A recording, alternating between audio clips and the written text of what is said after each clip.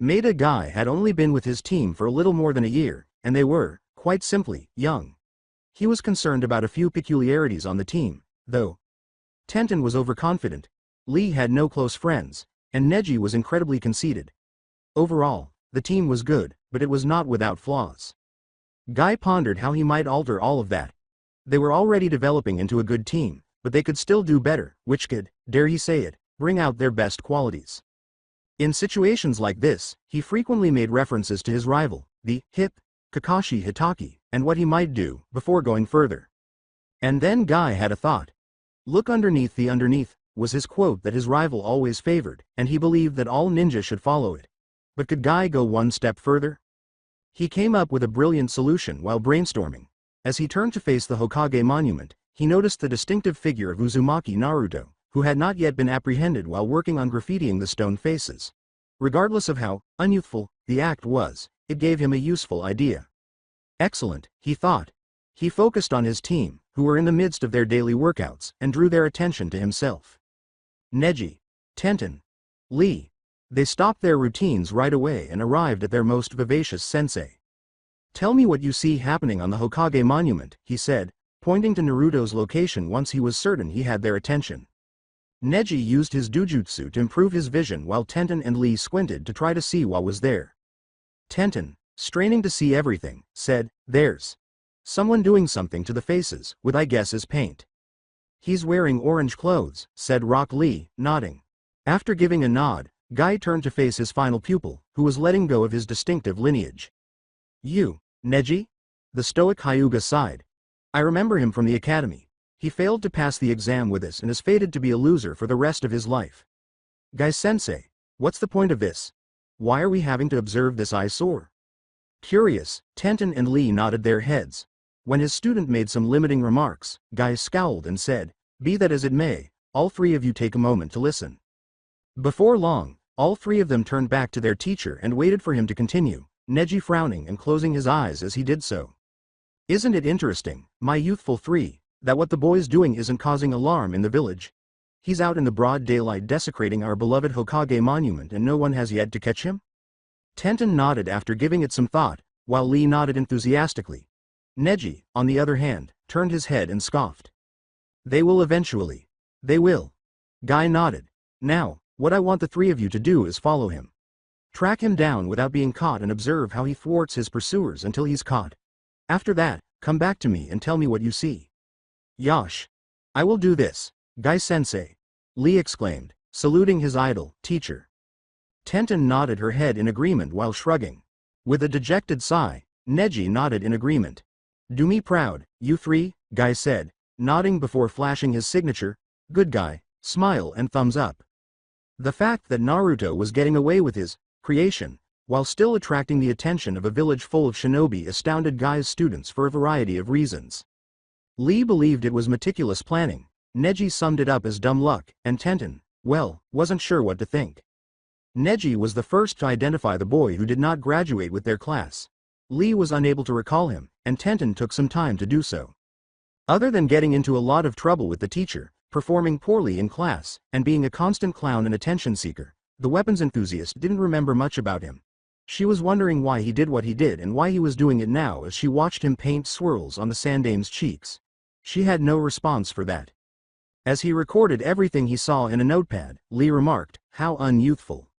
Neji remarked contemptuously, "Once a failure always a failure. A fool seeking attention and doing childish pranks." Tenten somewhat concurred with the opinions expressed by her two teammates. "Looks like he's finished." There was a commotion in the village at that precise moment, and people began to pay attention to what Naruto was doing to their favorite landmark. "It's Naruto. The Uzumaki brat is putting graffiti on the monument. Why doesn't the Hokage and the council do away with that insufferable demon?" Parents picking up their children from the academy had told Tenen the same thing. Words like devil fox and demon were mutterings about the boy with the blonde hair. He was noisy, annoying, and played practical jokes, but did any of that justify the way they treated him? Are you treating him like a common criminal or a leper? She didn't know the answers, but perhaps Neji told them, "He's moving, let's go." Tenten awoke from her daze and trailed him and Lee as Naruto descended from the wooden platform he had been standing on, plummeting to the ground. Off-duty shinobi of all ranks pursued the short boy as soon as he landed, and he ran off laughing while his pursuers yelled at him. Tenten and her group avoided him, but they remained close enough to see him. They were astounded by his ability to outperform so many skilled, seasoned ninjas. At least Tenten was. He avoided everything and everyone by ducking, weaving, and jumping around different obstacles. Before long, he turned a corner and vanished from view. The crowd either kept going or some of them broke up because they were so tired. But when Neji used his Byakugan, he saw Naruto hiding behind the fence line with some sheets. Tenten was astounded that he had managed to escape everyone. His triumph was short-lived, though, as the boy was being yelled at by Iruka, their academy sensei, who was standing right next to him. Then he caught the boy by the back of his jacket and began pulling him back to his intended location at the academy. "Well, it's over," Neji replied. "Might as well get back to Guy-sensei and end this ridiculous assignment." Rock Lee lifted a fist into the air and nodded. "Yosh." After realizing they were missing a teammate, the two stopped and carried on down the street. Tenten was still staring at the fading pictures of Naruto and Iruka when the boys turned to face her. Before long, she turned to her teammates. "You guys go ahead, I'm going to investigate a little more." "What's more to look at? Uzumaki got caught, that's where we were supposed to stop," Neji said, raising an eyebrow. Lee gave a nod. Tenten murmured, "There's something more to this. I just want more to report when meeting with Guy-sensei." With a sneer, Neji turned around and said, "Suit yourself." Tenten turned off after Naruto and Iruka, but he watched as he and Lee went back. When Neji and Lee arrived to give Guy an update, he was working on his one-handed push-up technique. He stood up and placed his hands behind his back upon seeing them. "Well, what did you learn about young Naruto?" Neji exhaled. "He hasn't changed much other than the fact he's craftier in his pranks and that he's able to avoid being caught by large groups. He was caught at the very end by Iruka-sensei." Guy gave a nod. The Byakugan user told everyone he could see everything, which was not exactly what he was hoping to hear. Unfortunately, though, it was to be expected from Neji. Guy looked to Lee in the hopes that he would provide more information. "Lee?" His youngest pupil paused to reflect, then raised his head with a determined expression. Naruto-san was able to spend roughly over an hour without getting caught, which shows he knows what he's doing every time he does these pranks. His speed is good for someone who isn't even a genin, and only Iruka-sensei seems to know him enough to catch up to him. Guy nodded. It was nearly what he had hoped to hear. "Good job, Lee." The boy gave his sensei, Idol, a proud smile. Guy scowled and turned away from Lee. "Where's Tenten?" Neji exhaled. "She said she wasn't satisfied by what we saw and said she wanted to know more. We came back without her." Guy was astonished and ecstatic. Tenten appeared to be the most perplexed of his students regarding who and what their target was, and he was now delving further. "Well done, Tenten." He grinned to himself. He then turned to his students, who appeared confused by their sensei's sudden smile. "Good job for today. Think about what you saw. You are dismissed." Lee gave his teacher a thumbs up and thanked him for a very young, enlightening look, while Neji nodded gratefully and went home. Guy nodded, but his thoughts were elsewhere. He wanted to know what his female pupil would discover about Konoha's most unpredictable ninja in the making. As the other students in the class sat in their seats and watched Naruto's reprimand, Tenten sat on the ledge of one of the classroom's windows and looked inside to see Naruto sulking on the floor, tied together with rope. The pouting blonde was 3 feet away from Iruka-sensei, who was giving him a fierce scowl. "Naruto, why do you do the things you do? You failed the last 2 exams and you're making it very easy to fail it this time." With the HMMPH, Naruto looked away. Iruka snarled before turning to face Tenten outside the window. Curious, he raised an eyebrow before turning back to Naruto, who was fiddling with the rope. Iruka frowned again. "Fine. Class, since Naruto suggested it, we're all going to review the henge." Then came a string of moans and jeers aimed at Naruto and their instructor. Naruto himself said, "Hey," to his teacher, implying that he said something along those lines. Iruka unbound Tenten from the rope and made him wait in line with the other pupils while Tenten watched. Sakura was the first person he called. She was dressed in red and had pink hair that was shoulder length. Tenten scowled at the amount of makeup she and a blonde student in the class had put on. If these are the role models for the younger generation, then standards are falling low for Kunoichi, she thought to herself. Sakura asked a student named Sasuke what he thought after performing it with ease and beaming at her teacher's praise. The boy in question came next. She thought to herself, he's kind of cute.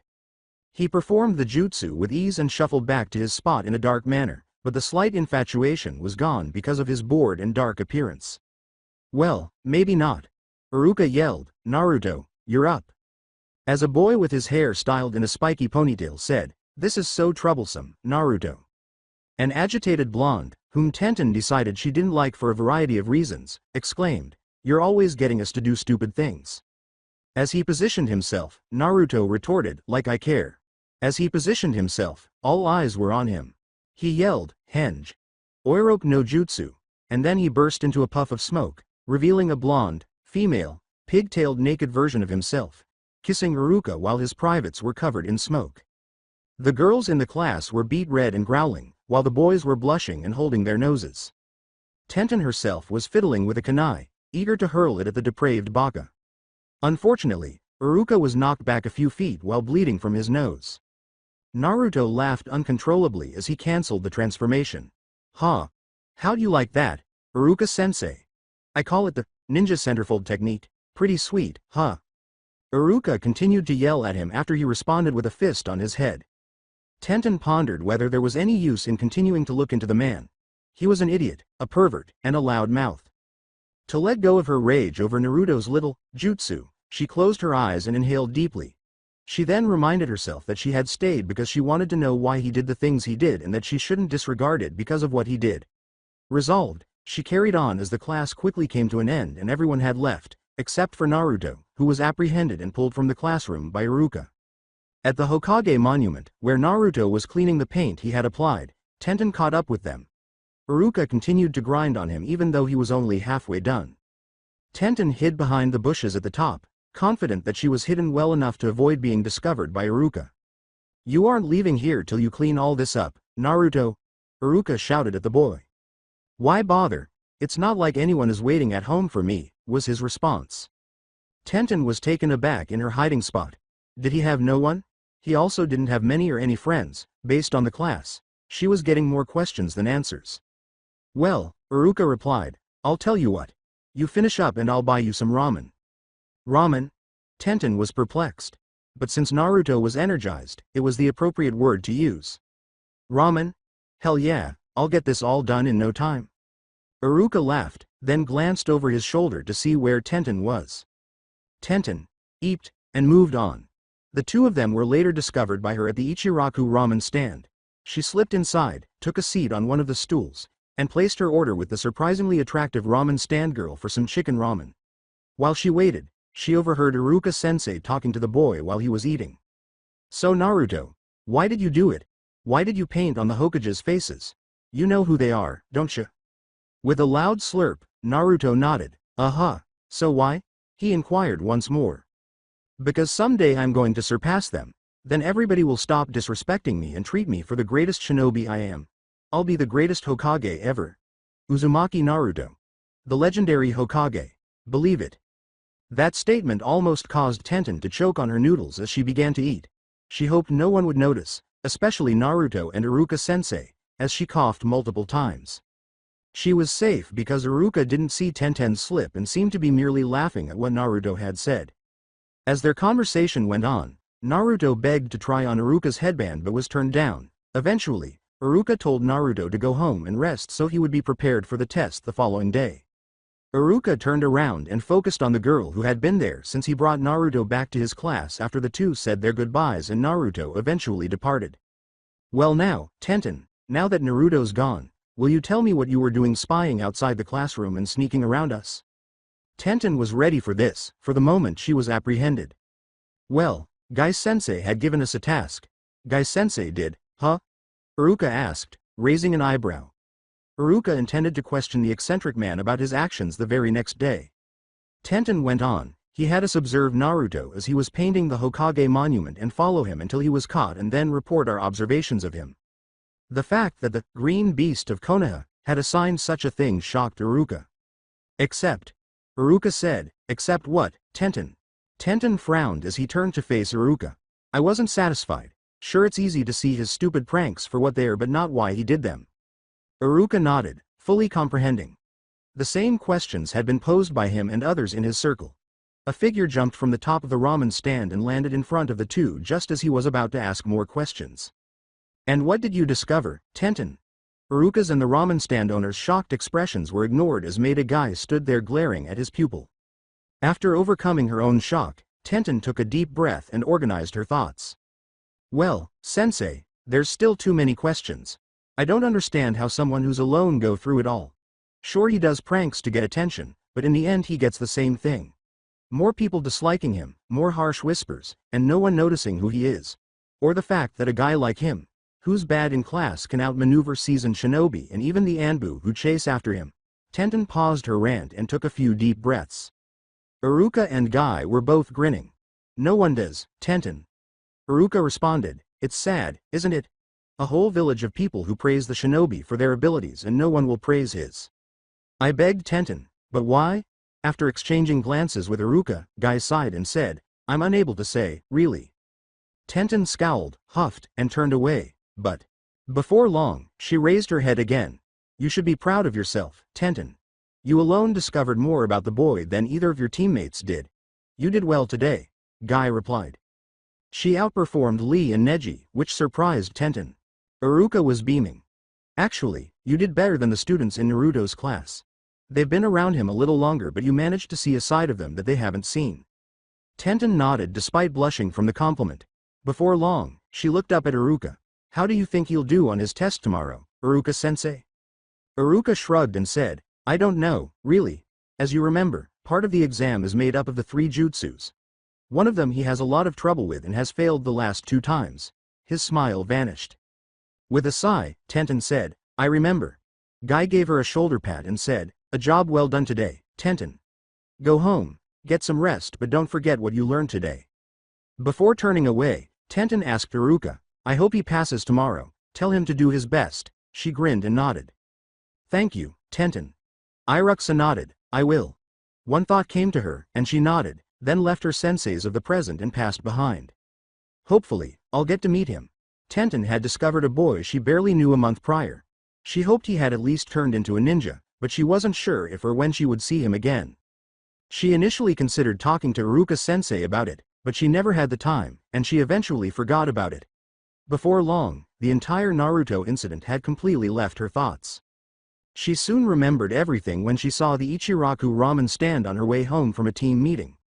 The questions she left unanswered about the boy flooded her mind, the most urgent of which was whether he had ever turned into a genin.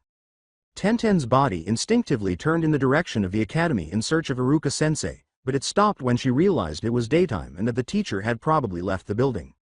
With a sigh, Tenten turned back to where she had come from. She stared at the ramen stand for a while, and then her stomach spoke up, causing her cheeks to flush from the rumble.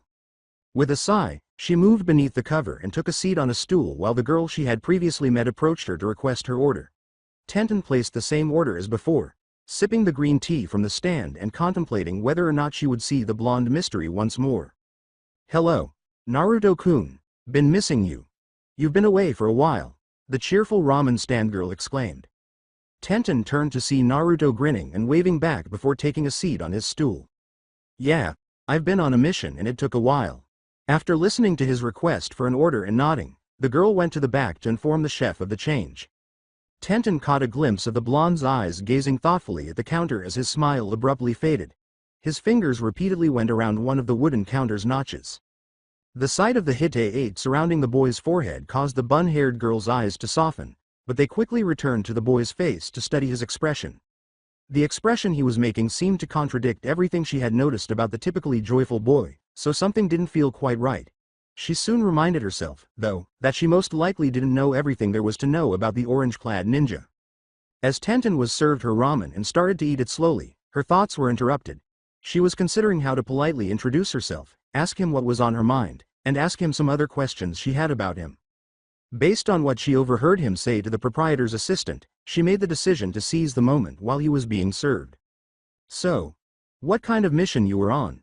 When Naruto first saw her, he was making a funny face, with 2 noodles hanging from either side of his mouth before he slowly slurped them up while giving her a curious look. His gaze briefly lifted, presumably observing her Hite 8, before returning to her. Oh, well, me and my team were sent to escort this guy Dazuna to his country and guard him while he built his bridge.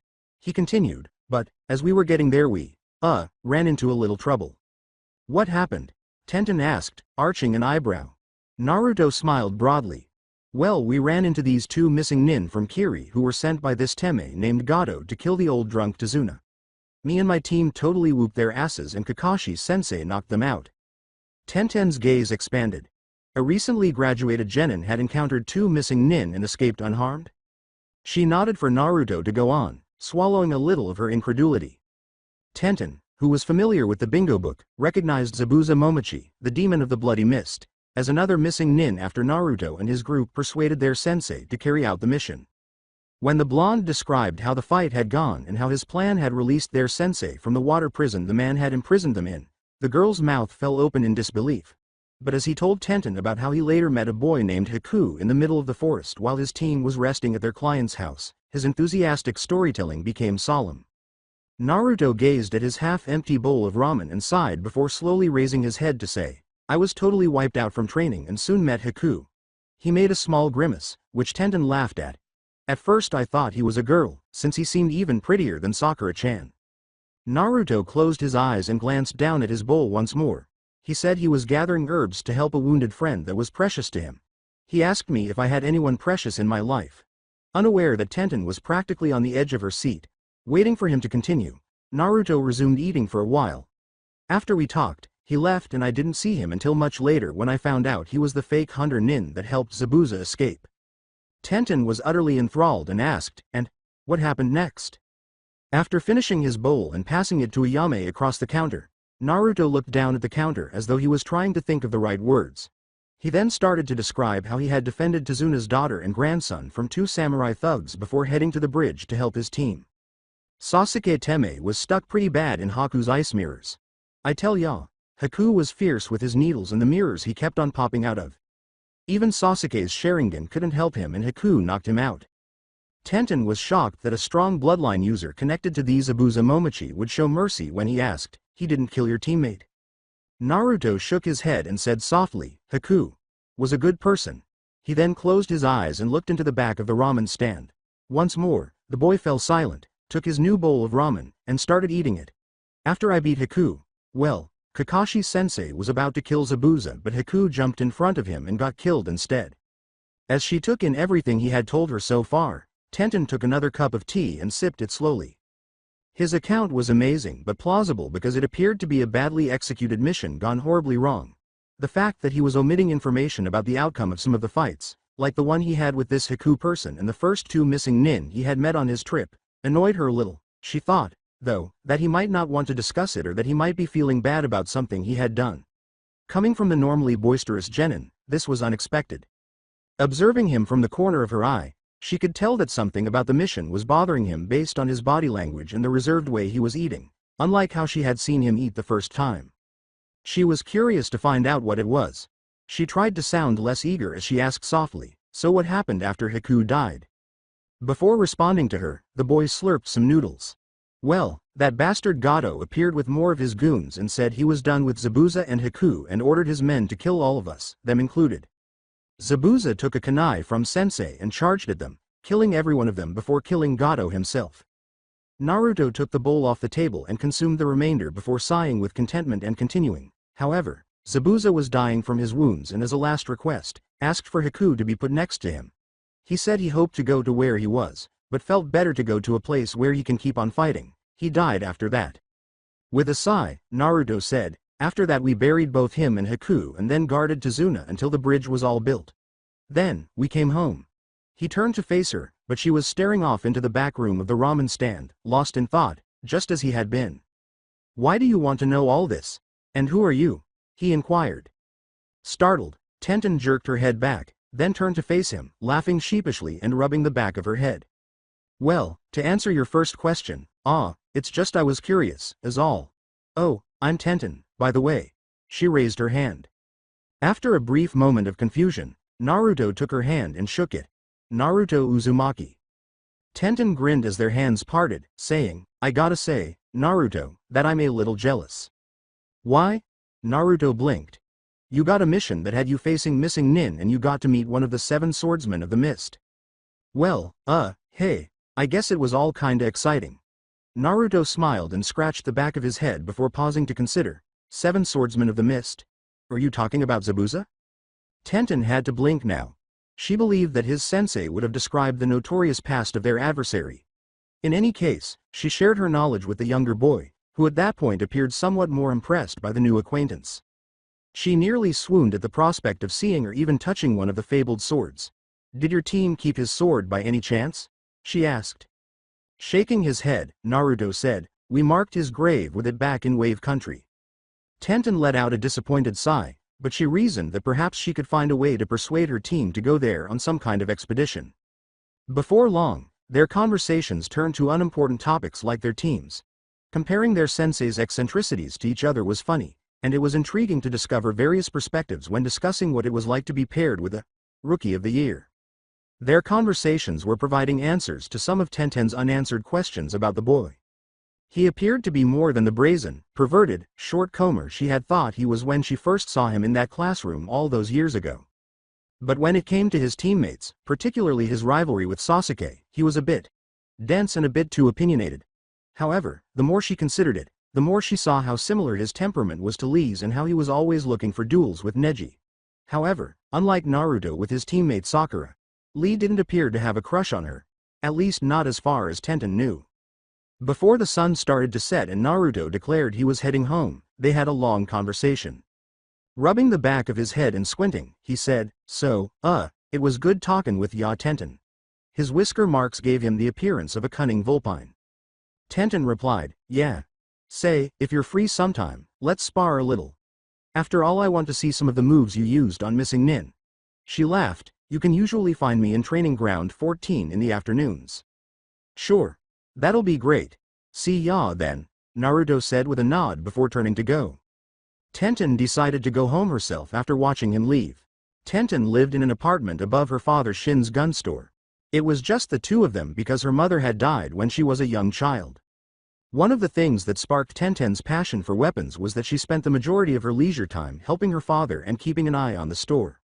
The two grew close, but occasionally their relationship was strained because her father was working in the forge in the back or traveling outside of the village, where her mother's side aunt would keep an eye on her while the two of them ran the store. Although Tenten still cherished her father, she occasionally wished he had been more active in her life. Tenten heard her father yell, "We're closing soon, be quick," as she entered the store and heard the bell above jingle. "Dad. It's just me," scoffed Tenten. "Sorry, Ten-chan. I've been hounded by the Anbu for replacements for their kunai, recently. Do me a favor, flip the sign and lock the door, will ya?" Shin sighed as he protruded from the side of the doorway behind the counter. Tenten nodded and followed instructions right before her father emerged, complaining and using a rag to wipe his hands. "So," he replied, "what have you been up to, lately?" "I, spent some time with a boy I just met today. He had a really exciting mission he just came back from.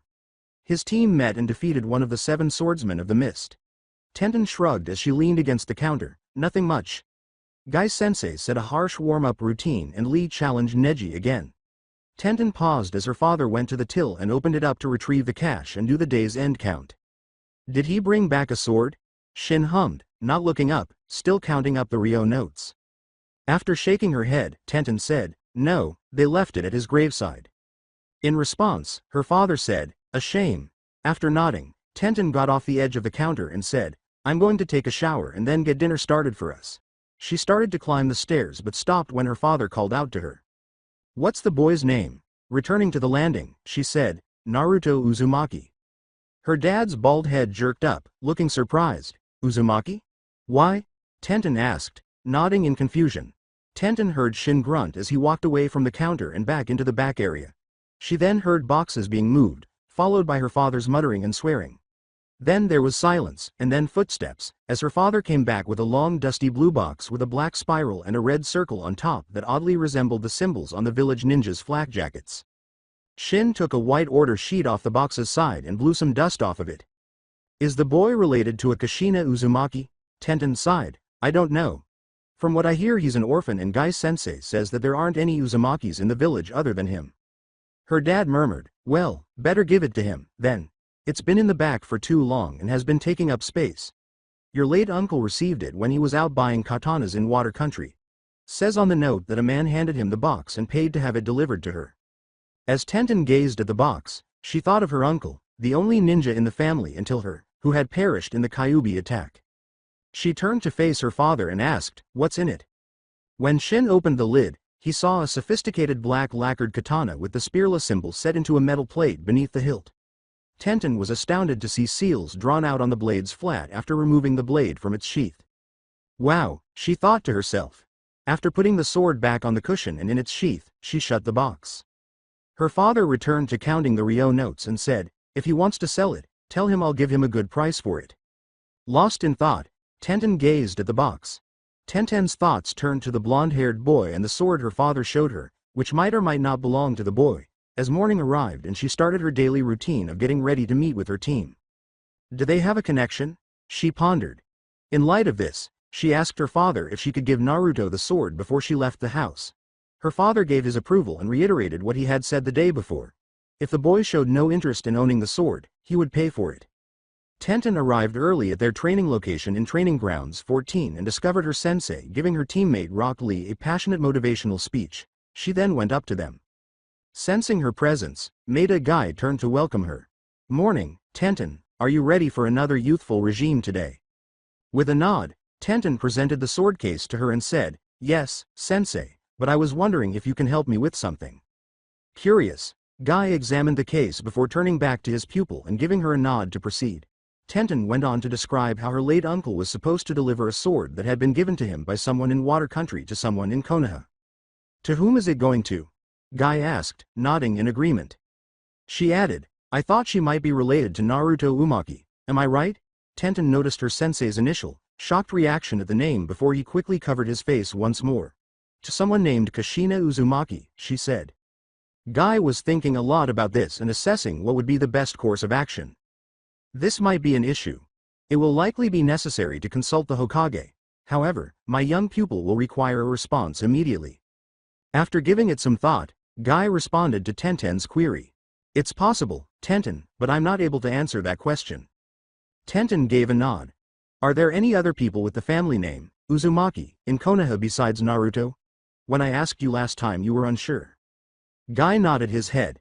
"At this time I don't believe so, but again I still can't give you a definite answer." Nodding, Tenten said, "My dad told me to offer it to Naruto, regardless, and see what he wants to do." Tenten then turned to face the box. "In that case, Tenten, we should consult the boy's sensei. My hip rival might know the answers to you questions. How about we meet with him after our mission today?" Guy said with a smile after nodding and giving it some thought. Tenten grinned and gave a nod of approval. Later, on their way to Training Grounds 7, where Naruto and his group were purportedly training, Maeda Guy and Tenten strolled through the town. When she arrived, she saw a tall, gray spiky-haired man with his back to them, observing a fight between two of his 3 students. Tenten recognized one of them as Naruto because of his distinctively bright orange attire. The boy he was up against was the same sullen boy Tenten had seen at the academy when she was watching Naruto. The pink-haired girl off to the side was someone Tenten also remembered from that time, particularly in light of Tenten's criticisms of the kunoichi's makeup use. Tenten noticed the grimace on Naruto's face as she cheered, which suggested that the girl was supporting the boy Naruto was sparring against. Then she recalled that Naruto had a clear crush on his teammate, but it didn't seem to be reciprocated. After noticing their visitors, Naruto's sensei quickly called the boys to stop their sparring so he could speak with them and avoid being distracted. Nevertheless, as they approached, Tenten saw that he was holding an orange book, which he put away. "Guy, what can I do for you today?" he asked, nodding. Guy gestured for him to move away from his student's line of sight. After realizing what was going on, the man instructed his pupils to stretch before approaching Guy and Tenten. Before he saw her, Tenten noticed Naruto looking over with interest. When he recognized her, he waved and smiled before following his sensei's instructions. Before turning back to Guy and Naruto's sensei, whom Guy introduced to her as Kakashi Hitaki, Tenten grinned and nodded. Kakashi's one visible eye went to the case in Tenten's arm as Guy informed the man of what Tenten had previously told him. He said, "Can I see it, Tenten-san?" Tenten handed it over with a nod, before opening the box and removing the sheathed katana. Kakashi glanced at the invoice that was still affixed to it. Naruto's sensei inspected it, then looked closely at the engraving of the spiral symbol before taking the blade out of its sheath. When he saw the Fuinjutsu seals on the blade itself, His only visible eye widened. He then took a minute or two to examine them before putting the sword back in its box and the blade back in its sheath. "Have you shown or spoken of this to the Hokage, guy?" he inquired. "I thought to first bring this to you as it seems innocent enough. Would you suggest we go to him now?" Tenten-sensei said, shaking his head. After giving it some thought, Kakashi shrugged and said, "I'll talk to him about this later, but for now, it should be okay." Tenten made the decision to ask a question she was interested in. Kakashi-sensei, do you know who the person this was supposed to go to and if they're related to Naruto?" Like her sensei, Kakashi took a while to respond, which made her wonder if the person was a closely guarded secret. This seemed suspicious because it also involved the blonde teen. "Well, yes and no, Tenten-san. I can tell you that she is no longer alive, but as to her relationship to Naruto, well, it's a little bit complicated. It'll be hard to find a connection, but I'll talk to the Hokage about it, of course." He gave something of a eye smile when he finished. Tenten gave a nod. Although she was annoyed, she wasn't going to probe further because she was suspicious and could tell she was being given the runaround on this. After all, it wouldn't be worth getting into trouble for disobedience to satiate her curiosity. "Would it be all right to give this sword to Naruto, then?" she asked, getting right to the point. Kakashi glanced at his pupil behind him before turning back to the girl. "That depends if he's willing to take it up. No use giving him something he's not going to use." With a sigh, the young gun enthusiast said, "Well, if that's the case, my dad's willing to buy it from him." After giving an inattentive nod, Kakashi turned back to his students and gestured for them to approach. The black-haired boy had his hands in his pockets, appearing somewhat bored but vigilant, while the pink-haired girl gave Tenten a curious glance as they approached. With his hands relaxed behind his head, Naruto glanced between Tenten and his sensei, then at Guy, before turning back to her. Naruto greeted her after making a few introductions. He said, "Hi, it's Tenten, right? How've you been?"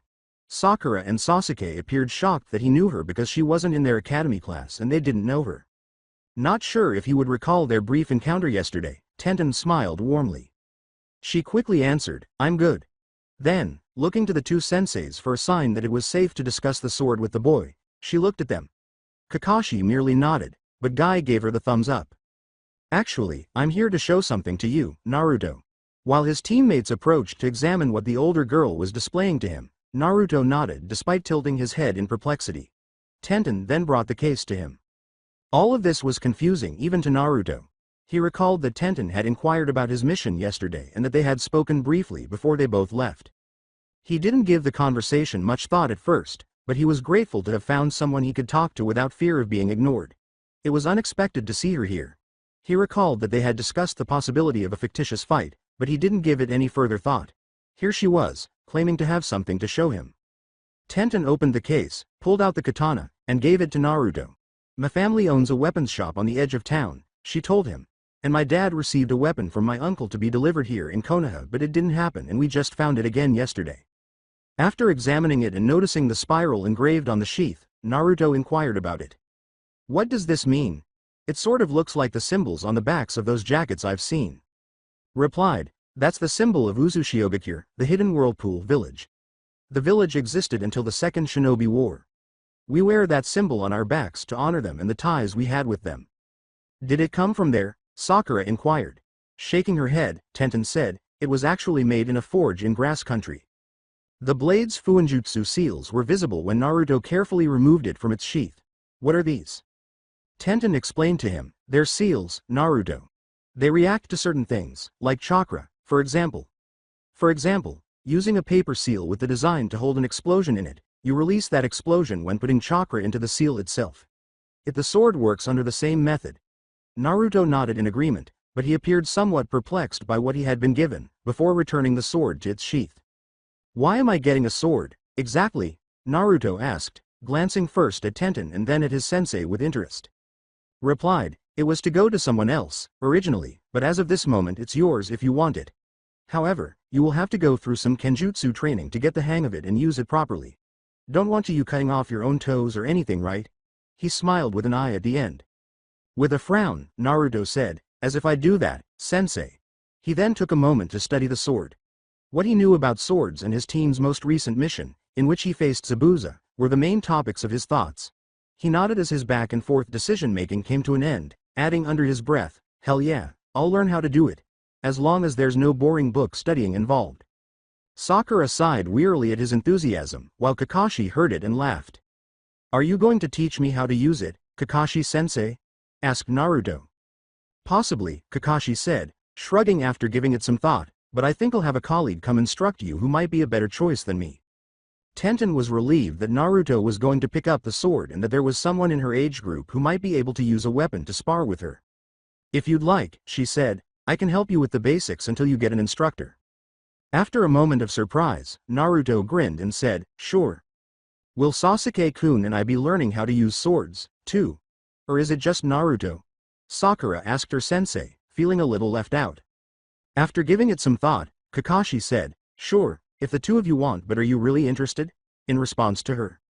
After giving it some serious thought, Sakura shook her head negatively. Sasuke also shook his head after glancing at Naruto's katana. I'm more interested in ninjutsu, not kenjutsu, he responded. After acknowledging each person's response with a nod, Kakashi informed his team that their training session was over for the day because he had to report to the Hokage. All of Team Kakashi looks at Guy strangely when he says he must go too, but that he is inspired by young Naruto's springtime of youth. Since her house was in the same direction as Naruto's, Tenten, who was amused by their responses to her strange teacher, asked if she could accompany him home. Naruto accepted the idea, a little perplexed but not dismayed, and they set off. The majority of their journey was spent in silence, with Tenten considering how to teach her fellow genin the fundamentals and Naruto examining his new sword with silent fascination. But after seeing where Naruto lived, she remembered some of her unresolved questions about the boy and made the decision to ask him one. Do you really live here all by yourself? Startled by the direct question, Naruto answered, yeah. With a glance in his direction, Tenten said, is it hard? I have my father and I don't know what that would be like. More taken aback by these inquiries, the boy stared at the floor in search of an answer. I don't know. I guess. Most of the time I try not to think about it. He then laughed. I do have Gigi who sometimes comes by to treat me to ramen. So, it hasn't been all bad. Tenten was taken aback when the boy mentioned his relative because she believed he was an orphan. Gigi. Before realizing what she was asking, Naruto gave her a perplexed look. No, Gigi is not my real grandfather, actually, but he's nice like one. Tenten nodded and said, he still doesn't have family, but he's not totally alone. She was relieved that his predicament wasn't as dire as she had thought, but she was still saddened by it. Her questions about him were gradually being addressed, and some new ones were emerging, but she thought today went smoothly. Hey, Naruto? Yeah? He asked, glancing at her. Tomorrow my team has the day off and I thought we could go over some of the things you'll need to know for kenjutsu and sword handling. Are you available? Nodded. Our team has tomorrow off, too, and I really don't have anything going on, really. So, sure. Tenten grinned broadly. Perfect. Come by my place. It's the Totose weapons shop down by the end of the road. You can't miss it. He nodded, and she turned to wave him off before moving on. Before he too went on to his apartment, Naruto stood there, mesmerized, staring at her leaving figure. In the Hokage's office, Kakashi was recounting Tenten's remarks, analyzing the sword, and displaying the invoice for the weapon that Naruto had been given. Hiruzen Sarutobi smoked his pipe and listened patiently. The Hokage was sighing by the time Kakashi completed his report. To think that there was something in this village tied to Kushina in some way. You say the girl said it was sitting in her family's weapon shop all this time? Replied, it still seems strange though, sir. Sensei never mentioned her using a sword during their academy time, and certainly I've never seen her use one when she was still an active shinobi before becoming pregnant. After nodding and examining his late successor's portrait, Hiruzen closed his eyes. The weapon is safe, yes? Kakashi nodded and said, from what I can tell, it has some fuinjutsu seals that cause certain reactions and also a blood seal that does something as well. Kakashi thought absently about Zabuza and how, according to his listing in the bingo book, his sword fixed itself when blood was splattered on it. The Sandaime Hokage took another drag from his pipe, glanced at the weapon's invoice and spoke his mind. I'll have Jiraiya look into the forge where this sword was made to see on whose order it was made. In the meantime, do you have someone in mind to teach the boy kenjutsu? Yes, Kakashi responded. I ran into them coming here and asked if they'd be willing. They said it should be okay, but they do want to test the boy to see if they'll commit to teaching him further. It appeared that Hiruzen had guessed who Konoha's notorious copy ninja had asked, as he nodded knowingly. Good. That'll be all for today, then. Thank you, Kakashi. As Naruto prepared for the day in his apartment the following morning, he thought about everything that had transpired the day before. He never would have thought that a girl he didn't really know would give him a sword. From an optimistic perspective, he saw this as a step toward realizing his dream of becoming Hokage and being regarded as a powerful ninja. He was a little disappointed that Sakura continued to swoon over Sasuke without acknowledging that he might be improving. But perhaps as he grew stronger and more proficient with a sword, that would change. He picked up his new weapon and went out, turning the way Tenten had instructed him to go to find her place. The sign for their business, which read, Totose Weapons Shop, and featured a katana and kunai carved on it, made it fairly easy for him to locate. When he opened the door after realizing they were already open, a bell above him chimed to signal his arrival. Be out in a sec. Feel free to look around. A rough voice called out from behind. Naruto heard the distinct smell of melting metal and the sound of metal hitting metal. He heard footsteps coming from the stairs near the register as he continued inside, looking at a weapons display case that featured a pair of elegant-looking sei. Before long, Tenten emerged carrying clean cloth for the owner, her father. When she went into the forge to deliver the clothes to her father, she saw him right away. She yelled over her shoulder, I'll be ready in a bit, Naruto. Just a minute. Before returning outside and making her way to a door by the register before vanishing once more. Naruto stopped looking at the items for sale when Tenten's father emerged and began to wipe his hands. He didn't recognize Naruto as one of his regular clients, so he asked, Who might you be? He looked at the man and answered in an unusually quiet way, Naruto Uzumaki. Despite his medium height, Tenten's father had broad shoulders and a physique befitting a civilian employed in a forge. The katana that was meant to be given to the boy was in the man's hands when he heard Naruto's name. Tenten had previously informed him that Naruto had chosen to keep the sword and begin learning kenjutsu, and that he would be dropping by today to pick up the fundamentals. I'm Shin, Ten-chan's father. Nice to meet you, Naruto. Where do you usually get your equipment made or repaired out of curiosity? Although Naruto was shocked to learn that this man was the girl's father, he was pleased that, in contrast to some other stores where he attempted to shop, there was no discrimination. I don't have a place, really. Naruto answered him. Most of the stuff I got was given to me by my sensei at the academy. Well, if you're ever interested, we'll give you a discount if you shop and get repairs here. Think about it. Shin nodded and turned to return to the forge. Shortly after, Tenten signaled Naruto to follow her outside while holding two wooden practice swords in her arms. They went to a place where there was a bald mound of dirt and sparse grass. Tenten handed Naruto one of the wooden swords when they arrived. He put down his katana and then put his hands on the practice sword, and Tenten watched as he held it. Let me see your hands, your grip is off and it'll cause problems for you if you don't hold it right, she said, frowning as she approached him. Naruto stiffened and felt his face heat up as soon as he put his hands in hers. Before Tenten nodded contentedly, he watched as she moved his hands and fingers into what she thought was the right position. Tenten picked up the other practice sword and began their lesson, which made Naruto awaken from his previous daze and pay attention to her instructions. First, tell me what your idea of what a sword is, Naruto.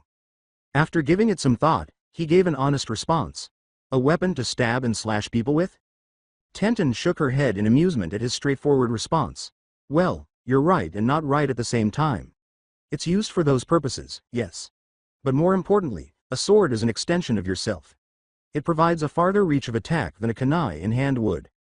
After giving it some thought, Naruto understood her meaning and nodded. Tenten chose to move on to the next stage of her plan, pleased that he was taking this seriously. Since you have the right grip now, let's move on to an area that'll give you a distinct feel of what a sword attack might feel like. You'll only be allowed to block or try to block my strikes while keeping your grip, nothing else, you got it. The glint in her eye made Naruto uneasy as she approached him like a predator. She attacked him with thrusts, strikes, and maneuvers that he found difficult to follow before he could blink. He could see a pattern in the way she hit, though, and he was blocking the majority of what she was throwing at him. She repeatedly targeted an area he had failed to watch, and each time she delivered a precise blow, fresh, piercing pains followed. So they went on, with Tenten viciously assaulting Naruto as he attempted to stop her. After another 30 minutes, Tenten paused and smiled as Naruto collapsed to one knee, gasping and panting. Well, she inquired, how do you feel? Before responding, Naruto stood back up and dabbed at his perspiration. My muscles feel like they're burning and, man, can you hit hard? Tenten gave a nod, Doing this more and more will help your muscles remember the exercise and thus help you defend better. Shall we continue? His new training partner asked, smiling as she raised her sword once more as Naruto got his second wind. Tenten taught Naruto the katas that would aid in his form for an additional hour. She informed him that she was unable to assist him further because he would be receiving instruction from a real kenjutsu instructor. She was only offering him advice. Following that, they conversed and discussed the D-rank missions, the bane of all genin work, before they both fell silent and relished the sensation of the outside air. Tenten glanced at Naruto and was amazed, or rather, pleased, that he was handling her practices well and wasn't being a wimp and stopping in the middle. When her gaze strayed to his clothing, she realized she wanted to address the issues she had noticed with his movements today as well as the fact that they stood out too much. But she thought they were a part of his character and his way of expressing himself. Therefore, it may be difficult to overcome him. As she considered how to bring up the topic, she unexpectedly came up with a straightforward solution. There's something else I wanted to mention about using a sword, Naruto. He watched her intently, anticipating her next move. Tenten went on. One thing that helps with kenjutsu users is being able to be unrestricted. With an owl-like blink, he repeated, unrestricted. Tenten gave a nod, free from things that would make it difficult to fight or move properly. Sometimes bulky clothing can make things hard to move properly and to perform certain techniques. Do you see? Naruto looked at his own clothes in reflection and then looked at her incredulously, making the connection surprisingly quickly. He started to object to her criticism of his wardrobe selection, but she sighed and went on with her counsel. However, no one is going to force you to change what you wear. I'm just suggesting that it might help you be better with using a sword. If you don't want to, that's fine. Naruto closed his mouth and averted his gaze in contemplation. Later, Naruto was at his apartment sipping water after bidding Tenten farewell and setting up another practice session. He thought back on the events of the day until his thoughts ceased at his first practice with Tenten. He was taken aback by how fiercely she handled her weapon, even though it was Naruto's first time using one, albeit a wooden practice one. As he recalled more of it, he quickly recalled how he froze when she had corrected his grip on the practice weapon. After all, it was the first time a girl of any gender had touched him physically. He remembered clearly the hands that held warmth and aided his grip, though they were not yet soft or truly calloused. Naruto pondered whether Tenten's hands were typical of all girls, or if she was the only one. Naruto was standing in front of his apartment's mirror, looking at the new clothes he had just bought. He reluctantly and heartbrokenly set aside his previous outfits, which had been torn in several places from recent practice sessions with Tenten and some of the D-rank missions he's been on with his team. He recalled being upset when she first proposed a modification because he felt it was limiting his new endeavors to learn kenjutsu. He was looking at himself in the mirror and, despite his stubbornness, he was actually beginning to like these new clothes. Compared to his previous outfit, his pants were less baggy and had a darker orange color. Finally, he wore an orange and black jacket that, to be honest, might have looked better than the one before. In addition to these, he wore a crimson sash that connected his sword to his hip and ran across his waist. Naruto recalled a recent session he had with his temporary teacher, who had bun hair, as the reason he decided to carry it in this manner. Beside them, Tenten and Naruto were unwinding with their training swords. Their lesson was taking a break during a cool-down period while Naruto recovered his energy. Before turning to face Naruto and observing him sheathing and unsheathing his sword a few times, Tenten was grinning as she drank her bottle of water. She had an idea. You know, Naruto, you might want to think of getting something to help you carry that sword. When we're done for today, I'll bring you back to our store and see if we can set you up with something. Naruto had been carrying it in his hand instinctively and hadn't given it much thought. So would I be putting it on my back like a lot of the Anbu do? Tenten looked at him. That is one way to do it. But for you, I think having it on your side would be better at this point. Confounded, Naruto asked, why? With a sigh, Tenten reached for her wooden sword and motioned for him to get up as well. I'll show you. Reach behind your shoulder like you're trying to pull the hilt of your sword up. Naruto complied with her request, but before he could fully grasp the fictitious weapon, Tenten drew closer to him and tapped Naruto's neck, chest, and belly with the tip of her sword. She took a breath. Do you see? People who are really good with their speed can attack you if you can't bring it out in time. Of course you could train to become faster or train to react in time, to be out of their reach, but that takes years of practice that you don't have yet. The blonde teenager was shocked that he hadn't considered speed to be a factor, but he assumed that was just typical because he was unfamiliar with everything. But then he had an idea that baffled him. Why did the Anbu do it then?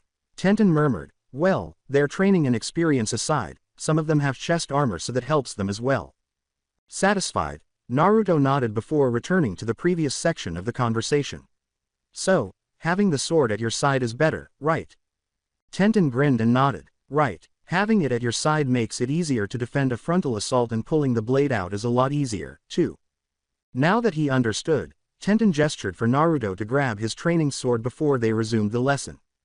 Feeling content with his new appearance, he got ready in his apartment before leaving to meet with his team. When he got to Training Ground 7, Sakura was asking Sasuke about his day, but he was ignoring her. Naruto experienced jealousy once more. He was aware that he wouldn't be acting that way if he were getting that kind of attention from her. But after giving it some thought, Naruto realized that she had her sights set on the moody Uchiha. Could she really switch to him with such ease, then? Naruto knew that the chances were slim, but he was stubborn. Tenten quickly came into his mind, and he pondered absently whether she had any boys vying for her attention or if she had a partner in mind. Naruto was unable to be certain. He thought Tenten was a straightforward kunoichi, and she didn't seem to be interested in such a thing. Since he hadn't actually asked her, he assumed. For some odd reason, he thought he would be upset if she paid the same attention to another man as she did to him during their training and time together. But why? The always so late Kakashi showed up before he could give it any more thought.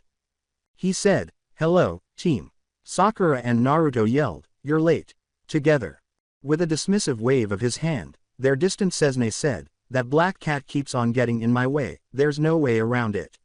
He then turned to face Naruto and gave him a critical glance after noticing his new outfit. Well, decided on a new look, Naruto. Sakura and Sasuke appeared to finally notice that their teammate was dressed differently while Naruto shrugged and remained silent.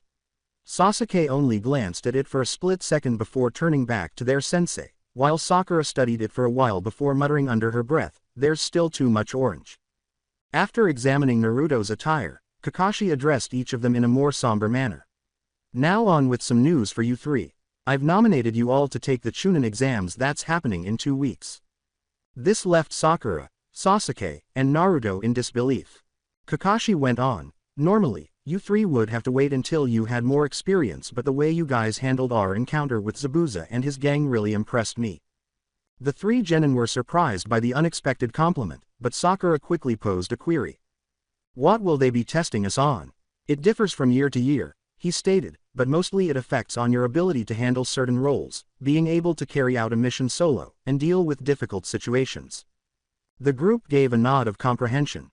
Now, with that out of the way, Kakashi said with a grin, "The question now is going to be about training.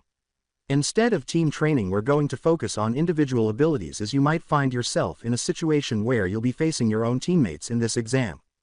Naruto gasped. Undoubtedly, he was eager to prove himself against Sasuke, but would that actually happen if he faced Sakura? During the remainder of the team's time with their teacher this afternoon, Kakashi assisted in compiling a list of individual issues that he believed Sakura, Sasuke, and Naruto needed to address.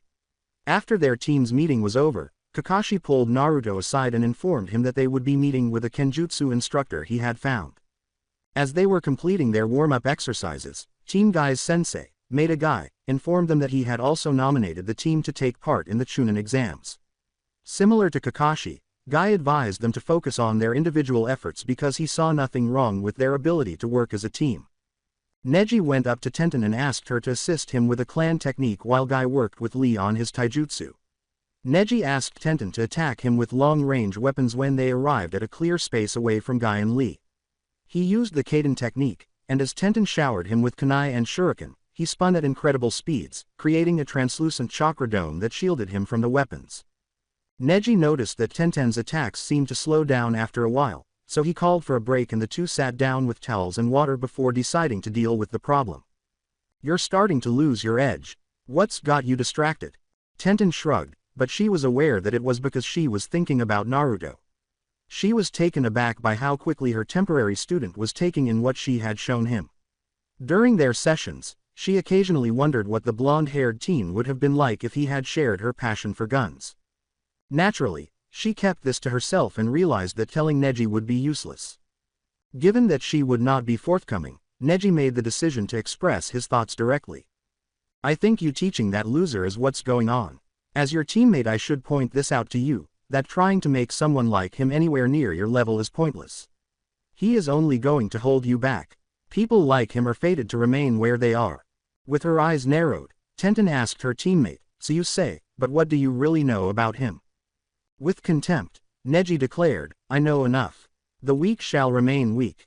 He's not weak. Both Tenten and Neji were taken aback by her abrupt anger and the speed at which she had lost her temper. Neji, however, remained silent about it and didn't bring it up again while she continued to assist him with his kaiden. But now she was even more preoccupied. Tenten wondered why she had defended Naruto so quickly. Normally, she would dismiss Neji's remarks. But the more she considered it, the more she saw that she had, in fact, been proud of her temporary partner's progress. She had been upset because she had heard him being slandered, right? A smile appeared on her face as she thought about the knucklehead of a ninja. I wonder what he'll say when I tell him I'm going to these exams. Following his sensei, Naruto traveled through the town to a new training facility that the genin had never visited before. A man in a Konoha flak jacket was leaning against a post, wearing a blue cap to secure his shinobi headband. Though not by much, he was slightly shorter than his sensei. Naruto turned to face them and saw that the man appeared to have bags under his eyes.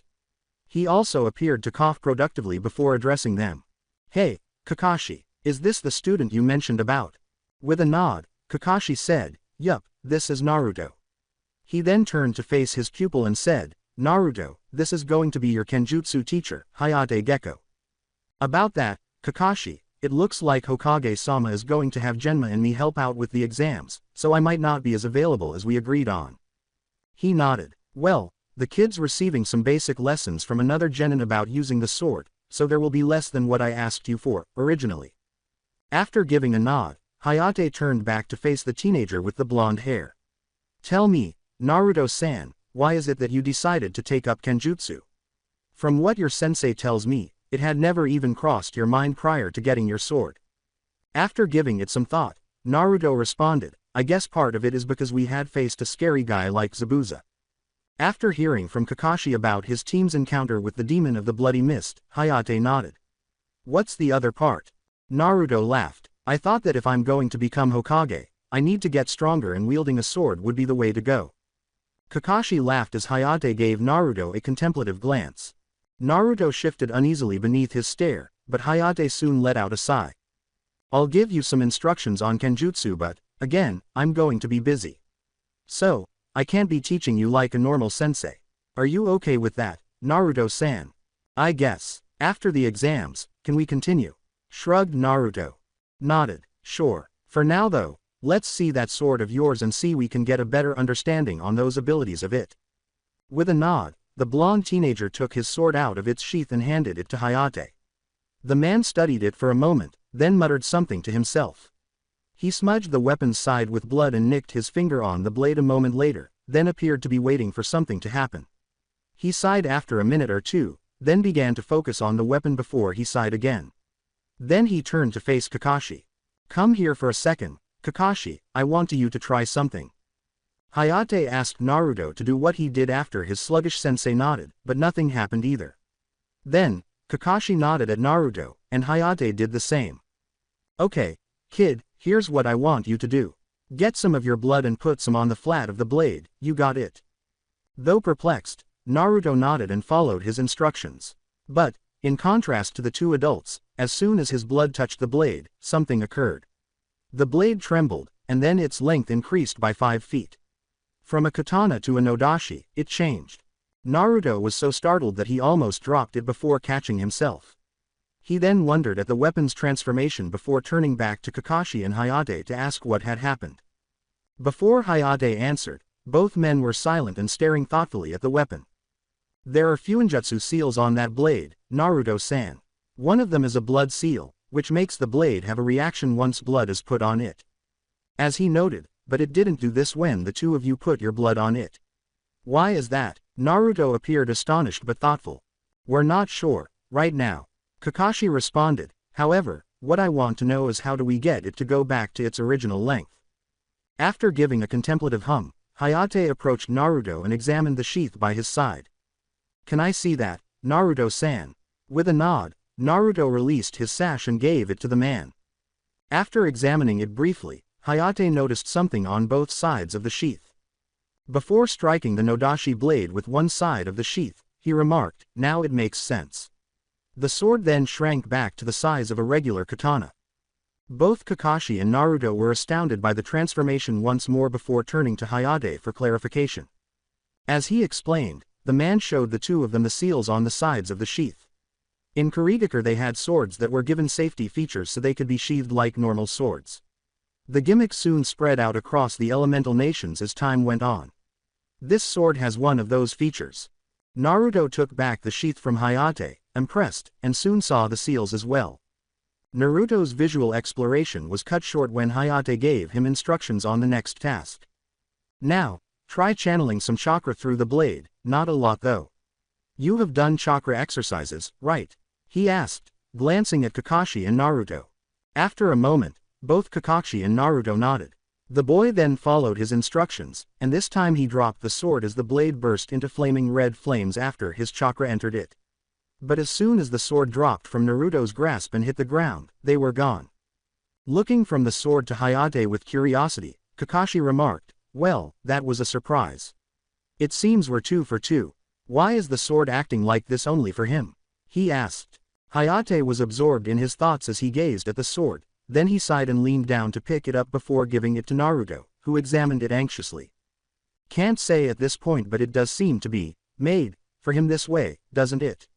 He then turned to Naruto. "Kid, we'll meet here for the next week in the afternoon. Are you okay with that?" Before emerging from his daze and nodding in response to Hayate's query, Naruto was still fixated on his weapon. Hayate gave a nod back. "We'll stop for today as I have something to discuss with your sensei. Tomorrow, we'll try practicing those 2 forms of your sword till you feel comfortable doing them without worry." After giving a nod, Naruto put his sword away and wrapped his sash with the sheath around his waist. He then departed, saying, "Later, Kakashi-sensei, Hayate-san." Hayate turned to Kakashi when they were at last by themselves and said, "I remembered something Genma once told me about the Yondaime, when he was a part of his security detail." Kakashi gave him a nod to go on. Hayate responded, "Remember how Yondaime-sama used to double down the security of his seals when something worried him?" Kakashi, who had learned from the man, nodded. Hayate nodded in Naruto's direction of departure after stating, "Genma mentioned how the Yondaime always seemed to be trying to figure out some way to protect his wife because of her unique chakra. As her kid, it would make sense that a sword made for her would work for him, am I right?" In order to inform Tenten that he was taking the Chunin exams and to demonstrate the strange abilities of his sword, Naruto made the decision to meet with her at her shop. The bell on the door jingled as he entered her shop at the beginning of the evening. Tenten's father was working in the forge in the back, but he couldn't hear him either. But before long, her father descended the stairs to find out who the client was. "Ah, Uzumaki-san, glad you could drop by. Need that sword sharpened yet?" Shyly, Naruto scratched the side of his head and said, "Shin-san, I apologize. I haven't had any real training with it yet." With a shrug, Shin turned back to the boy and said, "Well, what can I do for you, then? We're closing soon. Is Tenten around? I have things I wanted to tell her," Naruto said, nodding. Shin nodded. "I'm sorry to tell you she's gone to bed. She had a hard workout today. I'll let her know you dropped by, though." With a sigh, Naruto expressed his disappointment at not being able to tell the girl what he had learned today. Later, as he was making his way home from Tenten's store, he saw an odd cardboard box trailing him a short distance behind. Knowing what this was all about, he sighed. "Come on out, Konohamaru. I know that's you in there." Konohamaru Sarutobi, the grandson of the Sandaime, emerged from beneath the box as it flew off. Looking up at his idol, the boy with the short black hair and the long blue scarf around his neck smiled. "Hey, Ni-chan, how could you tell it was me? Who else would be following me this late in a cardboard box?" Naruto asked, giving him a bored look. Naruto was relieved to have someone to talk to despite his strange entrance, as Konohamaru appeared to notice the changes in his idol. "Whoa, your new look is killer, Ni-chan." With a smile, Naruto said, "Yeah, it's not half bad." After giving Naruto another glance, Konohamaru turned to face the sword by Naruto's side. Hey, that's the sword I saw you with when you were with that girl. After nodding, Naruto, who was a little taken aback by how much the child was following him, took it out and showed it to the excited boy. The boy was in awe of the blade's seals and designs before Naruto replaced it in its sheath. Konohamaru complained, I wish that jerk Ebisu would teach me about weapons. As they strolled along, Konohamaru asked Naruto a question. Say, Ni-chan, who is that girl I see you practicing with? That's Tenten, Naruto replied with a small smile, even though he didn't realize it. She's helping me learn the basics of Kenjutsu. I just met my official Kenjutsu instructor today. After giving a focused nod, Konohamaru questioned, does that mean you're going to stop training with her? As he considered that, Naruto halted his walk. The thought of no longer seeing her worried him and made him a little sad. When she notices how well he's doing at the Chunin exams, he might be able to persuade her to keep going. For some reason, he liked the idea of her encouraging him. Unaware of his idol's thoughts, Konohamaru went on. I gotta say she seems a lot stronger than that pink-haired girl I've seen you around with. Prettier, too. Naruto started to defend his female teammate, but he stopped himself when he realized what Konohamaru was talking about. Sakura had the girl next door kind of beauty, whereas Tenten seemed to exude a kind of cool, powerful beauty. Naruto thought about the two girls' appearances, but before he could think any longer, he heard the boy grunt and then scream in fear because Konohamaru was farther ahead of him. When he saw a boy and a girl, the boy frowning and holding up Konohamaru by the rumple of his shirt, he snapped out of his reverie and jogged up around the corner. Little brat, you need to watch where you're going, said the boy, who was wearing a black bodysuit, a wrapped bundle behind his back, and face paint. The girl angrily said, dish it out quickly, Kankuro, before he arrives. She had a big black fan strapped to her back. Naruto came and yelled, let him go, now. As Kankuro pulled his arm back for a punch. I know, Tamari, this will be done with real fast. Naruto was there with his sword in his hand when the two individuals turned to face the source. Kankuro grumbled, this twerp hit me, I'm just giving him his just desserts, go away kid. I said, let him go, or are you deaf as well as stupid? Naruto said, drawing his sword out and approaching them. Tamari averted her gaze and suppressed a chuckle, but Kankuro clenched his jaw and let Konohamaru fall to the ground. The boy then scuttled behind Naruto. A dark voice called out to Kankuro, causing him to stop as he reached for the bundle behind him. Fine, you wanna play, I'll play. You're a failure to our village, Kankuro. Before a short, red-headed boy emerged, the two tensed up as a swirl of sand appeared in front of them. He carried a gourd on his back, just like the other two. Be but Gaara, the kid here, Kankuro said, starting to perspire nervously. The boy, Gaara, turned to face Naruto and said, be quiet or I'll kill you myself. Naruto was taken aback by the boy's threatening expression, but it vanished as he turned to face the two people behind him. Tamari, Kanekiro, we are leaving. Chunin exams are coming up. Are you entering? Tamari smiled as soon as she was within earshot of Naruto, and the two nodded and followed him. Naruto answered, I am. Good. Better back up the balls you showed here, otherwise you might just get killed. Then Tamari turned around and pursued the two boys, while Konohamaru clung to his jacket behind him and Naruto silently observed them. Two figures were engaged in a sword duel, and the sound of several clashes could be heard clearly. But it appeared to be a one-sided battle. As he blocked, parried, and attempted to obtain some kind of advantage against his teacher, who denied him a chance to take the initiative, Naruto clenched his teeth. This is how Hayate and Naruto have been acting for the past few days. Naruto was initially tasked with switching between the two forms his sword could take after learning its neat abilities. The sword's ability to lengthen to the size of a nodashi was the easiest for him to get used to, but the flame form was more difficult because it still caused him to jump. But he didn't drop the sword like he had the first time. Additionally, Naruto and his teacher found that neither the sword nor its nodashi form could use the flame ability. Naruto thus kept switching between the two forms for a while. Hayate then started instructing Naruto in offensive Kenjutsu techniques. Since Naruto was primarily protecting himself from Hayate's attacks, it was somewhat like what Tenten had done to him. However, Naruto's teacher soon urged him to attempt countering his moves, and he gradually began to gain the courage to do so. During their sparring match, Hayate told Naruto not to use his sword's Nodashi and flame forms, telling the blonde adolescent that they were better utilized as a trump card in dire circumstances. Though he was excited to show them off to his teammates and perhaps Tenten, Naruto had quietly accepted the advice. Before long, Hayate called for a break, and the two of them sat and rested while Naruto's breathing became a little more labored. "You're improving, kid. You're still a beginner at this but you're doing pretty good thus far." Naruto nodded, grateful for the compliment. Seeing the boy nod, Hayate went on, "I heard you can use the Kage Bunshin Kinjutsu from Kakashi, am I right? Then, tomorrow, I'll show you a technique of mine that'll work well with that." Just as Naruto was about to inquire about the method, someone arrived and interrupted them. With the exception of not donning a mask to conceal her identity, the woman was dressed in the traditional Anbu attire. Her hair was long and dark purple, and she exuded a businesslike appearance. "Hayate, Hokage-sama wishes to speak with you and some others about the exam." He introduced Naruto to Hayate, who nodded and said, "Thanks, I'll be right there." "Naruto, this is Yugao Azuki. Yugao, meet Naruto." Yugao nodded and grinned, then turned back to her boyfriend as Naruto waved amiably. "I'm still amazed to hear that you're teaching someone." With a shrug, Hayate stood up and put his sword in a scroll before turning to face Naruto. "We'll call it a day, for now, Naruto-san.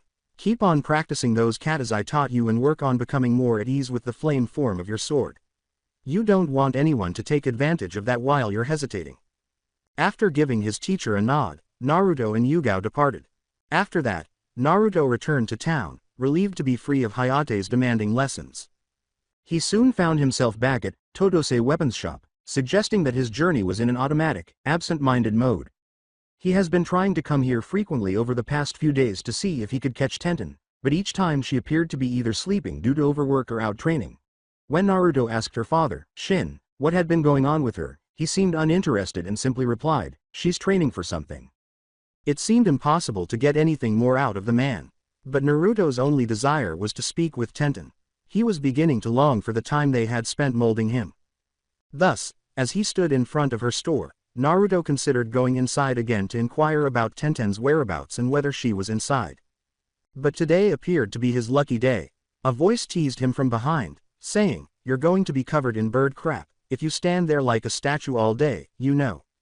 Naruto's eyes grew wide, and he spun around so quickly that it was astounding he didn't fall. "Tenten," he cried with relief and delight. The bun-haired Kunoichi gave a laugh, then a pitying expression. "I can see I have made things hard for you to come to talk to me, sorry about that. Dad told me about your visits to our store." Naruto shook his head. "He did tell me that you were training but not for what. I'm not mad, just really happy to see you again." When Naruto said that, Tenten was taken aback by the warm feeling she experienced, but she chose to ignore it for the time being because she wanted to tell the blonde adolescent why she hadn't shown up. "Well, it's good to see you too. I really haven't been avoiding you, it's just my team got nominated to participate in the Chunin exams coming up and I have been training for it." "That's awesome. I have the same news that I have been wanting to tell you, my team is also going to be at the exams," Naruto said with a smile after his eyes grew wide. Tenten was taken aback because she was aware that his team had just recently been assembled. But his excitement was infectious, and before long, she was smiling too. Great. After that, the two went to a bench outside Tenten's family's business, where Naruto informed Tenten about Hayate Gecko, his new Kenjutsu instructor, and some of their training. He apologized and explained that he had promised his new teacher to keep the seals on his sword hidden for the time being, so he couldn't show her or explain what they did. Not bothered by it, Tenten shrugged. "Everybody has their secrets and I sure as hell haven't revealed to you all that I can do, so no sweat. I'll bet I'll be seeing something in the exams though. As will you, if you're lucky." Naruto grinned and said, "I can't wait." Then, recalling something Konohamaru had asked him the day before, he adopted a contemplative expression. "Hey, I was wondering something." Tenten gave him a questioning glance and then nodded, allowing him to continue. Before posing his query, Naruto swallowed a knot in his throat. "Can we still practice together, after the Chunin exams when we're not so busy, you know, like we used to?" The question in Naruto's nervous tone startled the weapons specialist. She considered his question and the best course of action. Since he had learned everything she could teach him, the blonde teenager no longer needed her improvised lessons and had finally found a real sensei to teach him Kenjutsu. But she was aware of how much she loved their time together, and strangely, she had looked forward to seeing him back then. She stopped when she recognized that, simply by being around him, Naruto brought her joy. However, why?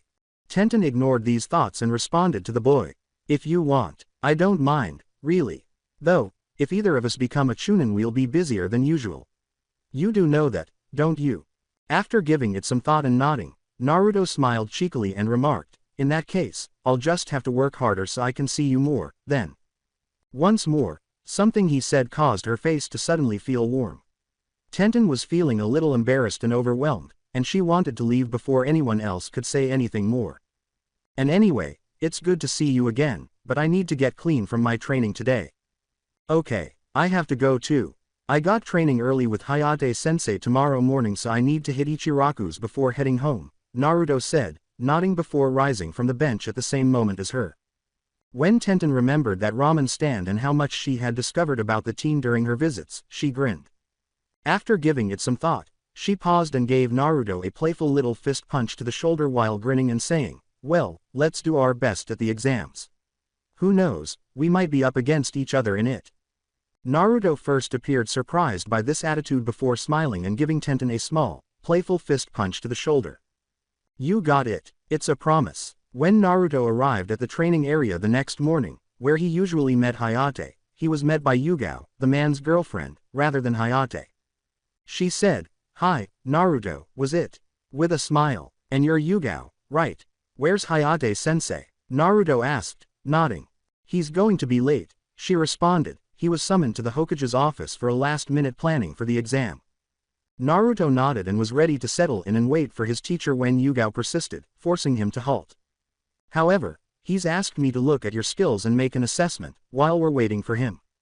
Before the two began the duel, Yugao removed the sword sheathed on her back, and Naruto silently nodded and drew his own. Naruto was taken aback by the contrast between Hayate and Yugao's sword fighting styles during this evaluation match. Yugao was about improvisation, dexterity, and finesse, whereas Hayate was about strength and skill. As a result, Naruto's body had to exert more effort to keep up an attempt to block the Anbu soldier's movements.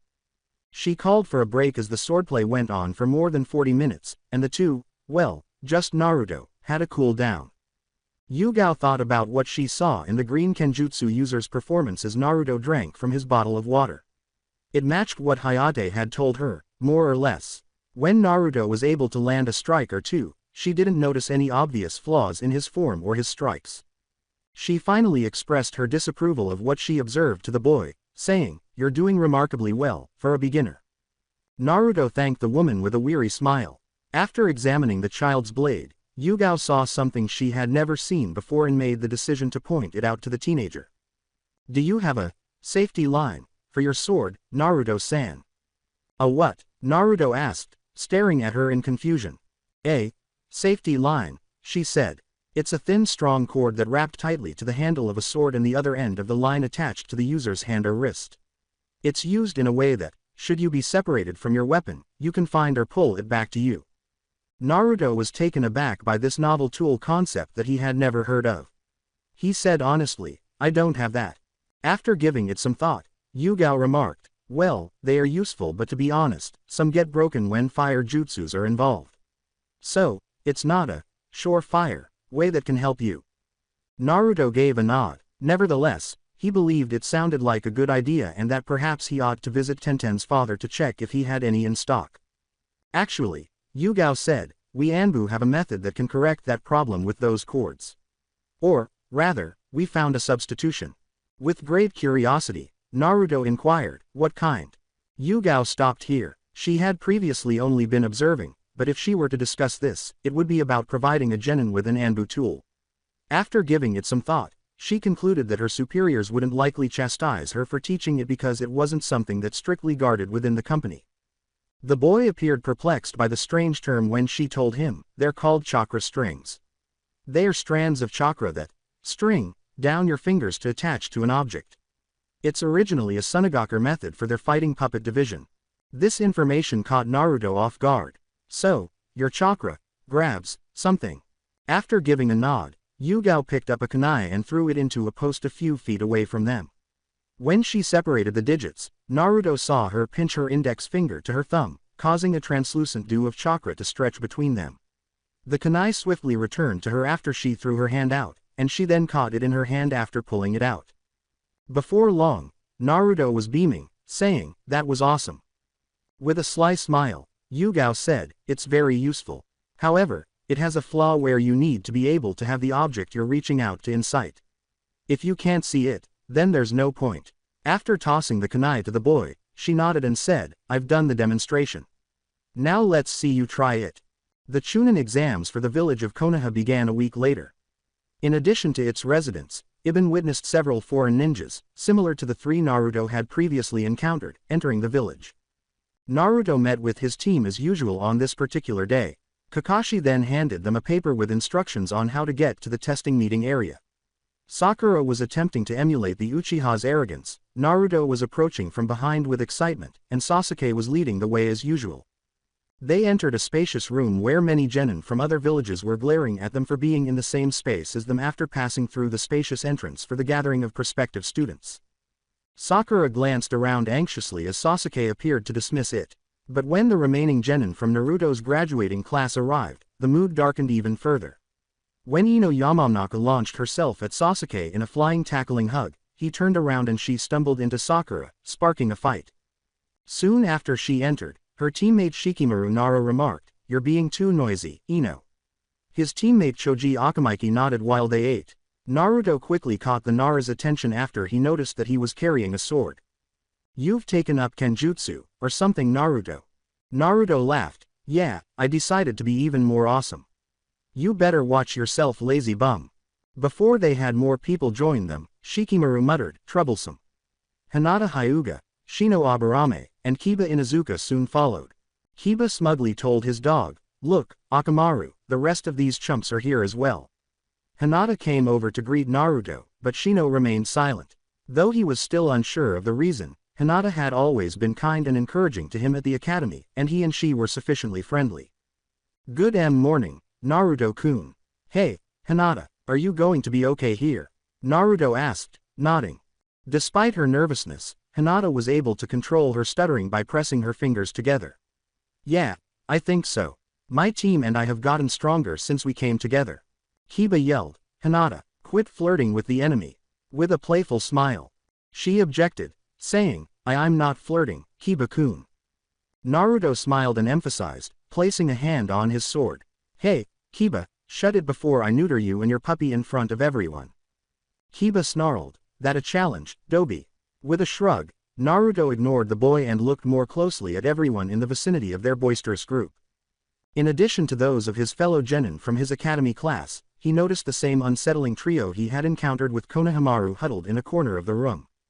Giving off a menacing look, he soon saw Tenten and what appeared to be her team farther away, but it seemed she hadn't noticed him yet because she was conversing with her teammate with the bowl-cut hairstyle, while the other, who shared Hinata's distinctive eyes, appeared to think that everyone and everything was beneath him.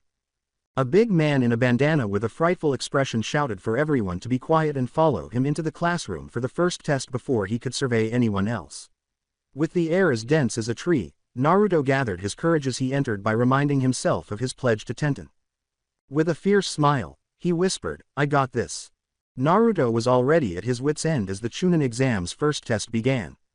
The first section of the exam focused on a test, which he now had to deal with, one of those things he detested doing. It seems that the Chunin candidates were required to respond to these questions, and if they were found to be cheating enough times, they would be expelled from the exam. Knowing that he was the worst test taker in their graduating class, Hinata attempted to covertly show him her answer sheet in the hopes that he would pass. Naruto graciously declined, though, since he would have felt bad if her offer to assist him had gotten her into trouble. So he tried to think of something else he could do. After some time had passed with no answers available, Ibiki, the proctor for the initial exam, informed the sizable group that the remaining students would have the option to respond to a 10th question. If they make a mistake, they will be permanently barred from taking any exam that would elevate them from genin to chunin. Before Ibiki released some killing intent and everyone calmed down, the room was filled with cries of indignation and anxious denial. With a menacing growl, he said, "Tough luck, brats. This is now how things are. So, what are your answers?" Examinees gave in and quit one by one. From the corner of his eye, Naruto saw that Hinata was about to raise her hand in surrender, so he stopped her by slamming his hands against the table, earning him the respect of everyone present. Ibiki snarled once more, "Something you want to say, brat?" Naruto gave a nod and got up before Yi. "Yeah. Screw you and screw your test. Even if I get this answer wrong, I'll still find some way to get up on top. I'll be the strongest genin ever, believe it. So do your worst." By the time Naruto had returned to his seat, the gloom and despair in the rest of the room had been dispelled, and a sense of defiance had begun to grow. Ibiki laughed to himself as he observed them. And their fear vanishes in an instant. Is he not actually their son? Are you all certain? It's not too late to change your minds. He declared that all of the examinees had passed the first section of the test after observing that they were not giving in. Following an explanation of the test's purpose, the window next to the podium broke, a black bundle entered, unfolded, and a crudely written message was nailed with kunai to the board behind Ibiki. "All right, maggots, Enko is here and it's time to get your worthless asses in gear." Standing in front of the banner, wearing a mesh shirt, an orange skirt, a brown trench coat jacket, and spiky purple hair in a ponytail, the woman appeared dissatisfied by the lack of response to her dramatic entrance. "You're early, Enko, and this setup was highly unnecessary," Ibiki murmured. After sneering, Enko turned to face him and said, "What about you? There's more here than what you planned on. You're losing your touch, old-timer." Ibiki gave a shrug, but Enko quickly broke into a sly smile. "Ah well, no matter. More lambs for the slaughter then." The sheer joy in the woman's voice caused several of the Chunin hopefuls to pale and others to wince. "Now follow me, you maggots." Subsequently, the genin contingent and their teams found themselves in a fenced-in area with an unearthly dense jungle behind them. All of the fences had warning signs. Before the woman, Enko Mitarashi, gave out her instructions, there was a lot of clamor behind the teenagers. "Welcome to the Forest of Death Training Grounds," she exclaimed. A brown scroll with the kanji for Earth, and a sky blue one with the kanji for Heaven, were then displayed by her. "Your objective: to obtain the second scroll to the one we give you, from a different group and then make your way to the tower in the end of the forest." From Kumo, a genin inquired, "How much time are we given?" Enko answered, 3 days. This information caused a hush to fall over the crowd, and Choji Akamaiki exclaimed, "What about food?" Seeing the young Akamaiki's horrified expression, Enko shrugged and said, "Well, you do have teammates, don't you? Damn, you're a gullible lot. The forest has everything you need to survive on and things you need to survive from." Ames genin inquired, "How can we get the other scrolls?" Gaara asked ominously, "Can we kill the other teams?" "It's allowed but not encouraged." Enko responded, "Now, enough of this chit-chat, get your asses into the lines and get your scrolls. The second exam starts in 1 hour." Her swagger somewhat diminished. Sakura and Naruto were brought to him by Sasuke, who explained his plan to have a specific riddle to help identify who was who because anyone in the area could perform the henge and infiltrate them to obtain a scroll. Sakura questioned, "What's the riddle?" He said, "How about, the forests of Konoha sure have changed." "Yeah, but at least the owls are still around," is the right answer. Sakura nodded sympathetically, but Naruto squinted as he attempted to memorize the answer, which wasn't the best. With frustration, Sasuke said, "You got it, Dobi." "Of course, you jerk." Naruto and his group were unaware that some of the other genin groups were watching them. The red-haired boy glanced between his black-haired teammate and the blonde-haired teen as Gaara and the Suna group watched them. Outside his group, Akusa genin was staring at Sasuke like a ravenous predator. Sakura was being regarded with disdain by the female Oto genin group member. Last but not least was Team Guy. As Neji and Tenten were inspecting his equipment, the Kunoichi noticed that Rock Lee was missing and discovered that he was observing Naruto's group, specifically Sasuke Uchiha. She called out to him, "Lee." As she approached him, Lee blinked but turned back to face her. "Yes, Tenten." She nodded to Team Kakashi and waited while Lee quickly turned around and once more gazed at the Uchiha. "What's got you so interested?" she asked. "I want to prove that hard work can beat natural talent. Neji doesn't believe me, so I want to prove myself against Uchiha-san." He then gave a thumbs up and smiled brightly, mimicking their joyful sensei. "You'll help me, won't you, Tenten?" he asked. The teenager with the bunny hair sighed but remained silent. Rather, she also glanced at the new genin team and at Naruto, who was frowning at his male teammate over something he had said. She grinned as she thought back to the blonde teen's arrogance during the initial exam and how it completely changed the examiner's perspective. Although she had serious doubts that he was aware of the harm he had caused, she was relieved that Naruto's exam journey didn't end there. Tenten recalled how she had casually mentioned that the two of them might be taking these tests against each other in the promise they had made the other day. Tenten thought, "We just might," and a smile appeared on her face. The gates were opened shortly after the Chunin hopefuls collected their scroll, and they began their mad dash into the thick undergrowth. Surprisingly, Team Kakashi's journey through the Forest of Death training grounds got off to a relatively smooth start. 2 hours later, though, they discovered several dead genin groups scattered throughout the area from the other villages. Sasuke became alarmed and started to warn his teammates when they sensed a strong, violent gust of wind approaching from the side. The wind then lifted Naruto off his feet and sent him hurtling into the forest. As Naruto flew through the air like a rag doll, he heard a huge snake hiss loudly in front of him. He turned his head and saw the enormous purple serpent snarling, ready to eat him whole. Shit! Naruto swiftly transformed his blade into its Nodashi form by biting his thumb and smearing his blood on it. Naruto then slashed at the snake's jaw, catching it on the side and cutting deeply into its side, causing it to hiss in pain as the snake lunged forward to devour him. Naruto continued to attack the reptile until it was a bloody, trembling mess after he was finally on the ground and had his bearings back. The snake then vanished into a cloud of smoke with a loud puff. Naruto breathed heavily as he waited for the snake to reappear. When it didn't, he let out a sigh of relief, but it was quickly dashed when he heard a girl scream in the forest. Sakura owned it. He knew he needed something more to get there faster, so he ran as fast as his feet would carry him. Because of his desperation, the Kyuubi's chakra flowed from his seal into his body, quickly increasing his speed. Soon after, he arrived at the location where he had been with his team earlier and heard Sakura sobbing in fear in a different direction. When he arrived, he saw Sasuke looking very pale and clutching at a spot between his neck and shoulder. With a kunai in her hand and trembling in terror, Sakura stood close by, staring at the figure nearly 10 feet away from the two of them. It was a tall man with snake-like slits in his eyes and pale white skin.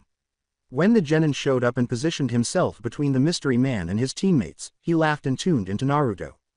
"So, the Jinchuriki has come. I thought my summons would have finished you by now. How interesting. Oi, Sasuke, you still in there?" Naruto yelled at his male teammate, initially ignoring the man. Sasuke did not respond, panting in feeble gasps. Naruto knew he had to keep his team alive because Sakura was no better. 20 cage bunchins with swords by their sides appeared as he cast his preferred jutsu. With their blades drawn, all of them, including the original, formed the formation that Hayate had taught Naruto to employ when facing a formidable foe. The individual chuckled as he said, "You seem to be under the delusion that you can come out of this alive. I have time on my side but not an infinite amount. So let me cut you short." A snake slithered out of his jaw, opened its mouth, and a sword hilt emerged. The snake returned to his body after he withdrew it. The sword had a thin double edge that resembled a Jien blade and was colored jade.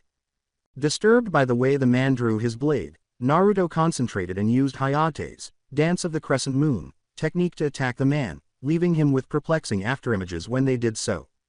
Naruto joined the battle as well, but he was quickly warned when memories of his clones flooded his mind and he saw that the blonde-haired teen's attack had not taken him by surprise. Naruto's shadow clones were eliminated one by one. The clones were barely out of harm's way before their opponent skewered them from side to side using the defenses and tactics Hayate and Tenten had taught Naruto. Naruto had run out of clones when the enigmatic attacker suddenly materialized in front of him. The boy barely raised his own sword to block the attack, which threw him several feet away before he shakily reformed his stance. But even with the advantage, the man was examining the boy's weapon with curiosity. "Strange. Here's a weapon that the Kusanagi can't cut. Curious."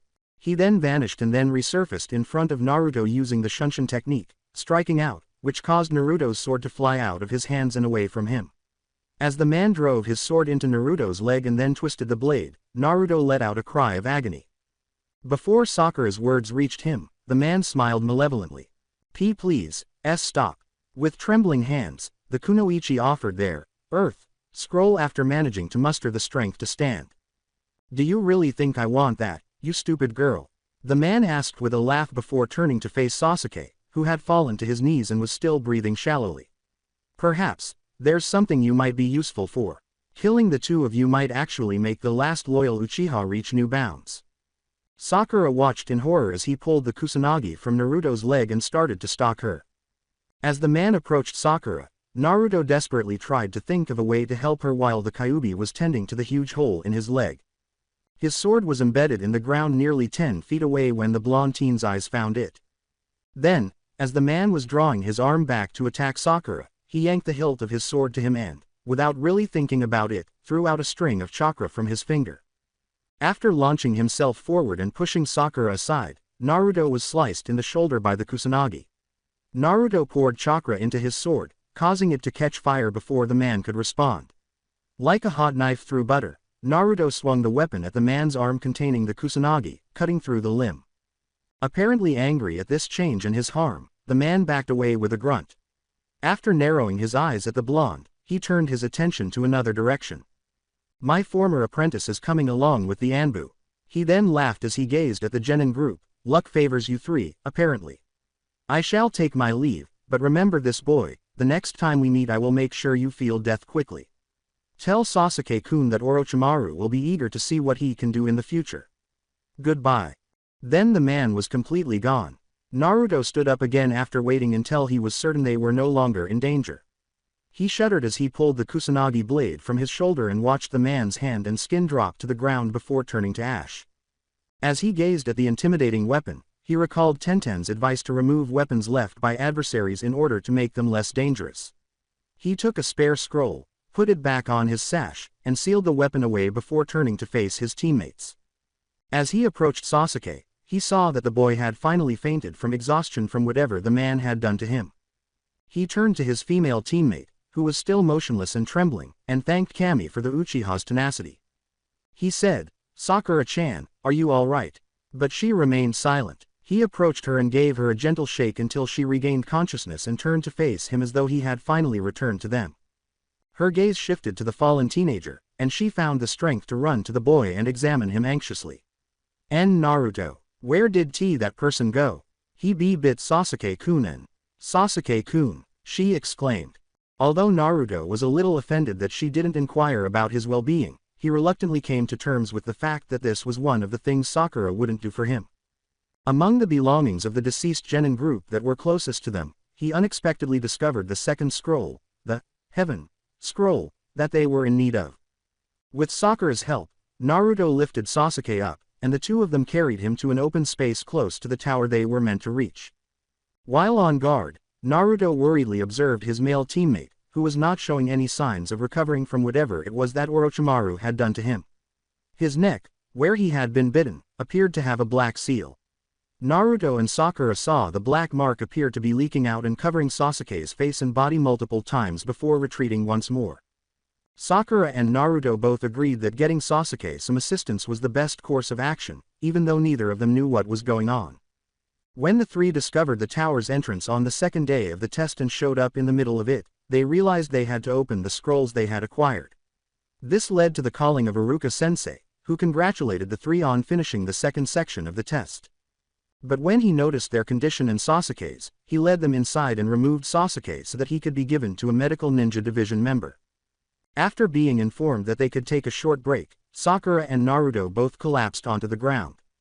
A smile came to Tenten's face as he remembered their mutual pledge, and Naruto wondered absently how he was doing. Some of the other Chunin hopefuls entered shortly after Naruto and his group arrived. Fortunately, fewer teams were killed by Orochimaru than could have been the case. Afterwards, Sakura and Naruto were told by Kakashi that Sasuke was improving and would still be able to complete the tests. Sakura pressed their sensei to reveal the nature of Sasuke's seal or mark, but he was reticent. "It's serious but not too serious, so the two of you shouldn't worry," was his response. The remainder of the time was devoted to congratulating the remaining rookie 9 on passing the exam's second stage.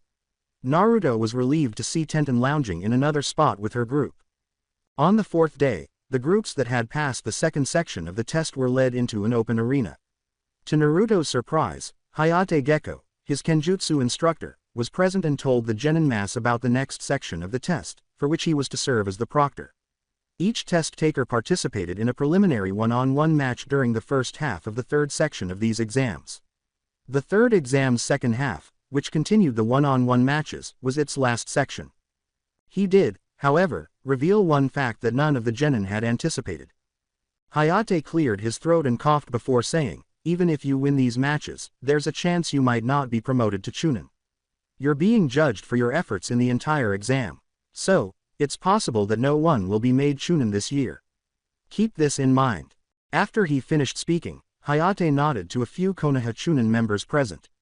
They then distributed lots with numbers to the test takers, and shortly after, a board on the wall displayed the number of people engaged in combat. Naruto's sleeve was pulled as a genin from aim faced off against one from Kumo, and he turned to Sakura, who was whispering in his ear. "There's a team from Kiri that's pointing at us and whispering at us over there." Astonished, Naruto glanced around before realizing what Sakura was discussing. The three from the hidden mist stared at them intently, as if they were having a conversation. One of the genin then gave the others a nod before approaching Naruto and Sakura, or, more precisely, Naruto himself. The boy was as tall as Naruto, with blue, spiky hair, black-rimmed glasses that attached to earplugs, gray and white camouflage pants, and a big, two-handed sword on his back that reminded Naruto of Zabuza. "You're Naruto Uzumaki, aren't you?" he asked Naruto without introducing himself. "Yeah, that's me. Who are you?" said Naruto, nodding. Before changing his position and bowing slightly, the boy said, "Chojuro. I personally want to thank you and your team for handling Zabuza-senpai and the others. The Mizukage also sends her thanks on this as well." Sakura nodded silently, and Naruto simply remembered the man and Haku before shrugging to Chojuro. The kid from Kiri next stated, "Mizukage-sama also would like to talk to you about something regarding your mother, Kushina Uzumaki, at some point, Naruto-san." "Naruto?" Sakura asked, glancing at her male teammate who had suddenly become stiff. Chojuro excused himself since his number had been called before Hayate could say anything more about the lot pairs. Sakura turned to her teammate, who still appeared to be in shock, after watching the boy leave. Naruto quickly returned to reality, though, and searched his surroundings for Chojuro before Sakura informed him that he was engaged in combat with Kiba in the arena. He turned to see Kiba's four-legged technique attacking the genin from Kiri. The Inuzuka's teeth and claws on his hands grew longer, and he began fighting like a ferocious animal. As the Kiri genin attempted to avoid one of Kiba's swipes, he asked Chojuro, "Is that sword of yours just for show?" Chojuro answered, "I've been instructed not to use it here." Kiba remained silent as he and his partner Akamaru performed their next jutsu, which knocked Chojuro to the ground and transformed them into a rolling buzzsaw. He then raised a hand to declare his defeat. As a crowd began to form in front of Naruto and Sakura, obstructing their view, Naruto discovered that Chojuro had left the arena. He frantically began moving among the attendees in an attempt to locate the boy and find out what he knew about Naruto's mother, whose name he now knew, since he couldn't see him or his teammates anywhere. In the meantime, Sasuke had arrived at the event, and both he and his opponent, Rock Lee, were introduced. Lee exclaimed, "Yosh!" and leapt into the arena to confront Sasuke, who appeared resolute. Before taking a stance, Lee fervently remarked, "Uchiha-san, let's have a youthful fight. I'm eager to show to you my hard work." Without responding, Sasuke activated his Sharingan Dujutsu and charged in nearly simultaneously with Lee, who turned into a blur. Because Sasuke's body was too slow to withstand Lee's assault, he was being used as a human punching bag as Lee's kicks and punches connected without Sasuke being able to defend himself or even retaliate. But the pulsating mark on Sasuke's neck quickly spread to his face and body, giving him the ability to accelerate to keep up with the teenager. However, Lee leapt away before he could establish a connection, and his sensei called out to him. "You can take them off, Lee." At this, everyone's faces were puzzled, but Lee simply smiled broadly. He jumped on one of the arena's statues and raised his pants legs to show some weights around his ankles. Everyone muttered in surprise as they removed and dropped the weights, causing the ground to tremble as they hit the ground with a loud boom. Lee then appeared to disappear before striking Sasuke again, this time with 3 times his previous speed. Again on the defensive, Sasuke attempted to leap away and execute a fire jutsu, but Lee kicked him into the air before he could. As he soared, the air in his lungs burned. Lee then materialized beside him, covering him with the extra bandages on his arms before they fell to the ground. Lee then began spinning the two of them at an incredible pace before leaping away from Sasuke as he crashed into the ground and blacked out. Winner. Rock Lee, was declared by Hayate as Sasuke was removed from the arena by a medic Nin. Lee gave his sensei an emotional thumbs up, and the latter nodded back, tears of happiness streaming down his cheeks. Naruto experienced a mixed emotional outburst after witnessing his teammate being beaten in the closing moments of the battle, having stopped searching for the Kiri boy and was prevented from using cage bunshin by a Chunin who led him back to the stage. He glanced at his teammate Sakura, who was watching the Uchiha being carted off with concern. She didn't have much time to think about her crush, though, because Kintsuchi from Oto, the person she was supposed to confront, was staring at her with barely concealed disdain. Naruto grinned and pushed Sakura-chan into the arena, saying, "You got this, Sakura-chan." Sakura stumbled a little, but she approached cautiously while surveying her opponent. The girl had shoulder-length black hair and was slightly taller than her, but her eyes were as warm as a snowstorm. She spoke harshly to Sakura as soon as they were squared off. "Are you sure you want to be here, princess? Unlike you, most kunoichi come to these things to show off their prowess and not by trying to imitate a cheap whore, like you are." As Sakura waited for Hayate to begin the fight, she became agitated and pulled out a kunai. Hayate said, "Are you two ready?" He signaled the beginning of the match when he saw their nods. Sakura was thrown something by the kunoichi from Oto, and she quickly collapsed to the ground, confused and with a vision of the walls surrounding her closing in. When she recognized that this was a genjutsu, she remembered what she had learned at the academy. Before she could move to break the illusion, she felt a sharp pain on top of her head, which caused the genjutsu to break. At this point, Sakura felt Kin grip her hair tightly and pull it up viciously, while she also felt a foot on her back, which made her head hurt even more. Kin drew a kunai with her other hand and ended the match, saying, "I'll bet you're actually pretty proud of this hair, aren't you? Seeing how much attention you put to your looks makes you that much more of a failure as a kunoichi." Sakura surprised the Oto nin by cutting her hair off before she could do so by swiping her own kunai through her long locks. After rolling and resuming her fighting stance, Sakura performed a leg sweep and managed to knock Kin onto her back before pressing the tip of her kunai against the girl's jugular vein. Winner. Sakura Haruno. Sakura's return was applauded by the majority of the Konoha genin present, particularly Ino Yamanaka, who had a conflicted expression on her face. The next pair was revealed after Sakura returned to Team Kakashi's group, appearing somewhat reserved. Temari of Suna vs Tenten. Tenten had been eagerly watching the fights because she had witnessed some intriguing bouts. She regretted that the Kiri boy who battled the Inuzuka did not use the unusual sword he carried on his back and instead used only kunai. Although she wished Neji could have congratulated Lee as well, he was being his typical stubborn self, and she was still happy for her teammate in his victory over Sasuke Uchiha. Tenten was happy that a fellow Konoha nin had prevailed, even though the battle between Naruto's female teammate and the Oto kunoichi could have been better. It was her turn now. Based on her observations of the Suna kunoichi and her team, they appeared professional and exuded a certain aura that made them untrustworthy. Tenten assumed that the girl's abilities were supported by wind jutsus after recognizing the battle fan weapon on her back.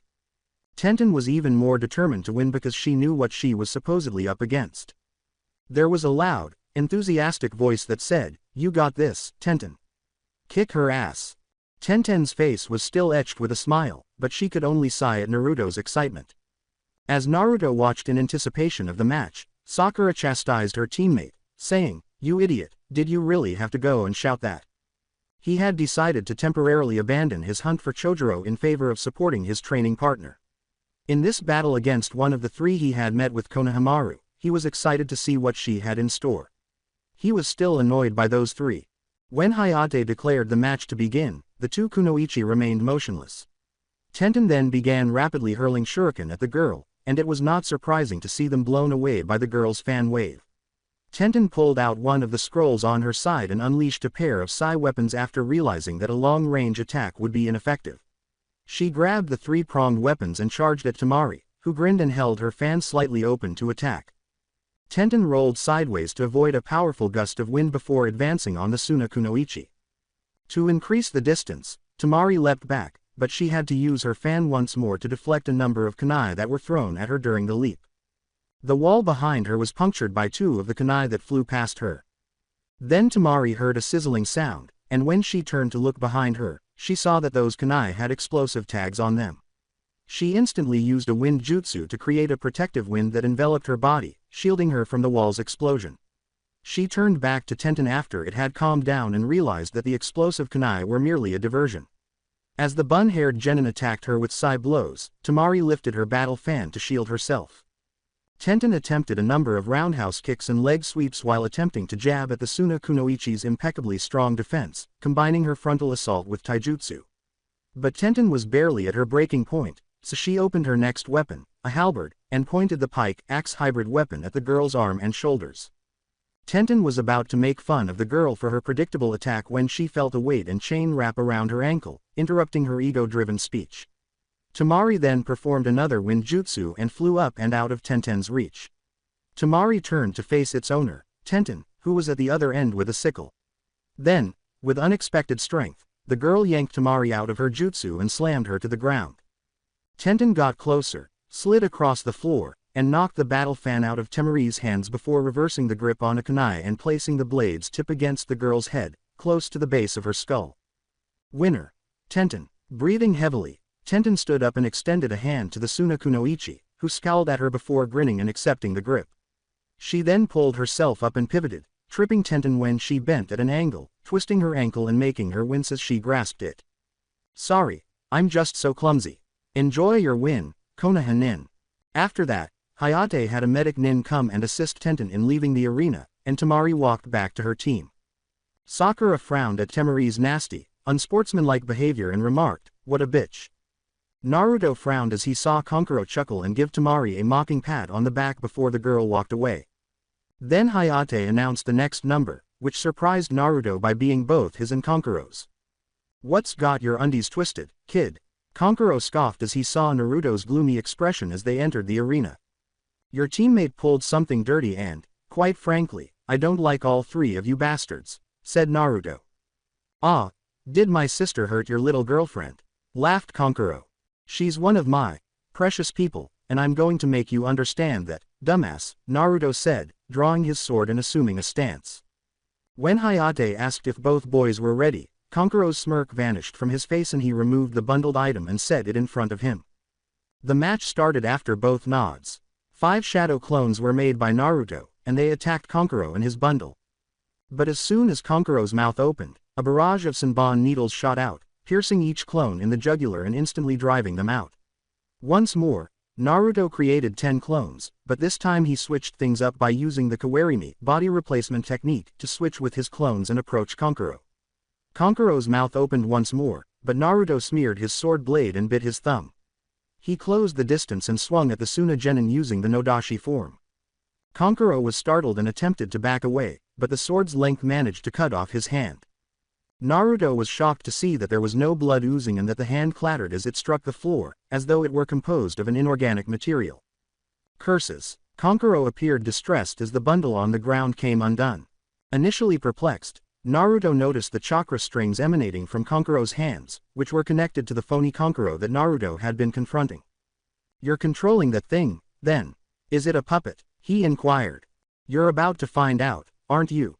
Kankuro scowled at Naruto. The hand that had dropped to the ground had risen and transformed into a knife, which was hurled towards Naruto, who was able to duck out of the way. After regrouping, the remaining clones executed Hayate's Dance of the Crescent Moon technique, producing the afterimages that appeared to obscure Naruto from Kankuro's line of sight. "You're getting annoying, you damn Konoha nin." Kankuro made his puppet open its mouth once more and release its Senbon needles before he saw another Naruto approaching from the side. He then turned his puppet and launched kunai from its torso at the boy, who avoided all but 2 of them, striking him in the arm. Naruto's left arm sagged and fell limply to his side as he suddenly felt sick. Kankuro gave a nasty laugh and said, "Oh my, you've been poisoned, haven't you?" Naruto's breathing was becoming a little more labored, but he could sense some sensation returning to his arm, which could be the kyubi or something else. He wasn't finished yet. He saw Kankuro and his puppet approach, most likely to swiftly put an end to him. But Naruto pushed chakra into his sword when they were only 3 or 4 feet away. Naruto closed the gap, slashing and shattering Kankuro's puppet as the blade burst into flames. Kankuro's image was burned away by the puppet, exposing a long-haired, 3-eyed puppet that was now crackling and burning into a husk. Karasu. Kankuro grabbed a kunai and hurled himself at Naruto, saying, "You son of a bitch." As he watched in horror as his puppet was about to catch fire.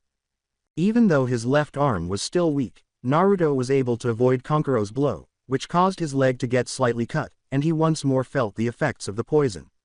When Kankuro attacked him once more, Naruto smeared blood on his blade once more before bringing it to Kankuro's neck after transforming it back into a nodashi. Turning around, Kankuro hurled his kunai at Naruto. After rolling out of the way, Naruto transformed his sword back into its original shape, placed it beneath his arm, and used the shadow clones to get closer to Kankuro, aiming swords at his head, kidneys, and heart. With a contented grin, Hayate declared, "Winner, Naruto Uzumaki." Before allowing Naruto to resume the remaining matches, a medic nin assessed him to ensure the poison used by Kankuro had cleared his system. When he arrived, he noticed that Hayate and 4 Junin instructors were holding Tenten's teammate who was in the arena. Naruto, wondering what had happened, turned to see Hinata Hyuga lying on her side with blood streaming from her mouth. Following the match between Hinata and Neji, the preliminary one-on-one matches came to an end. Before they announced who would play whom in the final matches in a month, there was a brief intermission. Tenten, who had a medic nin heal her ankle, looked for her blonde training partner during this lull.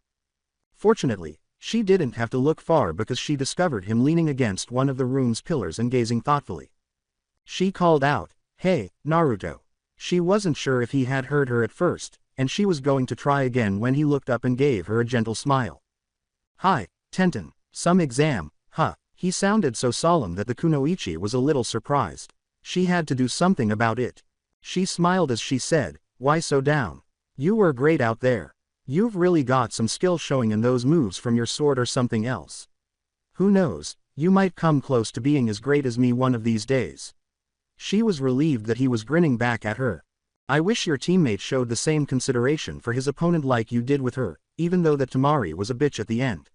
Naruto's mood slightly declined as he moved on to another subject. "The way you took down that girl was really cool, too." Tenten could not really blame him now that she knew what was bothering him. She didn't understand Neji's family at all when he talked about them and his feud with the people in the main house above. Even though she felt sorry for him, she was unable to support the way he treats other people. When she saw the violence he unleashed on his cousin, who was merely trying to reach out to him, even she winced. Naruto's eyes widened in a "I just remembered something" moment, unaware of her thoughts at the moment, and he then took a scroll from his sash and extended it to her. Tenten asked inquisitively, "What's this?" Before taking the scroll, "My team and I ran into some trouble in the forest and faced a really creepy guy.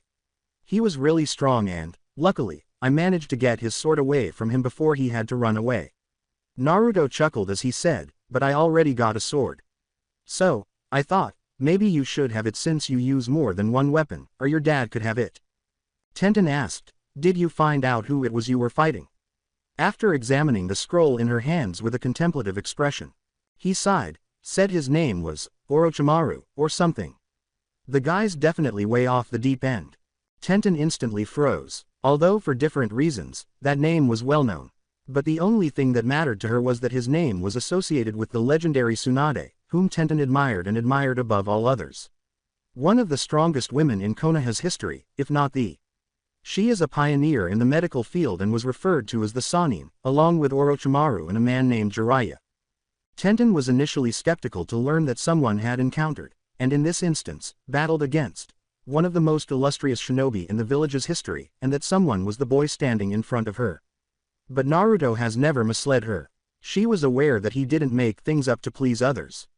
Even though he occasionally boasts, he was ultimately truthful. Tenten viewed the scroll in her hand with a mixture of excitement and apprehension, keeping this in mind. She braced herself, opened the scroll, and was almost astounded by what she saw. The blade was a Jien. The double-sided blade was jade in color and barely weighed anything. There was only one sword that fit this description, and no one knew where it was. As an afterthought, she heard Naruto say, "Oh yeah, I think he called it a kusanagi, or something." But Tenten remained silent. She was unable to. She never would have thought that she would see, much less wield, this notorious sword. Furthermore, Naruto had given it to her as if it were the most natural thing in the world. "Tenten, The weapons expert did something completely out of character for her and sealed the sword back up. She drew the blonde teenager into her embrace. Hayate summoned the genin together and announced the forthcoming matches. As the match pairings were announced, Naruto listened, still in a daze from the sensation of Tenten's embrace. Soon after, he heard his and became reflective. He would face Tenten's teammate Neji Hyuga. He wanted to instill in the boy a sense of humility and how to treat people, especially family, but he wasn't sure how to go about doing it. They were given a month until the finals after the pairings were announced and the third exam's first section concluded. Naruto concluded that he needed to talk to his Kenjutsu teacher. Unfortunately, Naruto was unable to locate Hayate because the man appeared to vanish from the scene after making the announcements. Instead, Naruto sought out and located Kakashi, who was instructing Sakura. Sasuke, meanwhile, appeared to be missing. When he arrived, Kakashi turned to face him after wrapping up with Sakura. "We'll go over everything you'll need to know about the Aburame clan before you face him. Now, go home and get a good night's rest. You'll need it for our schedule in the morning." Sakura gave Naruto a thin smile and nodded before walking away from them. Kakashi glanced at Naruto. Well, it seems two of my cute little genin have made it far. Like I told Sakura, congratulations to you both. With a sheepish grin, Naruto scratched the back of his head before turning to face his sensei. "Kakashi-sensei, do you know what I should do about this Neji guy?" "Well, yes and no. Have you talked to Hayate-san yet?" Kakashi asked thoughtfully. Shaking his head, Naruto said, "I haven't been able to find him." Kakashi, I smiled, "He's most likely looking for Yugao-san. You'll probably have better luck tomorrow." Seeing the child nod in agreement, he decided to say something. "As for what I can do for you, that's a little unclear. Between the two of you, Sakura needs more instruction. With you, I would recommend brushing up on the things you've already learned and maybe go to the next phase of the chakra exercises, which is water walking." "Will that really help me against someone like Neji?" asked Naruto, blinking in surprise. Kakashi nodded. "It won't, but it'll help you in the long run. Hayate-san would be able to give you some ideas with Kenjutsu, but in dealing with a member of the Hyuga clan whose method is unarmed combat, I'm not sure. I imagine Guy, if not that girl student of his, has taught Neji-san how to disarm an opponent in a quick way." Knowing Tenten, Naruto assumed she and her group would be well versed in that area. After sighing and thanking his sensei, Naruto decided to ask his Gigi about something else that was bothering him. A knock on Sarutobi Hiruzen's door interrupted him as he was going through some papers. "Enter. You've been doing tremendously, I hear, Naruto-kun. Both Kakashi-san and Hayate-san have made great praise about your efforts. You and your team have also been performing well in the exams. You should feel proud for making it so far," the old leader said with a smile as the door opened and Naruto entered. The blonde hired boy smiled, but then cast a thoughtful glance at the ground. "About the exams, Gigi, I met someone in them who seemed to know about my mother, telling me her name, Kushina Uzumaki." The Sandaime considered this while glancing off to the side. The boy appeared to be finally discovering his parentage, which ought to have been kept a secret. According to what Kakashi and Guy had told him, neither men nor young Tenten gave the boy this name, even though the sword at his side was made for his mother. There was only one other option. "Did the man in the Forest of Death tell you this?" he inquired. Looking pleadingly at his pseudo-grandfather, Naruto shook his head and said, "No, some genin named Chojuro from Kiri told me. He said that their Mizukage wanted to talk to me about her." "Gigi, why do they know about her but not me? Is my mom's name Kushina?" he asked. Hiruzen hesitated, trying to think of the best way to react. A voice from the open window behind the Hokage said, "You might as well tell him." A man entered through that door and moved to the side, and Sarutobi sighed. The tall man wore a headband with a horned plate that bore the kanji for oil, and his hair was long and spiky with white. His gaze shifted to the Hokage. "I think it's time for this in any case." The blonde teenager glanced at this stranger with a guarded expression before turning back to the weary Sandaime. "I agree, Naruto-kun. First of all, this man is named Jiraiya and he's one of my students. Secondly, yes, you are correct, your mother's name is Kushina." Before a distressed expression appeared on the blonde's face, there was silence. "Why didn't you tell me?" On behalf of his teacher, Jiraiya responded, "Kid, you realize we are a village of shinobi, right? Keeping secrets is a trade of ours, and your mother is one of them. We needed to keep it a secret from you, Naruto-kun, because there are still people looking for information on her. The Uzumaki clan was proficient in seals and their special chakra. If someone were to learn that she had a son, you and the village would have been targeted.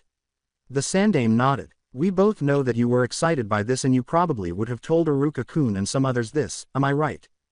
Naruto gave a nod. That's how things start. Jiraiya replied. Soon, it would lead to merchants overhearing and then it would go across our borders and beyond our control. Then why was I told of her by someone from a different village? Why does this Mizukage person know? Naruto asked, frowning as he took a moment to reflect before turning to face the white-haired man. The silence between the two men was broken by Jiraiya, who sighed and said, well, it goes like this. Your mother was kidnapped by Kumogakure and was being taken back to their village. This news spread quickly, and a boy from the academy she went with saved her. Naruto was stunned by this revelation, but Jiraiya went on before he could ask what was on his mind. That event spread like wildfire and a lot of the other villages heard about it. But there's another reason why Kiri knows, kid. It had a hand in destroying Uzushiogakure, the village where your mother came from. Naruto's eyes went wide with surprise. My guess is that the Mizukage wants to apologize to you or something in relation to that. Jiraiya said. You told me she died protecting the village from the Kyuubi. Was that true? Naruto grimaced as he considered this and turned to face the two men. Sarutobi replied, yes, but there's more to it than that, which I think we can tell you now. Naruto, before you there were two other Jinchuriki of the Kyuubi. Your mother, Kushina, was one of them. Naruto's breathing tightened in his throat and his eyes grew wide. What? Jiraiya replied, due to her giving birth to you, the seal got compromised and the Kyuubi got set free. It destroyed a lot in the village and killed many before the Yondaime was able to seal it inside you. However, Kushina didn't survive the experience. So, her protecting the village was true in this sense. Naruto cast a thoughtful glance at the ground. Naruto-kun, I'm sure you have more questions but it's getting late and there's something else I'd like to discuss with you, is that alright? We can continue about your mother at another time. The Hokage responded with kindness. Despite his dissatisfied expression, Naruto reluctantly nodded. I'm going to hold you to that, Gigi. When the boy nodded, Sarutobi said, Jiraiya here is willing to help you in that regard. I understand you're in need of instruction for your upcoming fight in a month, is that right? He asked. With a mixture of surprise and suspicion, Naruto gazed at the man with the spiky hair. But he gave a nod of approval. Jiraiya sighed and replied, this will depend on you though, kid. I understand you're receiving kenjutsu lessons but I gotta tell you that I can't help you in that area. With a nod, Naruto said, I'll look for Hayate-sensei for those. With a nod, Jiraiya said, we'll meet up near the training grounds 5 area, tomorrow, and flesh out on what we'll cover. He then grinned broadly. He nodded to the Hokage and said, but for now, it's time for some research. See you later, old man. He then leapt out of the window. Tenten was generally in a good mood when she got home. They revealed that the girl she had defeated's teammate, Gaara of Suna, would be her opponent in the finals while she was thinking back on the renowned sword Naruto had given her. Tenten had a problem because the opponent she was now facing didn't demonstrate his abilities during the preliminary round. Before the redhead could demonstrate his fighting style, Gaara's opponent had conceded. This was going to be blinding for her. She was excited to show her father the Kusanagi as soon as she got inside her house, but she quickly realized that he wouldn't be home until late tonight because he was going out drinking with clients today. She made the decision to surprise him when he was sober and to do some upkeep on her weapons before heading to the hot springs to wash off the dirt from the previous few days. Jiraiya hummed as he took up his observation and recording position close to a fissure in the onsen's wall in the village. Before returning to the village to inform the Hokage of the developments in the elemental nations, he thought about what had been happening since. Even though there was peace in the world right now, it still felt extremely precarious. Iwa and Kumo were silent, and Kiri just sent Genin to this year's Chunin exams in Konoha, ending its self-isolation. Jiraiya thought something was in the works because Suna appeared strange, but he was unsure of what. Oto had been quiet in the new village, but he was having trouble learning more about it, which was a problem. The world appeared stable overall. Jiraiya's mind shifted to Konoha and the boy he had just met. The boy was doing well, and the Toad Sannin was pleased that he would have the opportunity to train him for a while. The fact that the teenager began kenjutsu training so quickly after receiving that sword shocked the man, but Kushina and Minato had already taken him by surprise several times, so whatever. He felt conflicted as he thought about the boy's mother and her sword, which he now owned. Jiraiya had learned that Minato had ordered the sword made in grass country, but he couldn't imagine why. When the sword was to be presented to his wife, it appeared that his late student had a specific idea in mind.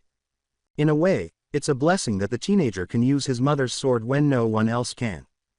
Jiraiya was inspired to learn that the boy had received the sword from a girl of the boy's age, especially since he had discovered that the same girl had also given the blonde teenager a crash course in swordsmanship. If Kushina found out that Jiraiya had used her son as a character in one of his adult stories, he knew she would curse his soul from the great beyond. He was tempted, but for now he resisted. He put these thoughts on hold when he heard voices coming from the other side of the wall. Jiraiya excitedly started taking notes for his Ika Ika book series as the women entered the bathing area he was watching. With a satisfied sigh, Tenten stepped into the hot water and took a seat next to a rock protrusion close to the onsen's edge. In her relaxed state, her mind wandered while she listened to the chatter of some of the other bathers. She remembered the sudden warmth she experienced when she gave Naruto a hug in appreciation for the priceless gift she had received, and she felt the warmth of the water again. She had felt that warmth expand inside of her when he had given her an awkward hug in return. Tenten was unable to recall the last time she had experienced such a feeling from someone. She couldn't recall the embrace of her late mother, but she hasn't given her father a hug in an unknown amount of time, and even then, she wasn't sure it would evoke the same emotion. Tenten didn't really expect to be publicly showing affection to anyone or receiving it, as she was very serious about becoming a shinobi and was much less girly than most of the girls she encountered. Not until today, anyway. She felt a little sadness as she thought about the boy who started it all. In his own life, he never experienced any form of parental love. On that note, Tenten instantly remembered the name of the person to whom Naruto's sword was originally intended, Kushina Uzumaki. Since she had been putting it off for so long, Tenten felt bad about not bringing up the name with the teenage boy she had been training with.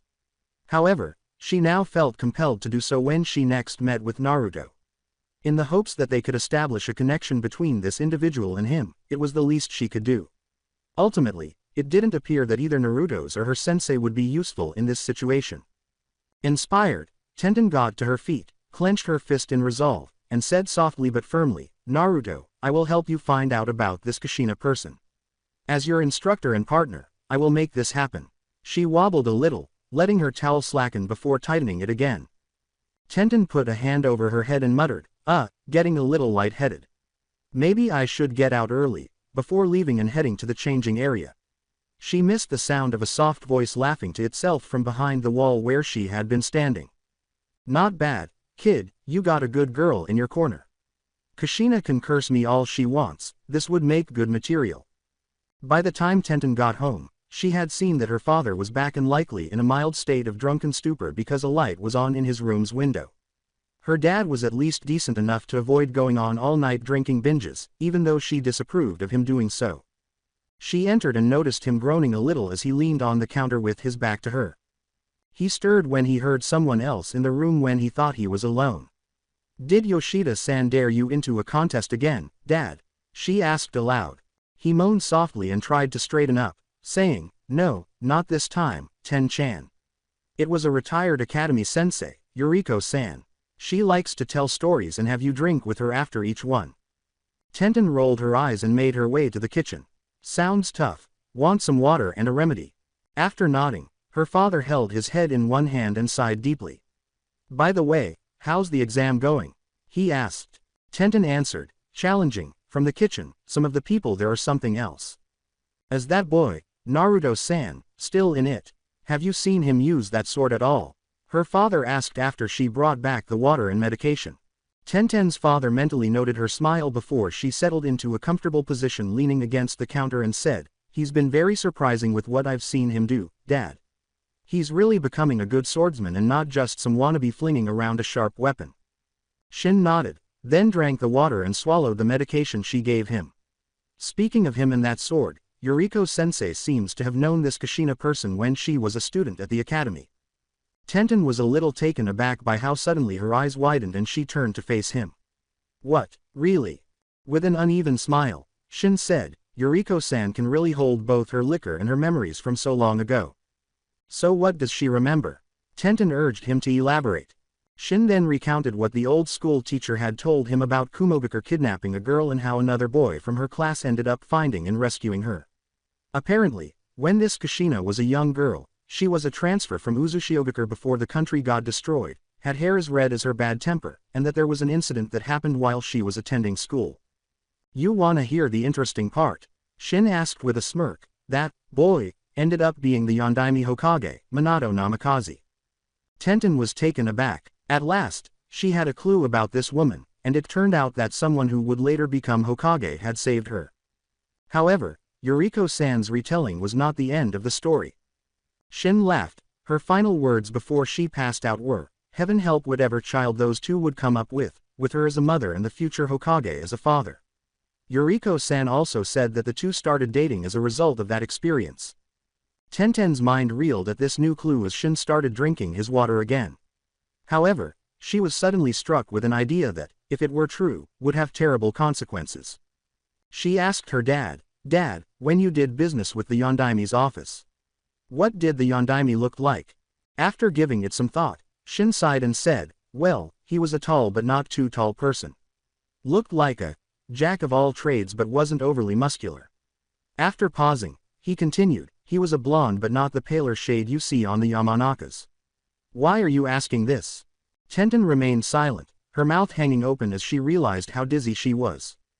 Naruto, who had received it from Kakashi the day before, decided to follow his sensei's advice and try to locate his kenjutsu instructor the next day, so he looked at the rudimentary map that showed the location of Hayate Gekko's apartment. Fortunately, following Kakashi's handwritten instructions was not too difficult. Naruto located Hayate's apartment complex and proceeded to the second floor, where he found the man's door.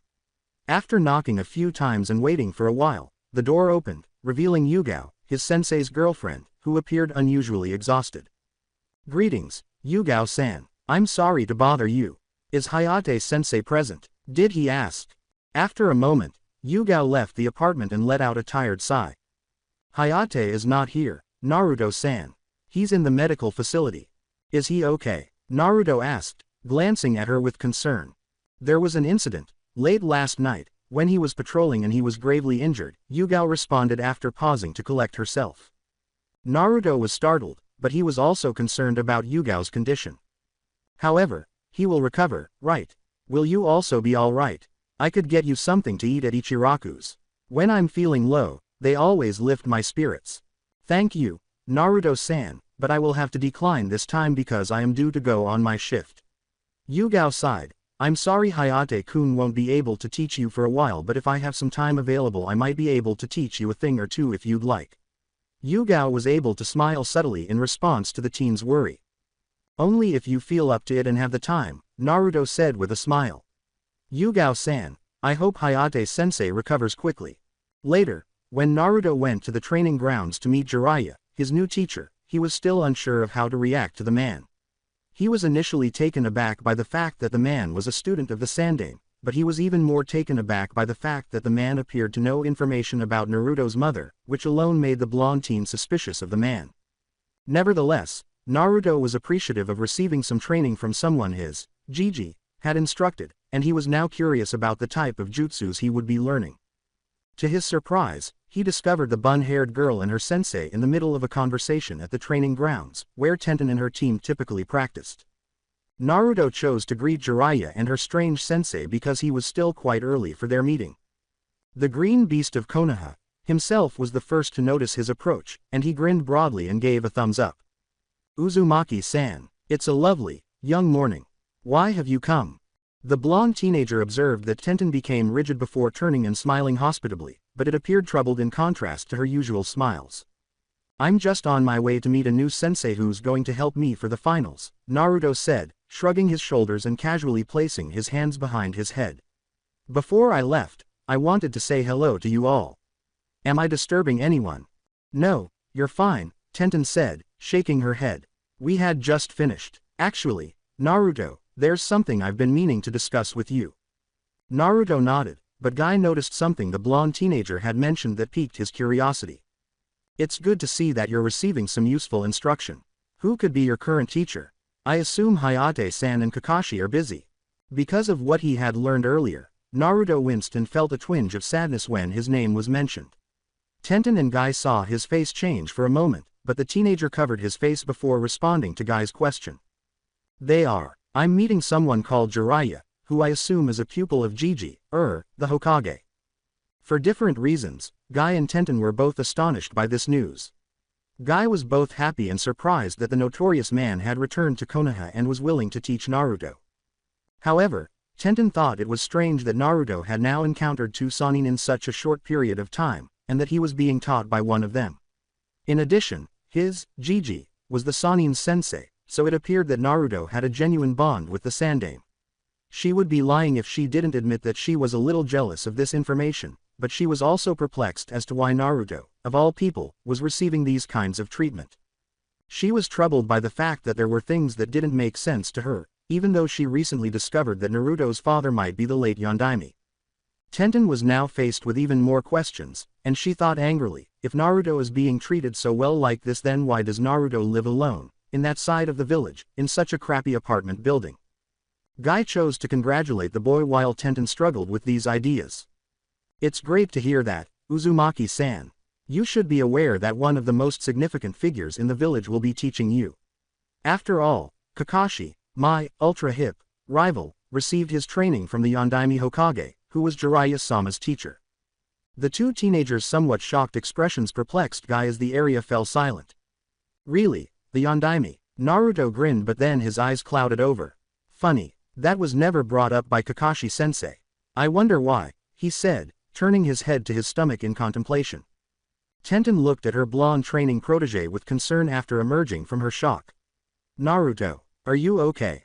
Tenten was not fooled by Naruto's strained smile and nod as he snapped out of his thoughts about his furry occupant. Tenten knew that Naruto wasn't being completely honest about his feelings. It's almost time for me to meet with this Jiraiya guy, Naruto said, turning to Tenten in an attempt to shift the subject. Tenten, what did you want to discuss? Tenten glanced at her sensei out of the corner of her eye for a moment, then concluded that, hopefully, he would accept what she had to say. She turned back to Naruto, inhaled deeply, and then made the decision to share all of this information with the adolescent she loved. He looked at his sword and back at her, perplexed, but nodding for her to go on. She said, there's something I need to tell you about the sword you have, Naruto, and I am sorry it's taken this long to tell you. That sword was going to go to, first, a person who may or may not be related to you, she said. However, I believe they are. Tenten, before you, please allow me to say this, Guy-sensei. Tenten said to her teacher, he needs to know, before turning back to Naruto with determination. The person the sword was going to go to, her name was Kushina Uzumaki.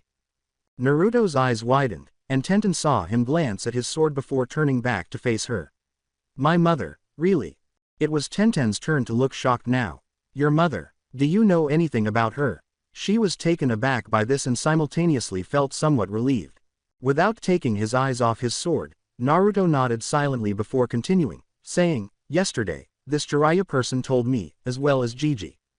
Guy thought this was sufficient, but it appeared that his young female student had more to say to the teenage boy. Guy had a shocked expression on his face, but the eccentric man deduced that this sword had caused this, so perhaps the revelation to the boy was an inevitable conclusion. There's another thing, Naruto. I found out that your mom, Kushina, went to this academy and that one of the boys she went to school with might be your. She was interrupted by a hand covering her mouth. Jiraiya, who stood behind her with a deadly serious expression, spoke to her, Guy, and Naruto, who were all startled by the man's unexpected appearance. You three, we must immediately go to the Sandaime's office. Do you get it? Guy did not object to the edge in his voice, and Jiraiya took his hand off the girl's mouth when he saw Naruto and Tenten's wide-eyed, pale faces nodding. Being the Jinchuriki of the Kyuubi didn't help the flow of gossip, but those who were in the know and prejudiced against the boy were probably in denial of what they knew. Hiruzen Sarutobi felt much older than usual as he listened to how badly the village's control of information was secured. An ex-school teacher and a young genin had pieced together what the Sandaime and Jiraiya had thought had been an airtight secret. If he were Danzo Shimura, he would have killed the former teacher and locked up somewhere. Naruto had not yet spoken, but who knew how long that would last, and Hiruzen saw her looking worriedly at the boy in question, who appeared to be in a daze, as she listened to the girl's story of the ex-teacher's drunken recounting to her father and of her own suspicions. When young Tenten was done, Naruto did stir and cast a curious glance at the Sandaime. Is this also true, Gigi? Hiruzen turned to Jiraiya, who sighed and silently nodded in response to his teacher's unspoken query before turning back to Naruto and giving the teen a silent nod of approval. Tenten, who was close to Naruto, placed a hand on his and gave it a comforting squeeze as Naruto fell silent. Meanwhile, Guy stood at attention, trying not to interfere with this very intimate moment. With his arms folded in front of him, Jiraiya drummed his fingers along his arm, anticipating the questions the blonde teenager would undoubtedly ask. Then, raising his head, Naruto asked the Hokage, "Is this the reason he picked me to hold the Kyuubi?" "There was no one else to choose at that critical moment," Sarutobi said, nodding. "Your mother was weak from childbirth, and the Kyuubi posed an immediate threat to the village. But, Naruto-kun, I must apologize to you once more." The Sandaime tapped out the ash from his pipe before he spoke, but Naruto continued to watch him. "Before she passed away, your mother asked me to grant you the same anonymity regarding your Jinchuriku status as she had. She never disclosed to anyone else that she was the Jinchuriki of the Kyuubi, save for a small group of people. As we both know, leaks on the council prevented that from happening."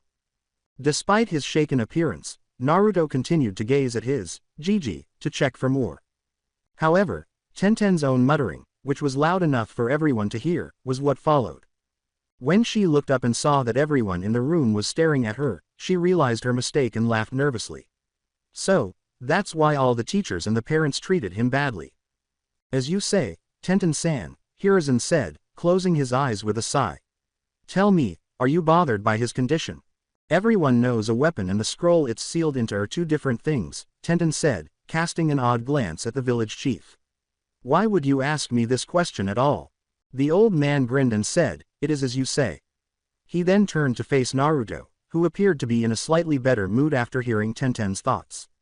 Hiruzen had noticed that the girl's hand was still holding Naruto's, but the two teenagers appeared to be unaware of this.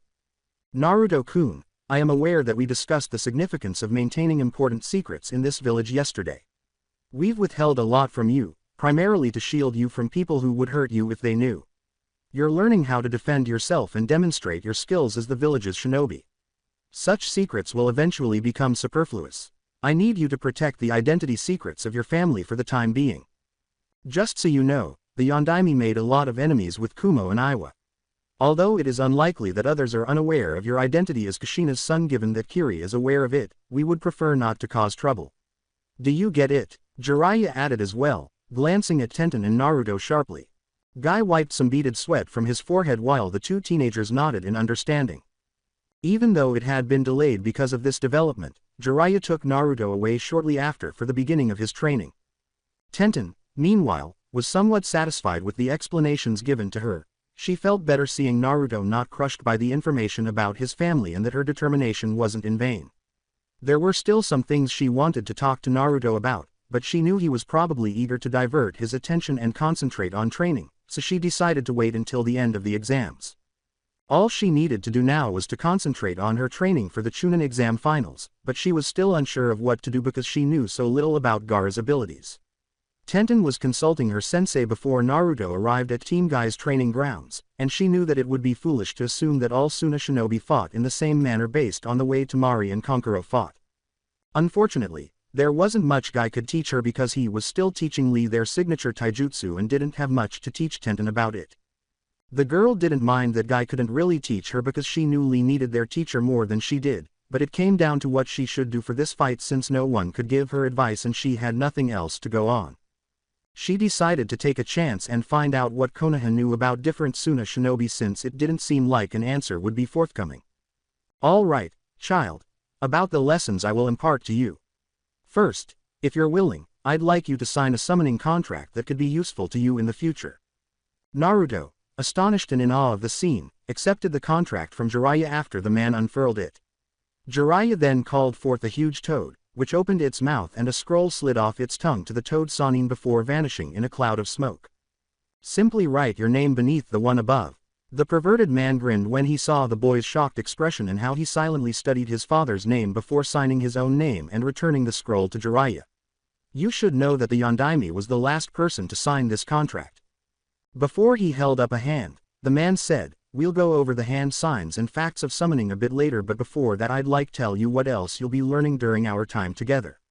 A swirling ball of chakra then materialized, and Jiraiya slammed it into a nearby boulder, destroying the enormous rock in the process. As he watched in awe, Naruto asked, what was that? Jiraiya laughed. That was the Rasengan, one of the Yondaime's signature jutsus that you're going to be learning it as well. Naruto, unable to speak, nodded that he had heard, but that was the only thing he had heard. Jiraiya had more lessons in store for the young teen. With your opponent being a Hyuga, I have a personal jutsu that will help you against one of their hard-to-counter techniques. Jiraiya went on to teach the boy his final lesson, grinning nostalgically, saying, your mother had a special jutsu that tied with her chakra. Hopefully, it will also be useful to you. Additionally, it will help combat this Neji brat. Now, let's get to the summoning practice before the hot springs closes, he said with a smile.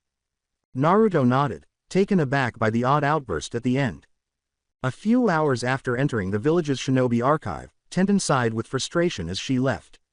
Based on Konoha's records on Suna's shinobi, she was unable to find any external clue or hint about this Gaara boy's abilities. She had hoped that something might be on the gourd the teenage redhead carried, but that didn't lead anywhere either because there was no record of any Suna shinobi using one in the archive. Back to square one, she slouched off to eat, but nothing in the food carts and restaurants around her seemed appetizing. Eventually, she found herself in front of the Ichiraku's ramen stand, and she couldn't help but laugh, especially when she heard her stomach rumbling. After satisfying her hunger, she continued to think about what she should do for her match and eventually found herself wandering around before her foot travels unexpectedly led her to the training grounds of the Forest of Death, where she had visited not too long before. Tenten heard some voices in the forest itself as she was ready to turn around and head somewhere else. Specifically, she heard someone ask, do you understand, Gaara? The girl with the bun hair went against her better judgment and entered the training grounds before she noticed a group of people in a forest clearing. Temari and Kankuro were off to the side of the tall, red-haired man wearing robes that looked like the ones the Hokage wore, and behind them were two of the Odo boys who lost the third exam preliminary round, Dosu and Zaku. Gaara was hiding behind a tree over 20 feet away, with his back to Tenten. There must be no issues with the plan. The man looked down on the red-headed teen with authority and dispassion, saying, your brother and sister will have to be on standby until the time is right because they failed their initial mission.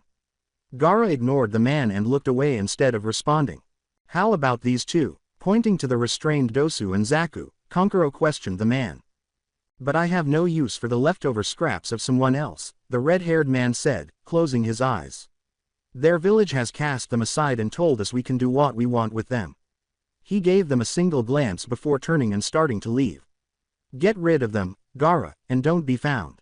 Only then did Gaara's eyes return, looking icily at the now trembling Odo Genin after the man, Temari, and Kankuro had left. Mom desires blood. Yours doesn't really matter, but this time it will do. Then Tenten saw sand pour out of the gourd on the boy's back, and he tossed it to Dosu and Zaku, who were frantically fighting their restraints, and the sand enclosed them and lifted them off the ground. After that, Gaara moved his hand, and to Tenten's horror, Dosu and Zaku were crushed by the sand, unable to even scream, and blood splattered the ground. Tenten quickly and silently left, not wanting to attract any attention. Naruto left his first lesson with Jiraiya completely exhausted. He had never used so much chakra in an attempt to summon a proper toad, and he had only succeeded in calling forth a young, talking toad named Gamakichi after calling forth a large number of tadpoles. Naruto's only desire now was to enjoy some ramen from Ichiraku's, but he halted when he noticed Tenten approaching from a different direction, looking as white as a sheet. She quickly noticed him and appeared slightly more composed before approaching him. Hi, Naruto, have you finished your daily training? Yeah, but are you okay, Tenten? Naruto asked, nodding before putting a hand on her shoulder. With a nervous laugh, Tenten shook her head and said, I just saw something I wasn't prepared for and I am now even more unsure on what I should do for my match in the finals. Even though Tenten was relieved to see the blonde teen and felt somewhat reassured after seeing what she did, it was difficult for her to express her desires directly. However, Naruto caught a glimpse of something and quickly drew her into an embrace. Tenten, taken aback, stiffened, but heard Naruto whisper something in her ear. Then he withdrew, grinned at her, and said, Want to accompany me to Ichiraku's? I'm going hungry. I can help you if you need it, he had said into her ear. It's a promise. Tenten was in a daze until she realized he had asked her another question, which helped her regain her composure. I already ate, but I can keep you company, though. She laughed. With a smile in return, Naruto gestured for her to approach him. Shall we? Along with Jiraiya, Danzo, Himura, and Kaharu, the Hokage listened to Maeda-gai's report on what his genin student Tenten had told him late the day before regarding the alleged deaths of 2 genin from Otogakure and the clandestine meeting between members of the Kazecage's family in the training grounds of the Forest of Death. Gai's final report detailed his findings in the forest, which included finding small traces of somewhat fresh blood but no bodies. Gai concluded his report, took a step back, and the meeting's senior members conversed with one another. Hiruzen, this confirms what I've been attempting to tell you for years. Danzo leaned on his cane and growled, peace is failing and war is at our door. Although he would likely be the only one to get away with such blatant disrespect, no one in the meeting attempted to chastise the veteran war hawk. Gekko-kun's attack while on patrol is another. Thank goodness Jiraiya-kun was there to save Gekko-kun after that happened, otherwise we would have lost such a valuable swordsman, Himura remarked. It all spells out the plans of an attack on the village, Hokage-sama. The Toad Sannin gave the old warhawk a small glare before turning back to deliver his report for this meeting. Jiraiya nodded, but Danzo scoffed quietly, saying, a shame he didn't see the attacker. It appears that Suna is assembling their forces for a purpose. After hearing Gai-san's student's description of their conversation, it's reasonable to presume that they're not working alone on this. Odo is probably on their side. Without a doubt, those 2 genin who perished belong to them. Danzo whispered, you ought to put the Kazekage in jail. And run the risk of even more punishment. Sarutobi sighed, whether they like it or not, they do have a valid complaint against us because of their stupid daimyo. Before one of the newest Junin instructors, Kurenai Yuhi, dared to ask a question, the room fell silent. What actions did the daimyo take? In response, Asuma, another Junin, said, he redistributed the missions that were supposed to go to Suna to other villages and we took in the most. This created a deep loss for Suna as a result. I can't do anything premature, like arresting him or his children while they're here in the village for the exams, the Hokage said, nodding. Or I run the risk of the other villages attacking us in reprisal for Suna. The best course of action for us is to keep an eye on things and make backup plans. With a sneer, Danzo hobbled out of the room, and the rest of the conversation focused on increasing security, assigning Anbu to follow prominent visitors, and preparing the Junin for the worst-case scenario. Later, Jiraiya was watching as Naruto finally finished the second section of the lesson to master the second signature jutsu of the Yondaime, the Rasengan. The old Toad Sannin was impressed by how quickly the boy was learning and wondered if something had triggered it. The last time he checked up on the child, he discovered that the boy struggled to learn in the classroom, but now he was just a hair's breadth away from learning an A-ranked jutsu of his father. The spy master had a strong suspicion that the boy had spent time with that Tenten girl and her assistants in learning swordsmanship. Jiraiya was happy that the boy had found someone his own age, and based on the way the two interacted during that meeting regarding the boy's father, Jiraiya had a feeling that something was developing between them, whether they knew it or not. The Toad Sannin idly wondered how the boy's parents would respond to this girl. Tenten was a tomboy like Kushina, but she had the same level of seriousness that Minato felt they would approve. Reminiscing about his late student and his wife, Jiraiya grinned. Quit thinking pervy things and tell me what to do next, Ero-sensei. Jiraiya frowned, regretting now that he had shown the boy the most recent book he had been working on, which had earned him this derogatory moniker, but he smiled evilly as he used his counter. I'm going to get a ton of money from book sales thanks to you and that girl, brat. Do you want to hear a sneak peek? After frowning, the blonde teenager sighed wearily and said, I keep on telling you, there's nothing really going on between us. But I'm willing to wager that you would prefer that there be, Jiraiya observed. After shrugging, Naruto kicked one of the popped balls he had been using on the ground, saying, I suppose. Sakura-chan was the only other girl I gave much thought to, but she refused to even smile back at me. Knowing that he had a similar relationship with his own teammate, Tsunade, Jiraiya nodded. But if Tenten doesn't want to be that way with me, I don't want her to hate me, Naruto went on. She is unique, and I'm more concerned about doing something that would ruin our current situation. She takes her kunoichi identity very seriously. Would she truly be interested in dating someone? I know someone who's serious like that Tenten girl, and even she fell in love, kid, Jiraiya said with a smile. Therefore, the idea isn't really that hopeless. Jiraiya cleared his throat after Naruto cast a contemplative glance at the ground. But once you understand what I'm teaching you, you can start impressing the girl. Let's return to it now. As they say, work before pleasure. Naruto gave the grinning elderly man a frustrated glance before paying attention to his instructions on the final step of mastering the Rasengan. Tenten was sitting at Ichiraku's ramen stand, drowsily stirring her noodles, not realizing that Chuki, the proprietor, was nodding to the kunoichi while chatting with his teenage daughter Ayame. This time, do you think I made the ramen too bland? I don't think so, Dad, Ayame said, looking up and cocking her head to the side while folding her arms. Perhaps it is related to the exam that is taking place in the village. According to Naruto-kun, they were involved. Chuki nodded in agreement, and their favorite client quickly leapt up and sat on the stool beside the teenage girl who was lost in thought. Old man, chicken ramen.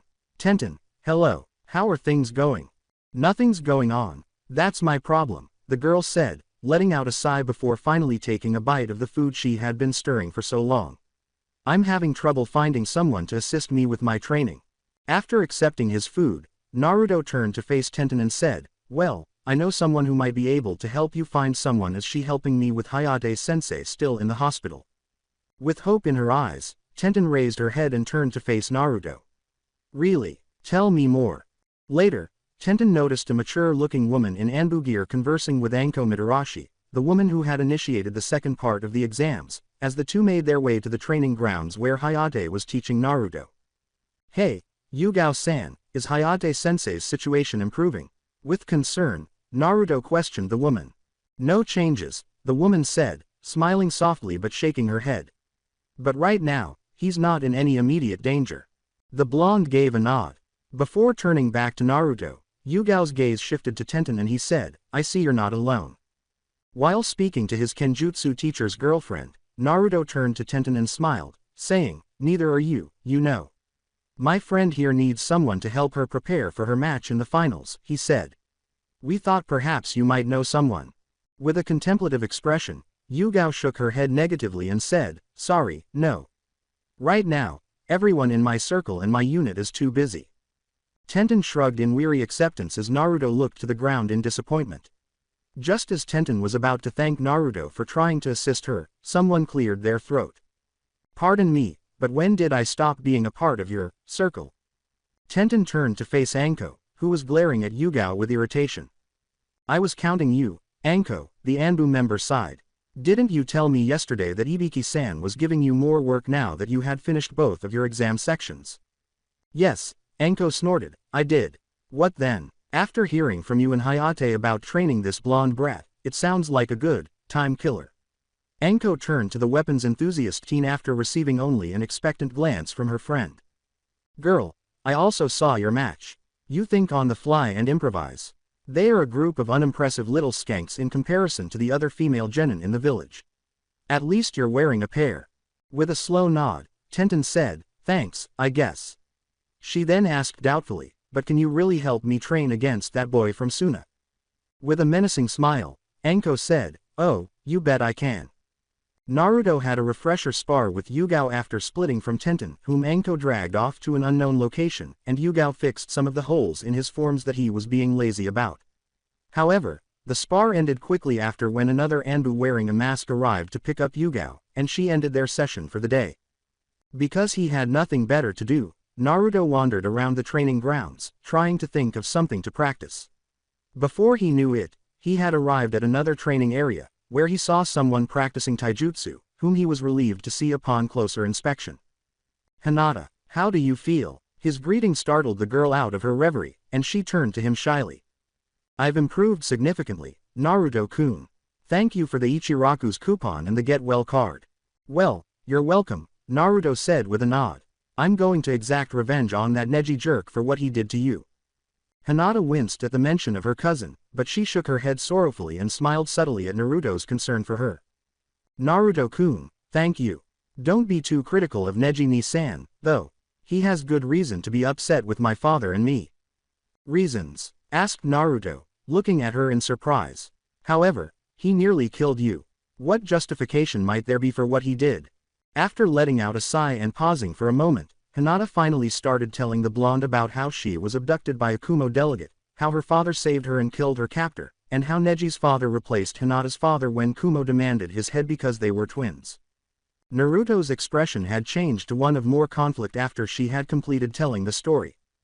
Hinata chose to shift the topic because she felt a little bad about bringing Naruto down with her family's problems. I forgot to tell you, see, congratulations on making it to the finals, Naruto-kun. With a sheepish smile, Naruto jolted out of his reverie and said, thanks. Putting her index fingers together, Hinata said shyly, I'm glad both of you made it through. Blinking, Naruto said, both of us. With a nervous laugh, Hinata said, and nothing, never mind. Later, as she watched Naruto leave for home, Hinata grinned, remembering the crush she had, and perhaps still has, on the blonde. He had inspired her at the academy to try and overcome doubt with determination, something she struggles with. Yes, Naruto, and her teammate, Kiba, had drawn her attention and gratitude. With Kiba, it was his self-confidence and loyalty to his team. When she was bedridden after recovering from her cousin's onslaught, he frequently stopped by to discuss the matches and expressed his gratitude that she was okay. There was no mistake, Hinata's crush seemed interested in the older girl in a more passionate way. It hurt a little, but she knew that she had never opened herself to him because of her shyness. She remembered feeling conflicted as she listened to Naruto call out to Tenten at the beginning of her match, encouraging her to do so. Hinata sighed, smiling sadly, and then gathered her belongings and headed home. As the day of the finals of the exams drew near, the village of Konoha was experiencing a constant stream of visitors. Although security was heightened due to the possibility of an attack, some exceptions were made, allowing important dignitaries and high-profile individuals to pass. One individual in particular was granted permission despite their best efforts to remain unrecognizable.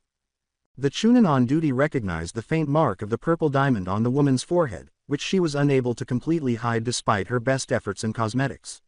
The woman was tall, wearing heavy clothing with a hood covering her hair, wearing glasses, and trying to be inconspicuous. The reason he did not reveal her identity was straightforward. He owed the woman a favor for saving his niece's life while the girl was in the hospital, so he allowed her to pass with no fuss. Indeed, Tsunade of the Sannin had returned to Konoha, a place she had previously denounced and vowed never to visit again. Her motivation was simple. That Lee kid has good odds but not as good as this Gaara brat from Suna, interesting. This bee returned to the hive because of the betting pool. Another Sannin, however, was in the village, albeit in a more isolated location. Cage-san, wouldn't you agree that everything is great? Rasa, the Cage of Sunagakur village, regarded the speaker with a certain amount of caution. Most of his entourage had warned him since he had entered into a deal with the snake Sannin that he would regret making a deal with this devil, but because of their daimyo's carelessness, he felt that the village and himself were already in danger. As of right now, Konoha appears to know nothing. However, we've had a few near misses, Rasa stated. Yes, but this village is still soft on the underbelly, a lot goes unnoticed, laughed Orochimaru.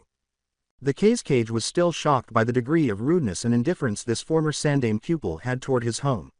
As he thought about it, he imagined that, if he ever made it that far, his own son Gaara would likely feel the same way.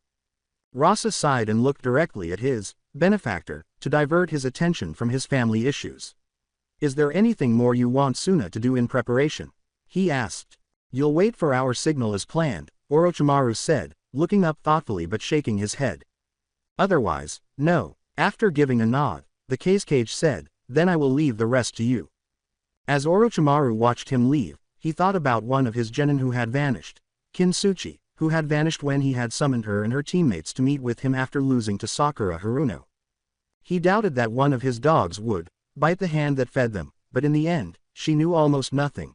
The snake Sannin had sent one of his tools to find her, but he had not heard anything since. It was possible that the village had captured both, but that was up for debate.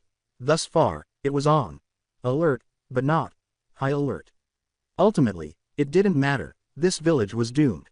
Gazing at the Cage's location, Orochimaru smiled to himself and pondered. Yes, doomed, like some others. I apologize, Rasa-san, but I'm going to make good use of you. The hustle and bustle of the village of Konoha was quite lively this morning, as the Chunin exam finals began the next day. Tsunade was among the crowd, examining a statistics sheet that one of the other gamblers she met at the betting booths had given her. This year's exam featured some unexpected favors, but it was not surprising that the clans and powerhouses were given the best odds among the examinees. The legendary sucker pondered how preferences never seemed to change after all these years. The slug Sanin's first reaction was to ignore the gasping of someone who was clearly in pain because she didn't want her presence to be known to her sensei and the old fossils on the council, lest she be forced to assist the village again. However, just as she was about to continue, she paused and sighed in annoyance. Tsunade had planned to visit a bar before deciding on her bets, so she took a detour through an alleyway. As a medical professional, she had a creed that would not turn away someone in dire need, despite her callous attitude. So she veered off course and went down a series of winding alleys until she reached a place where two people were standing, one of whom was a man in plain clothing who had fallen on top of a girl with long black hair. It was not a rape because both were wearing clothes, and the man was motionless, while the girl below him appeared to be clenching her teeth in agony. Tsunade immediately went over and lifted the man off the girl and laid him on his back, where a kunai protruded from where his heart would be, and it was obvious that the man was dead.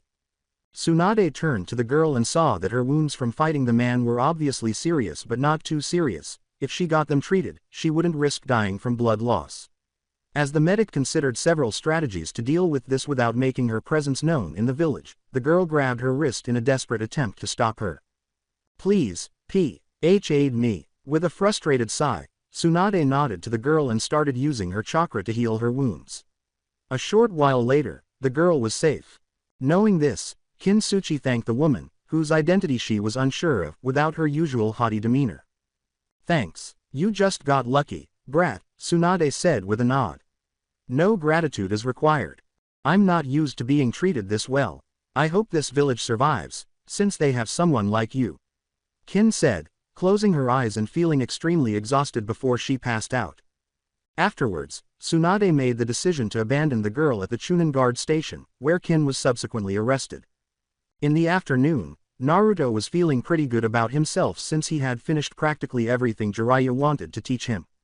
Summoning appeared to be the most difficult since Jiraiya had wanted Naruto to use the Kyuubi's chakra to go beyond with the summoning, but they ran out of time before they could do so Jiraiya decided to approach it later after the exams. The hardest skill to learn, aside from Toad summoning, was his mother's chakra ability, or, as Naruto discovered, an Uzumaki ability. Nevertheless, the blonde teen thought it was worthwhile because he now had two items from his departed parents that he could use to honor them and, hopefully, make them proud in the great beyond. Jiraiya gave the genin a day off before the finals, so Naruto, still full of energy, was walking around the village before arriving at the Totosai weapons store as he had done so many times before. The blonde teenager was not surprised by the sign outside advertising a sale in place of the exams, knowing that unless he was there to shop or make a repair, Tenten's father, Shin, would probably ask Naruto to come by another time. Naruto also frequently stopped by the store to see how Tenten was doing because she had been absent since receiving instructions from that Enko woman, which kind of freaked him out. Naruto was about to leave because he had nothing to do here and Tenten would likely be sleeping if she was at home when he heard the weapons shop door open and the weapons enthusiast's voice yelling behind her shoulder. "Yes, Dad, I am certain that I have it. Stop bugging me about not being able to assist more. I already have a woman on my back who is determined to make me bleed whenever I see her, along with the exams." Before her eyes saw Naruto not far from her house, the girl slammed the door behind her and let out a tired sigh. "Naruto, perfect timing. Come be my live training dummy for a bit, I need something to vent on." Naruto turned pale, but before he could flee, the girl used a body flicker technique to vanish and then reappear beside him, her hand snatching his jacket to prevent him from running away. "Did I mention that you could refuse?" With a charming smile, she said. Later, a contented, grinning Tenten and a severely nicked Naruto with cuts on his body were leaving the training area. Stretching, the kunoichi remarked, "Ah, I've worked up an appetite with that little exercise. How about, no, I've visited Ichiraku's enough. Naruto, pick somewhere else." After giving his itchy cuts some thought, the blonde said, "Well, there's that place that Choji always eats at, Yakiniku's barbecue." "Okay, let's go there," Tenten said with a nod. The two teenagers traveled slowly before reaching the restaurant, which was not crowded despite the large number of patrons. They approached the counter and placed their orders, Tenten ordering a hamburger and Naruto ordering some spare ribs. They ate in silence and then conversed over the restaurant's drinks. Tenten let out a longing sigh. It appears that the finals are tomorrow. I wonder how many of us are going to be promoted to Chunin? Asked Naruto, nodding. I don't know, maybe no one, Tenten shrugged. According to your Kenjutsu sensei, that might occur. Naruto grinned when he thought about Hayate, and Tenten chose to ask him a question she had been wondering about. Speaking of senseis, could you describe the experience of receiving training from Jiraiya of the Sannin? After giving it some thought, Naruto grimaced and said, he's a good teacher, whenever he's not being a pervert. A pervert? Tenten inquired, startled. Are you familiar with the small orange books with the adult covers that individuals like Kakashi-sensei read? Naruto nodded. He wrote those. As Naruto was refilling his drink from the pitcher on the table, Tenten's eyes widened and she turned away in awe, saying, huh. I hope he's not teaching you how to write smut. With a furious expression, Naruto said, no way. It's embarrassing enough that he's attempting to make me acknowledge that Naruto's mouth slammed shut and he turned his head away. Tenten gave him a questioning glance. Acknowledge. What do you admit? In an attempt to find a way out of this line of inquiry, Naruto's thoughts wandered, but when he considered it objectively, he was avoiding something that he would need to consider more as he and Tenten continued to meet at similar times. He swallowed his nervousness and asked his own question to the kunoichi, who was waiting patiently. Can you tell me something, Tenten? I'll respond to your query if you do. Yes, Tenten said, shrugging after giving a slow nod. Proceed. Did you find any guys at the academy attractive when you were there? Was the innocent, indirect question that Naruto chose to try. What? Tenten asked, tilting her head to the side. With shame, Naruto averted his gaze and said, a stupid question, really. But it really caught her off guard, and the bun-haired girl didn't chastise him for asking it. She shrugged and said, well, it's certainly something I wasn't expecting. She sighed, I don't really know how to answer it because I can't tell you if there were any boys I liked. I wasn't initially searching. Because you want to become a serious shinobi, right? Naruto said with a sigh of relief. Tenten laughed dryly and said, why are we talking about this again? There were a lot of girls in the class who did like to look for and talk about those things, but it didn't interest me. Tenten nodded. I guess, it's because, Naruto said with a regretful smile, taking a deep breath, I'm interested about you. Naruto Uzumaki, are you trying to put the moves on me? Tenten asked with a playful smile after giving him a silent look. After his face flushed scarlet, Naruto turned to face the table and stammered, well, I mean, why not? You're the toughest girl I've ever met, attractive and intelligent. It was Tenten's turn to burst into an embarrassed shade now, and by the time the waitress returned to refill their drink pitcher, the two had avoided eye contact and had not exchanged a single word, until Tenten broke the ice. You've impressed me too. It was incredible that Naruto didn't sustain whiplash because he looked up so quickly. Huh. Your drive to improve, your eagerness to take in everything that I taught you and how you stuck with it, Tenten sighed as she leaned back in her chair and gazed up at the ceiling. You're amazing, Naruto, and a very nice guy, she said, grinning as she met the blonde teen's eyes. In the end, Naruto and she exchanged a smile, and they continued to do so while staring at each other until three voices from the table behind Tenten interrupted them. A male voice said, I'll bet you they're not real. They are genuine, of course. Why do you even ask that question? A girl's perplexed voice spoke up. A bored voice said, some people might emphasize themselves by adding them. I will sense them. Determined, the first speaker said, I'll show you they're not real.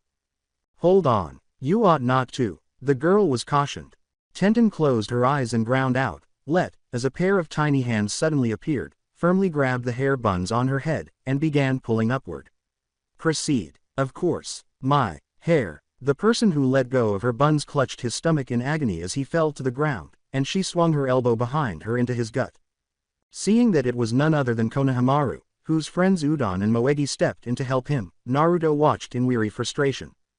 Naruto and Tenten left Yakunakas in a more solemn mood after the three children apologized for interrupting their meal, but Naruto finally spoke after he had made a point of separating himself from the barbecue place. I didn't answer your question on what that Ero-sensei of mine was trying to get me to do. I had a really nice meal with you, Naruto, Tenten said with a sigh. Let's leave it for another time. She then grinned and gave Naruto a playful shoulder slug. despite the accompanying sideshow. He smiled and said, "It wasn't too bad." As he walked to the bar to have some drinks with his fellow Junin, Kakashi Hatake was humming happily to himself while reading his favorite book. He had just finished getting his female student, Sakura, ready for her match against the Aburame boy, and he needed some downtime. His only eye opened as he turned a page in his book and saw a pig in a vest running frantically towards him while some small children chased after it with sticks. Behind them, a medium-height, brown-haired woman who owned the pig was yelling for the pig to return to her and for the children to stop bothering it. After saving the piglet in a single motion, Kakashi used the body flicker technique, vanishing from the bewildered kids and resurfacing behind the woman. The woman saw him, and the two then left the kids' line of sight. "Kakashi-san, thank you for saving Tenten." The woman grinned broadly. After giving her the pig, Kakashi gave her his eye smile, and said, "All in a day's work."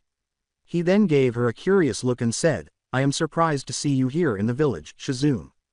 Shizune replied, "Well, my master disappeared on me a while back and I've been trying to find clues on where she's gone to." Surprised, Kakashi said, "They brought you here. Is Tsunade-sama in Konoha?" She grinned, "I overheard some gamblers talking about a woman matching her description asking about the betting pool in this year's Chunin exams." Shizune murmured, "No matter how many times I try to make her stop, she still does gamble." Then, thinking that her master was most likely out and about in some kind of disguise, Shizune asked Kakashi to tell her if he saw or heard about the slug Sanin. The following day, the finals of this year's Chunin exams got underway, with attendees lining up to the gate and some gamblers lining up to the betting booths. Suant, leaving one of them, carefully considered who she would bet on a whim. The blonde Uzumaki kid was the dark horse contender because he wasn't a powerhouse or someone of prominent clan status, so he wasn't the odds-on favor, but, out of nostalgia for the people she remembered as the boy's parents.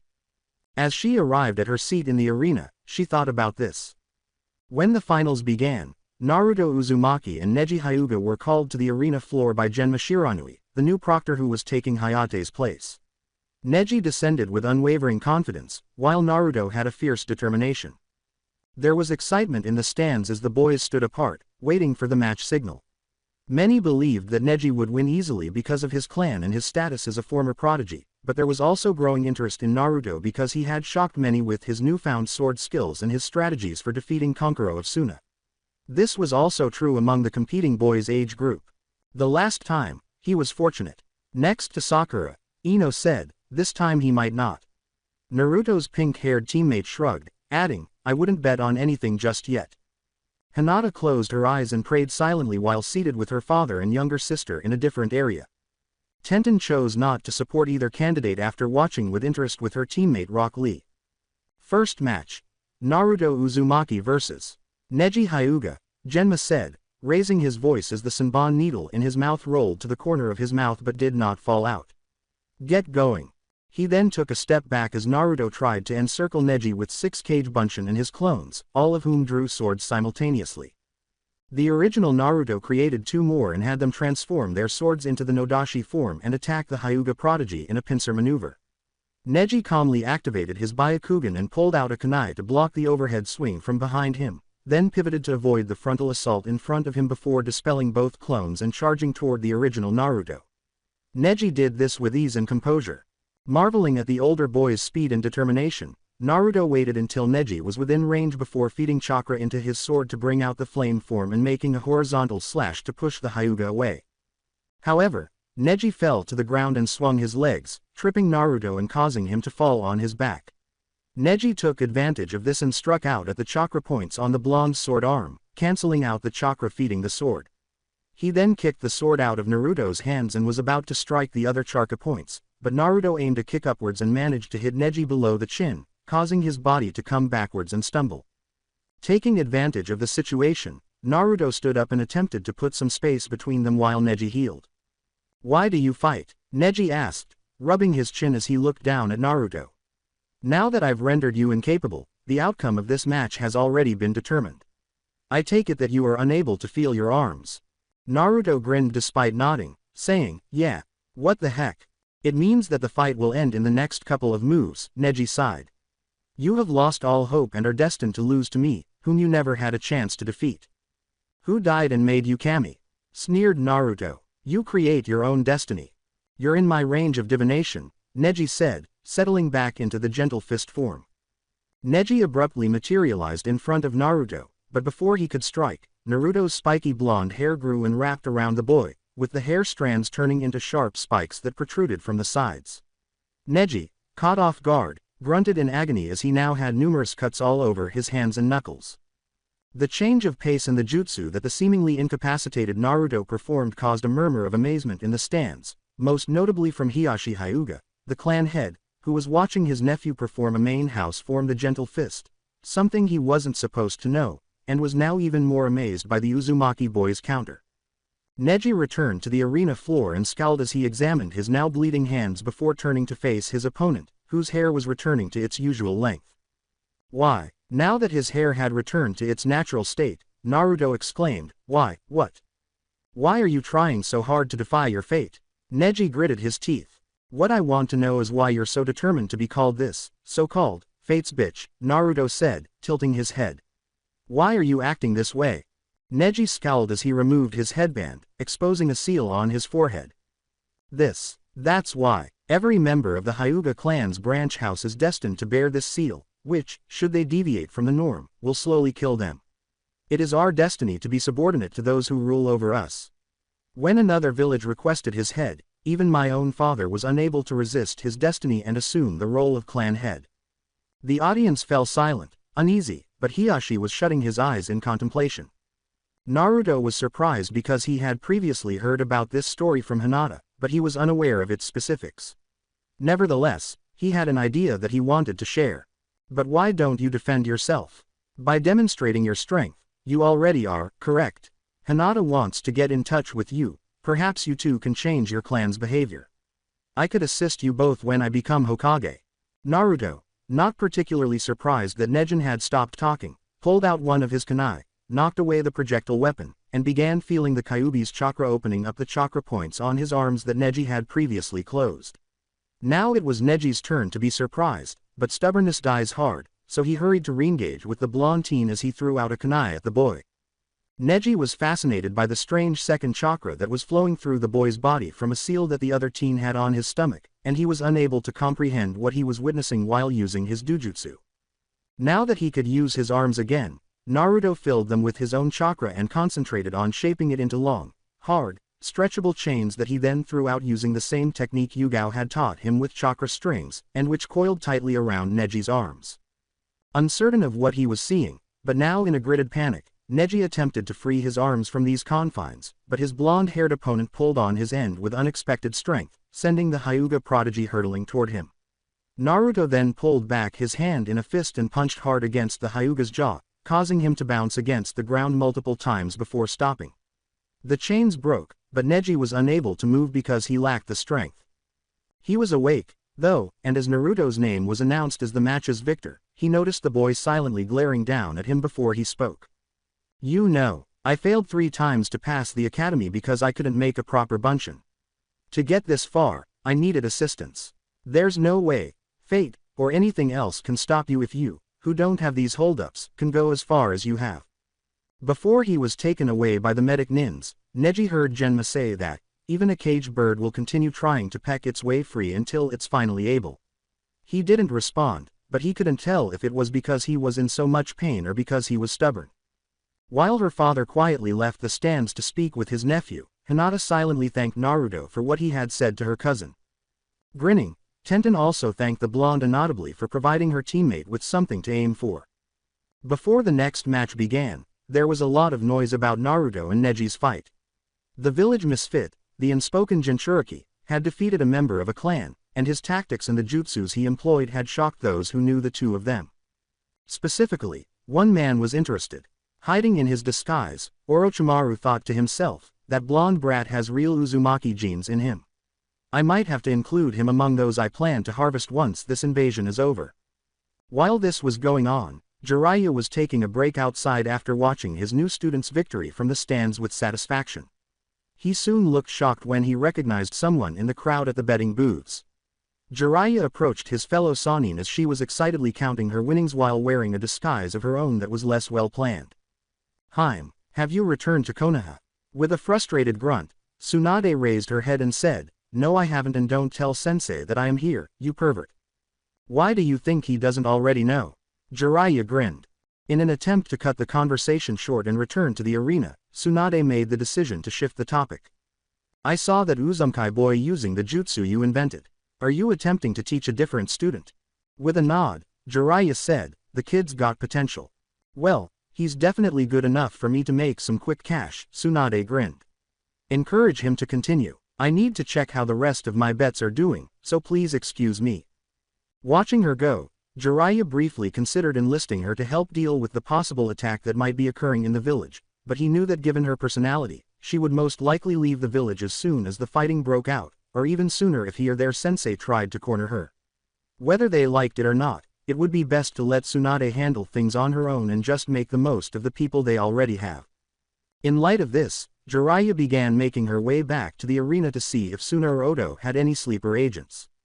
Sakura vs. Shino Aburame was the match that followed Naruto and Neji's.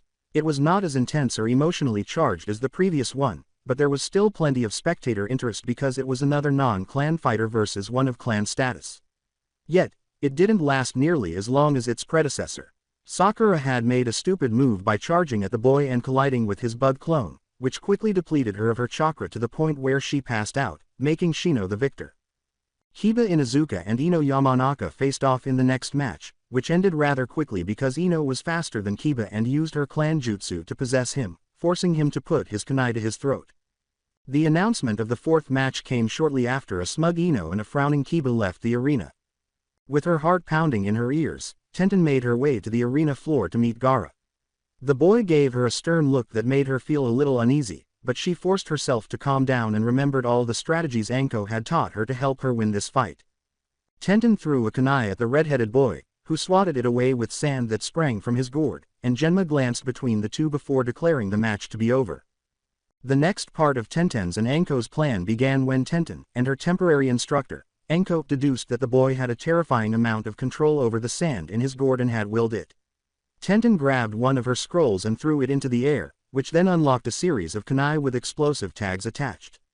They landed in a circle around Gaara, who gave them a suspicious look before Tenten triggered them, causing a series of tiny explosions. Tenten and the audience waited in suspense, and when the dust settled, it was evident to everyone's amazement that the boy was unharmed, but Tenten saw that Gaara's face appeared to have sand falling off of it in some spots. Tenten was relieved to think, "This looks promising. It looks like he uses sand as a type of armor as well. But it doesn't look unbreakable. That's good."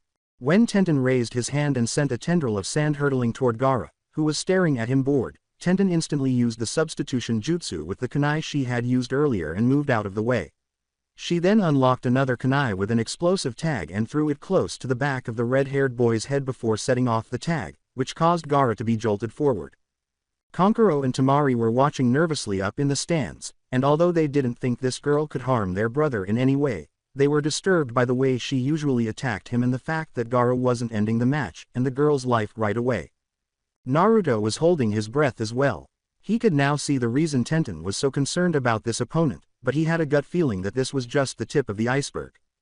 Gaara was beginning to use his sand to knock away any projectiles with tags attached, so the weapons enthusiast was trying to think of another option. Anko had suggested poison as a possibility, but Tenten's father didn't carry it in their store, and she couldn't find a place to get some within the village before her match, so she knew she was running out of options. Tenten was starting to lose steam with the constant dodging. But before anything could be done, there were loud explosions everywhere and fighting broke out throughout the arena. Recalling the fates of the two Oto genin, Tenten struggled to free her feet as the sand crawled up her legs, stopping abruptly as she recognized the genjutsu that came from feathers floating down. She soon discovered that Gaara's sand had grabbed her ankle. When Naruto was suddenly awakened from the genjutsu, he was stunned by what he was seeing and was startled out of his reverie when he heard Tenten's cries of agony and saw Gaara covering her waist with sand. He moved to the arena floor and used the body flicker technique Tenten had taught him to break Tenten out of the sand mold she was in by tackling her to the side. As he unsheathed his sword and helped the girl with bun hair stand again, they discovered that Gaara was not the only one facing them, his siblings and a man with half of his face covered. Naruto heard Tenten grunt next to him and noticed that her leg was now at a strange angle. Probably the bastards, sensei, he thought to himself. How bad is it? Tenten. He might have broken something, Tenten said, squinting as she attempted to adjust her battle stance. However, nothing noteworthy. Naruto nodded, wondering what on earth he should be doing since it was clear that Konoha was being attacked and that these guys were supporting it. The sensei of the Sand Trio gave the three of them orders before he could think about their predicament anymore. Gaara, carry out the plan. As planned, the two of you guard him, and I take care of any interruptions. Gaara was staring at Naruto and Tenten with a sense of bloodlust, seemingly oblivious to their sensei. In reaction to that glance, Naruto sensed something stirring inside of him. Two figures landed beside Naruto and Tenten, revealing Metagai and Rock Lee. Allow me to assist you in your youthfulness, Naruto-kun. Jiraiya, meanwhile, was with his teacher the Sandaime in the role of Orochimaru. He had ripped off his disguise, which was the face of the recently dead Kazekage, and faced them with a single coffin that rose out of the earth. Well, Jiraiya, sensei, let's invite someone else since this is a historic reunion. Historic in relation to the table. Jiraiya, I'm sure you'll remember him. A tall, long-haired man with a breathing mask over his face and a kusarigama, a sickle with a chain and a weight at the end, came out of the coffin. Jiraiya whispered. Hanzo, Sarutobi, wearing his shinobi gear and holding his staff Enma, appeared to be bothered by this development as well. I recognize you, Hanzo of the Salamander grunted after surveying his surroundings. He then turned his head to the side and peered at Orochimaru behind him. And you two were two of the whelps that I identified and released. Why have you brought me here? With a laugh, Orochimaru said, why, so you can have a bit of fun, of course. Then, before it could be swallowed, he thrust a tagged kunai into the back of Hanzo's head, causing him to become rigid before taking a stance with his weapon. While you play catch-up with our old adversary, Jiraiya, sensei and I will get reacquainted as well. Tension was building as Naruto, Tenten, and Rock Lee battled the Sand siblings while Guy was engaged in combat with Baki, the Kazecage's children's sensei. Gaara, in particular, was clutching his head and muttering menacingly while glaring at Naruto and Tenten. Kankuro whispered to his younger brother, Gaara, we need to head to the designated area. Despite his brother's encouragement, Gaara ignored Rock Lee and hurled a stream of sand from his gourd at the wounded Kunoichi and the inexperienced Konoha swordsman. Taking that as a cue, Temari attacked the three with a wind jutsu. Tenten threw a shuriken while forming the hand signs for the cage shuriken no jutsu that Anko had taught her among her other teachings, and the shuriken multiplied into 50 shuriken as Naruto instantly picked her up and avoided the sand and the jutsu. Gaara used a barrier of sand to keep some people out while his sister used another wind jutsu to knock the others away. Gaara's self-control was failing him, and he gripped his head as the sand quickly wrapped around his arms and legs, creating a hideous image. Shit, it's too soon to begin. Temari, should we? Kankuro was cut off when Lee kicked the boy roundhouse, causing him to block him. Temari was about to help her younger brother when Gaara let out a beastly guttural roar, causing sand to explode from his gourd and shoot sand projectiles everywhere. Then, with a deranged expression, he pursued Naruto, who was still holding Tenten. We must leave this place, Naruto. That guy has a serious problem. With Gaara pursuing them, the two of them fled the arena as Naruto nodded, aware that something within him, most likely the Kyuubi, sensed something about the boy as well. As Hanzo pursued him mindlessly, Jiraiya ducked the weighted chain that was headed his way. Meanwhile, Jiraiya watched with anxiety as his sensei engaged in combat with his assailant, his former pupil, Orochimaru. Turning back to his opponent, he grew his hair into sharp spikes and then hurled hundreds of needles at his opponent, but Hanzo sidestepped and threw the sickle's blade at Jiraiya. Knowing that the weapon was poisonous, Jiraiya had his hair swallow him up and block the blow. How do we get out of this? Jiraiya asked himself. Naruto thought the same thing as a tentacle of sand wrapped itself around his feet, causing him to fall and Tenten to tumble out of his grasp. He flipped over, channeled chakra through his sword, and freed himself with a burning slice. Gaara then crashed through the trees, more than 4 times his size, covered in sand. Uzumaki. Tenten paled as she saw what he was gradually becoming, but she was not allowed to think about it any longer because Gaara was growing larger and threatening to crush her underfoot. She made the hand signals for the body flicker technique, barely escaping, but soon discovered that a wind jutsu was slamming into her, sending her far away from Naruto and Gaara. When she came to a skidding stop, Temari revealed herself smirking and breathing heavily. While the boys play, I'll get my little payback on you, you damn Konoha nin. Bitter much. Tenten sighed. You were the last to speak, weren't you? Whatever the case, I have more than enough justification to cause you some discomfort as well. Konoha won't lose today. Naruto, meanwhile, was concerned about Tenten's fate but had to cope with Gaara's abrupt slumber and the sudden emergence of his sand monster. At last, I am at liberty. The towering sand monster, which resembled a one-tailed tanuki, soon fixed its gaze on the village of Konoha and began to lumber toward it. Naruto, stunned by what he was witnessing, quickly snapped out of his daze and frantically considered what he could use. At first, he considered the toads, but he knew that he couldn't summon anything bigger than Gamakichi knew, so it wouldn't help in this situation. Then what could she do? What options did he have? Tenten, Konoha, his friends, and his senseis were all in danger. Tenten, thought Naruto frantically. All of a sudden, he heard a deep, menacing voice in his head. Weak, pathetic, human. What can you hope to do without the assistance of those better than you?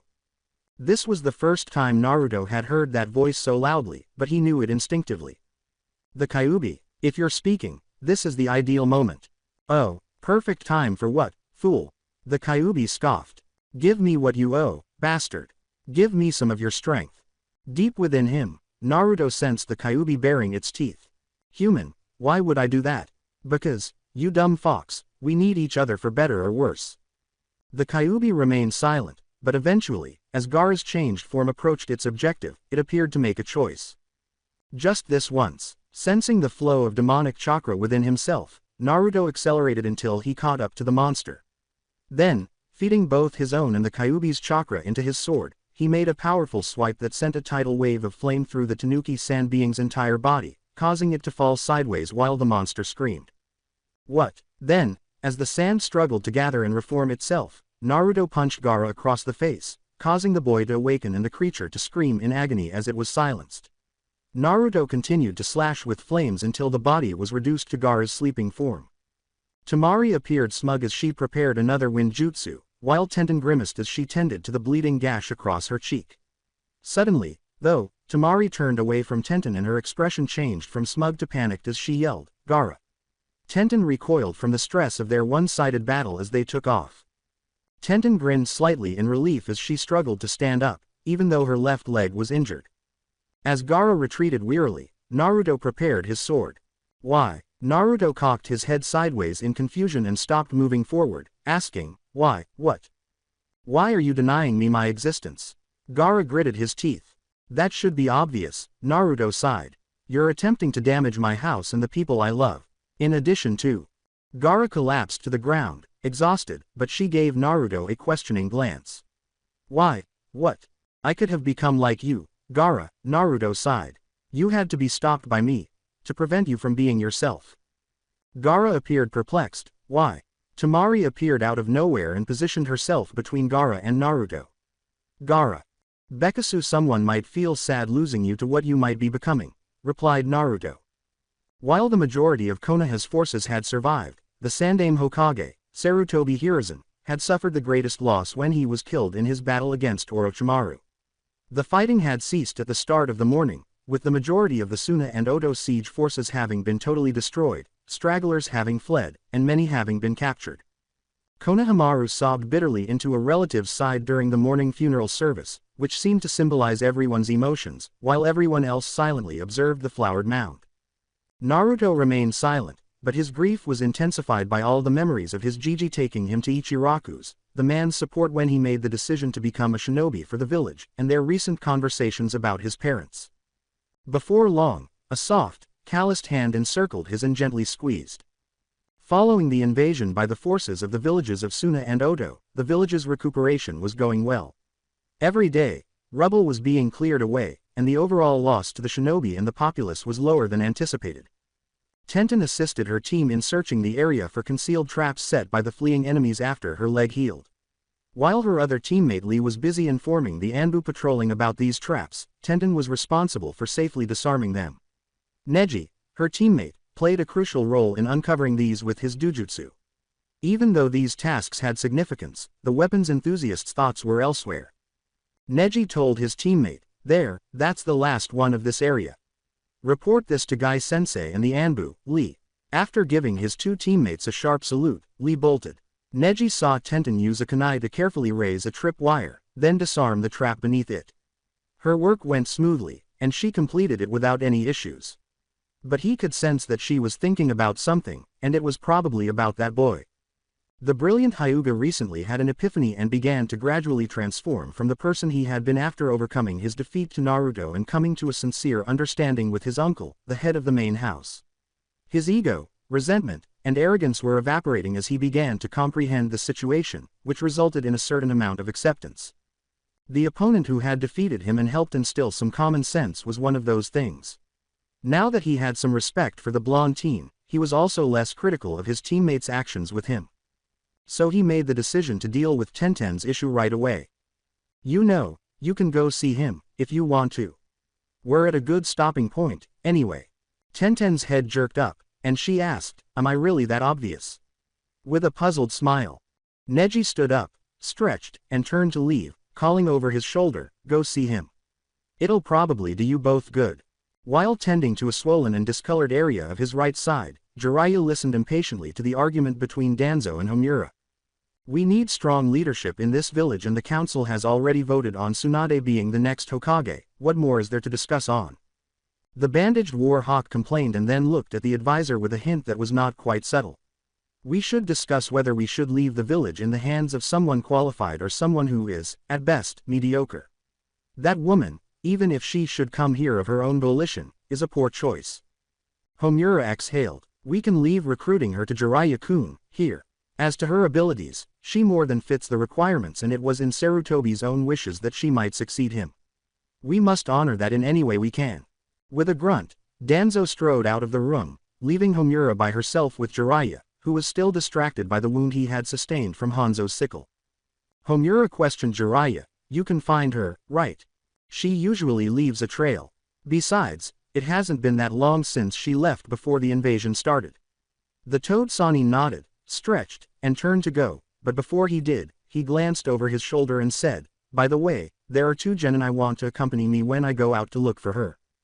With less zeal than usual, Naruto was slurping noodles while perched on the stool at the Ichiraku stand. He and his group had completed their search for survivors beneath collapsed homes. The sight alone, along with the effort he put forth to help unearth those poor people, nearly killed his appetite, but fortunately, there were more people alive than crushed bodies. And, well, the Sandaime Hokage's recent death. It has been some time since Konohamaru has appeared in Naruto's vicinity. Naruto understood his protégé's grief because he had also been solitary for a while. Before leaving the stand and starting his journey home, Naruto silently thanked Ayame and Tsuki while picking up the bowl and drinking away the ramen dish's broth. But halfway there, he had the sudden urge to go somewhere else instead of where he was going. He waited patiently for something to occur to him, looking up into the sky for some hint as to where he wanted to go. You know I've told you this once before, but, you really will get covered by bird crap if you just stand there all day. Despite himself, Naruto closed his eyes and grinned. Now where have I heard that before? The blonde turned to see the bun-haired Kunoichi standing there grinning at him while carrying a grocery sack over her shoulder. She said, you look lost. He sighed and confirmed, I feel lost. With a nod, Tenten motioned him toward her intended path, saying, in that case, come with me for a bit.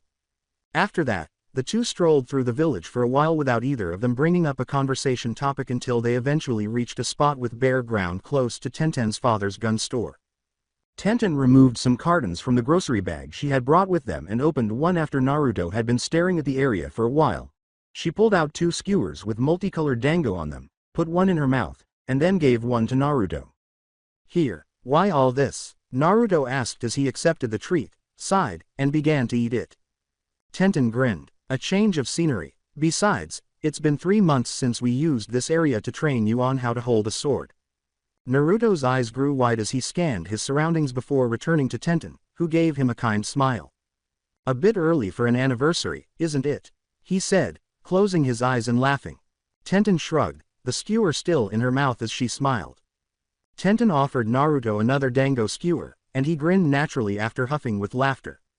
He questioned, why all the dango, though? The Kunoichi sighed wearily and turned her head away. That damn woman got me eating them a lot. Now, they're hard to turn away from. Naruto thought she was referring to Anko. Tenten's temporary sensei who offered to train her in the exam's second proctor. According to what Naruto had heard, Anko was excited to teach her techniques to a new student. Fortunately, she didn't have much time to teach Tenten any longer, otherwise, Naruto wasn't sure his friend would maintain her sanity. To their surprise, Jiraiya approached them shortly after they had disposed of their used skewers. "Here you two are. I've been looking all over. You two, pack for a 2-week journey, you're both coming with me." Naruto was a little suspicious, but Tenten appeared surprised. "I hope it isn't for your research, Ero Sennin." "Listen, brat, I may be a super pervert but I know when to pace myself," Jiraiya sighed, interrupting his new pupil as he was about to argue. "But besides all that, this is a mission we've been handed. We're going to bring in my other teammate to be the next Hokage." A red-haired teenage girl in a hidden base close to Otogakure, wearing a purple bandana head covering and a white gi with a purple rope motif tied on it, complained to herself as she made her way down the narrow, maze-like hallway and eventually reached a room containing medical supplies. Inside, a teen with white hair and beads was talking to their leader, who was receiving treatment.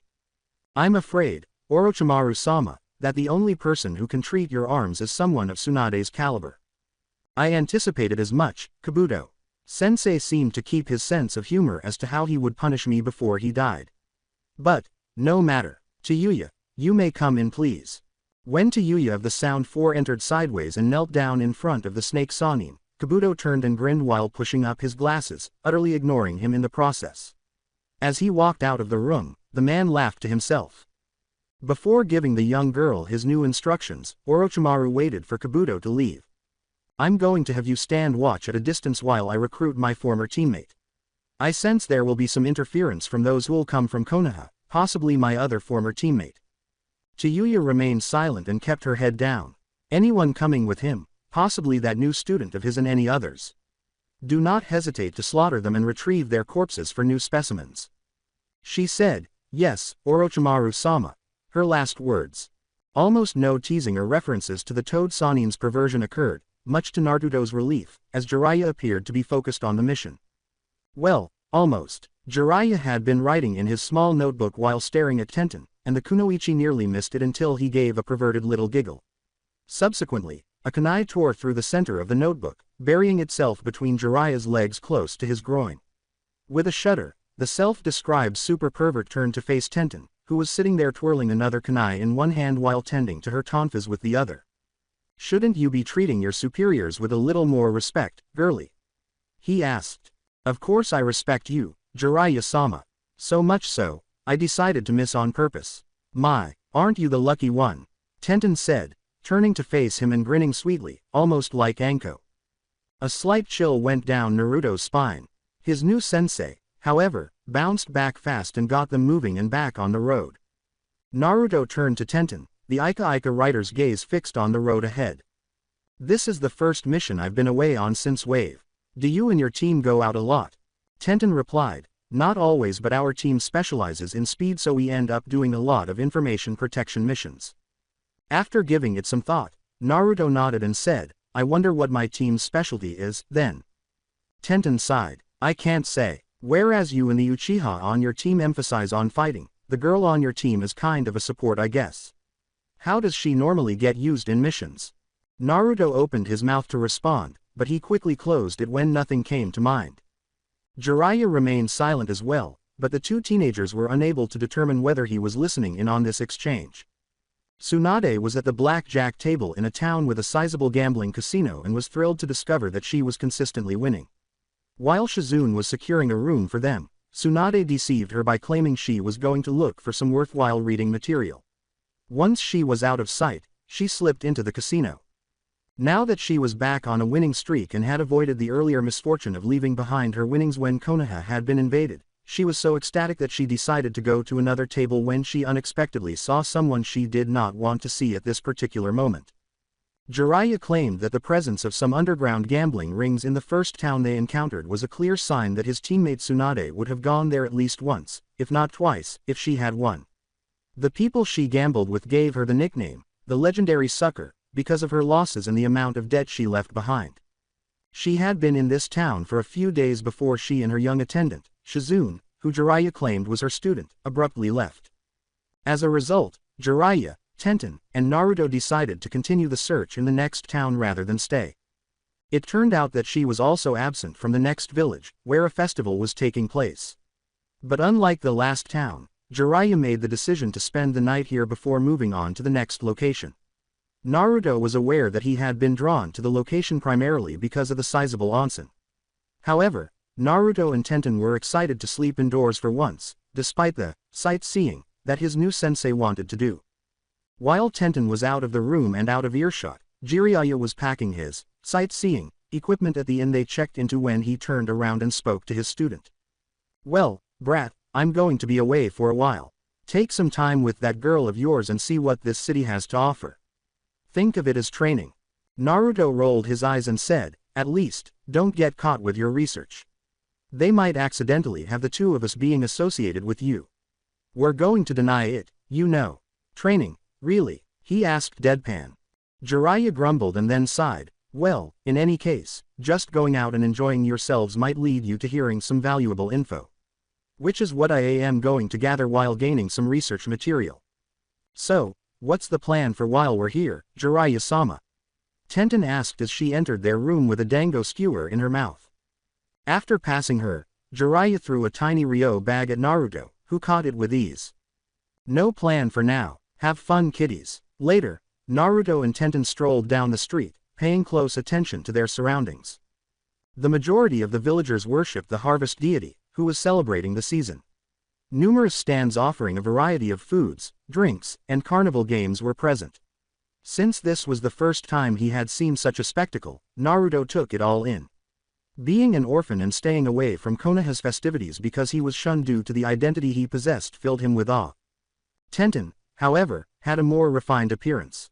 Before turning to Naruto, she casually glanced at what was happening, giving it little thought.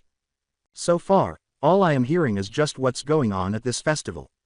Want to get something to drink while we try to gain more info?" Naruto gave a nod. Everything that was happening in this square was making him a little uneasy, and he stood out because he was openly brandishing his sword while Tenten appeared to be unarmed. After purchasing some fruit drinks from a stall, the two teenagers took seats at some tables with shade next to them. Naruto sat down and saw that the sun was going down and that the area was being illuminated by paper lanterns lit by the festival's organizers. A few musicians began to perform, and the area was highlighted by acoustic music. Soon after, couples came into the area created in front of the musicians and began to dance. Naruto was enthralled with the sights once more. A young adolescent girl approached their table shyly, breaking his gaze. Excuse me, but, could you dance with me?" Prior to Tenten stepping on his foot and pointing him in the direction of the girl, Naruto initially didn't believe she was speaking to him. He shook his head and blinked owlishly. "Sorry, but I don't know how to dance, so I'll pass." While Tenten began sipping her fruit juice with a slightly amused expression, the girl shrugged and moved to another table to ask someone else. She then gave Naruto a questioning glance and said, "Well, that ended fast. Was that true that you can't dance? Or were you just trying to turn that girl down nicely with an excuse?" Naruto was startled out of his reverie because he hadn't anticipated Tenten, who had been silent earlier, asking him a question. He nodded when he heard her question. "Yes to the first part. How about you? Can you dance, Tenten?" he asked, glancing at her. Tenten shrugged and pulled out another tray of dango. "I can do it a little bit. Part of the kunoichi training at the academy was about infiltration and some seduction to be used on missions. So they gave us some dancing lessons." Naruto asked, what were the dancing lessons like? Because he was curious about what some of those seduction lessons involved but knew he would get into trouble if he did. Tenten sighs and gets up after chewing on her skewer, saying, "It'd be faster to just show you." As she took his hand and guided him to the dance floor, Naruto appeared taken aback. She took his right hand first, then clasped it. "Now, put your other hand on the small of my back." What?" The Uzumaki teenager blinked. Tenten replied, "Like I said, on the small of my back." Following her directions with caution, Naruto placed his hand on her back and then slowly slid it down. "Okay, good. Any farther down and I would have decked you, so remember not to go anywhere else." She laughed. Despite gulping, Naruto nodded. Tenten brought their bodies closer together after placing her other hand on his shoulder. Before deciding to treat it like their sword training exercises, Naruto was momentarily frozen by this type of contact. He turned to face her and noticed a slight flush on the girl's cheeks. He called out to her, "Tenten." After blinking, she closed her eyes and inhaled deeply. Then Tenten gave him more instructions. "Sorry. Okay, so, listen to the song and try to find the rhythm. I'll lead, so just follow me along." Naruto gave a nod. The two shinobi teenagers stumbled a little at first, but eventually they found rhythm and danced a slow waltz to the music. About halfway through, both of them began to unwind. Naruto thought he heard some familiar perverted giggling in the air around them, but he was unable to locate the offender when he looked away from Tenten. When he turned to ask his dancing partner if she had heard what he had done, he noticed that she was also staring at the crowds and focused on something. When the second musical number began, the dance came to an end, and Tenten and Naruto made the decision to continue exploring the village. Tenten was about to say something when they heard some drunks complaining about a blonde pig-tailed woman who had just an hour earlier beaten them in a card game in the next town. Tenten had been glancing at Naruto at the time. Looking at Tenten, Naruto smiled and said, "Finally. Now where did they pervert?" "Don't you mean super pervert?" Tenten let out a weary sigh and turned to see Jiraiya grinning mischievously behind them, suspiciously clutching their possessions. "I take it, you heard that too, Jiraiya-sama." Naruto narrowed his eyes and said, "Yeah, what gives, Ero-sennin? How long have you been back there?" He threw Naruto and Tenten's possessions to their owner, saying, "Don't worry about the little things, runt. We've got our lead and now we need to go." He smiled as he led the two teenagers out of town after confirming that they had them. If only you could have witnessed your son's first dance with his girlfriend, Minato and Kushina. Shizune, Tsunade's friend and student, watched anxiously as she peered into her cocktail glass in a bar in the town of Kagashiro. There was the restless grunt of a pig wearing a vest. "Tsunade-sama." For a brief moment, the first Hokage's granddaughter closed her eyes and stood up. "Pack our things, Shizune. We're going to change towns." The younger woman with chestnut hair nodded in agreement and stood up to follow her master's instructions. It wouldn't sit well to treat that man. "Please, Tsunade-sama, don't do anything drastic," she said over her shoulder as she was leaving. Tsunade looked at herself in the mirror at the back of the bar after waiting for her protégé to disappear. An hour prior, her former teammate had shown up and cruelly charmed her into mending the injuries to his arms that their sensei had caused him during their last conflict.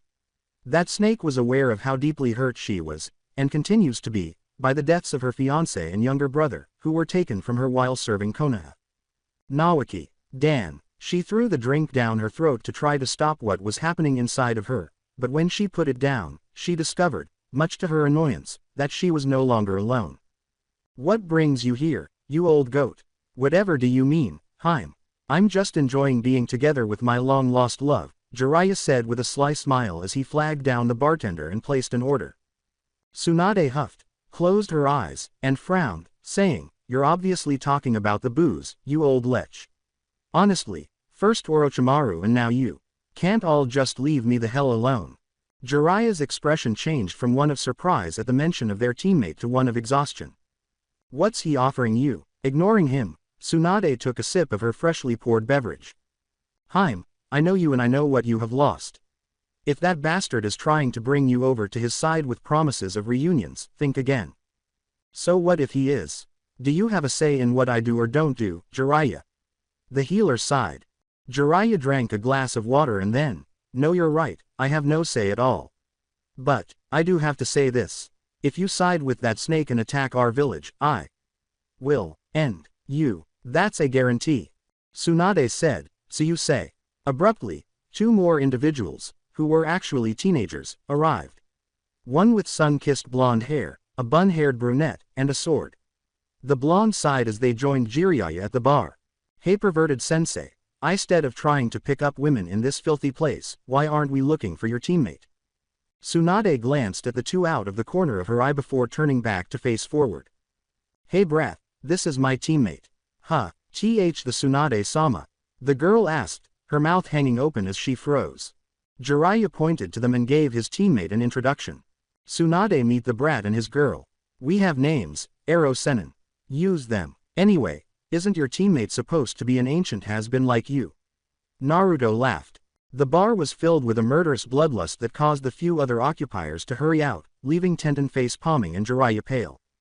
Tsunade got up from her seat and gave Naruto a drunken glare as he turned to look, clearly not reading the mood. "Say that again, if you dare." Naruto glanced from her to Jiraiya, unfazed. "Are you sure this person is who we want as the next Hokage? She's hard of hearing and a withering old drunk on top of it." With a sigh, Tenten moved away from the blonde, and Jiraiya intervened between him and his former teammate. "Now, Haim, calm down. The boy's a moron, he doesn't know what not to say." She snarled, "Outside, now, both of you." A combative Tsunade led the three Konoha shinobi as they left the bar and entered the street. Naruto was shocked that this individual was, in fact, Jiraiya's former teammate and that they had discovered her in such a drab and depressing state, despite his earlier offensive remark.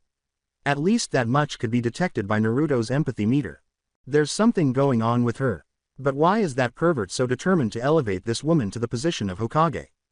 The smart thing to do would be to apologize, Naruto. Tsunade-sama is one of the three famous Sannin and an incredible medic nin. Think about it, she's probably someone that you shouldn't get on their bad side, right? Tenten, who was walking next to him as they were brought out, whispered into his ear. Naruto watched as Tenten attempted to counsel him against confronting young Kunoichi's idol. Jiraiya continued to try to defuse the situation, but Tsunade simply pushed him away and moved away from the blonde swordsman. Naruto said, "She seems to just want to fight and doesn't care about the reason." Unaware of the source of the notorious woman's growing rage, but impatient with her current demeanor, he chose to comply. Tsunade gave him a look as he positioned himself with his hand resting on the grip of his sheathed sword. "Fair warning, kid, I'm not so good at holding back my punches. If you don't want your little toy breaking like a toothpick, better give it to the girl there to hold on to," she said with kindness. With a nod, Naruto took off his sash and gave his sword to Tenten, who once more suggested that he apologize to the slug Sannin. Naruto turned to Tsunade and attempted to apologize after giving Tenten a compliant nod. "Look, I'm sorry he started to say, "Now, here are the rules," but Tsunade interrupted. She held out a jade crystal that was fastened to a necklace around her neck and said, "I will fight you using only one finger, you can try anything you like. If you can land one hit on me, I'll listen to what you all have in mind. Actually, I'll throw in a little bonus." Startled, Jiraiya said, "Haim, are you certain?" "Oi, Ero Sennin, what's so special about that necklace?" Naruto asked, having no idea what was being offered. Jiraiya responded, "It belonged to the first Hokage, Runt. It's an heirloom that's worth a fortune."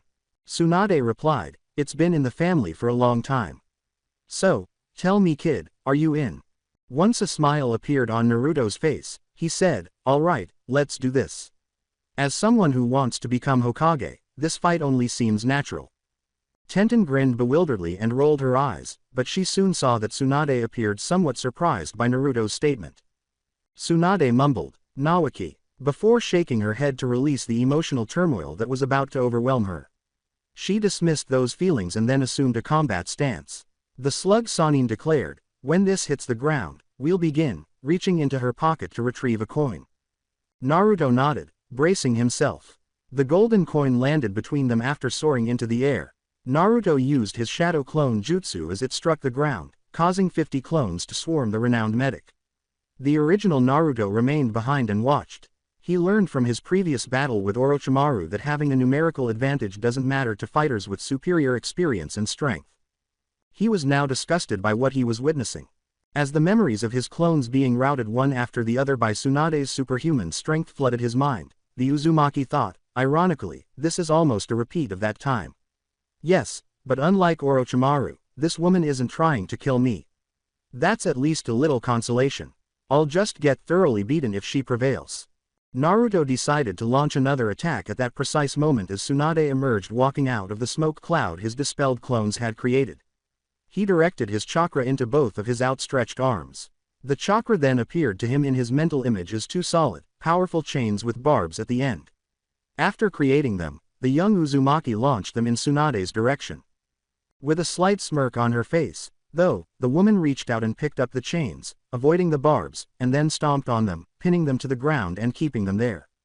Tenten, Jiraiya, and of course Naruto all had shocked expressions.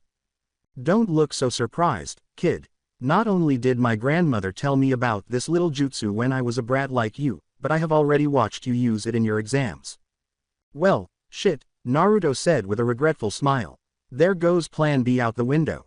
After cutting off his chakra and releasing the chains, he grinned. In any case, I've never been good at strategy.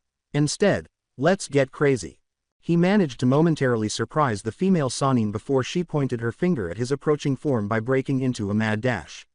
Then he dropped suddenly beneath her grasp, slid between her legs, and landed directly behind her. He got to his feet and turned just as she did. He formed a Rasengan and tried to hit her head, but he was only able to lightly touch her cheek.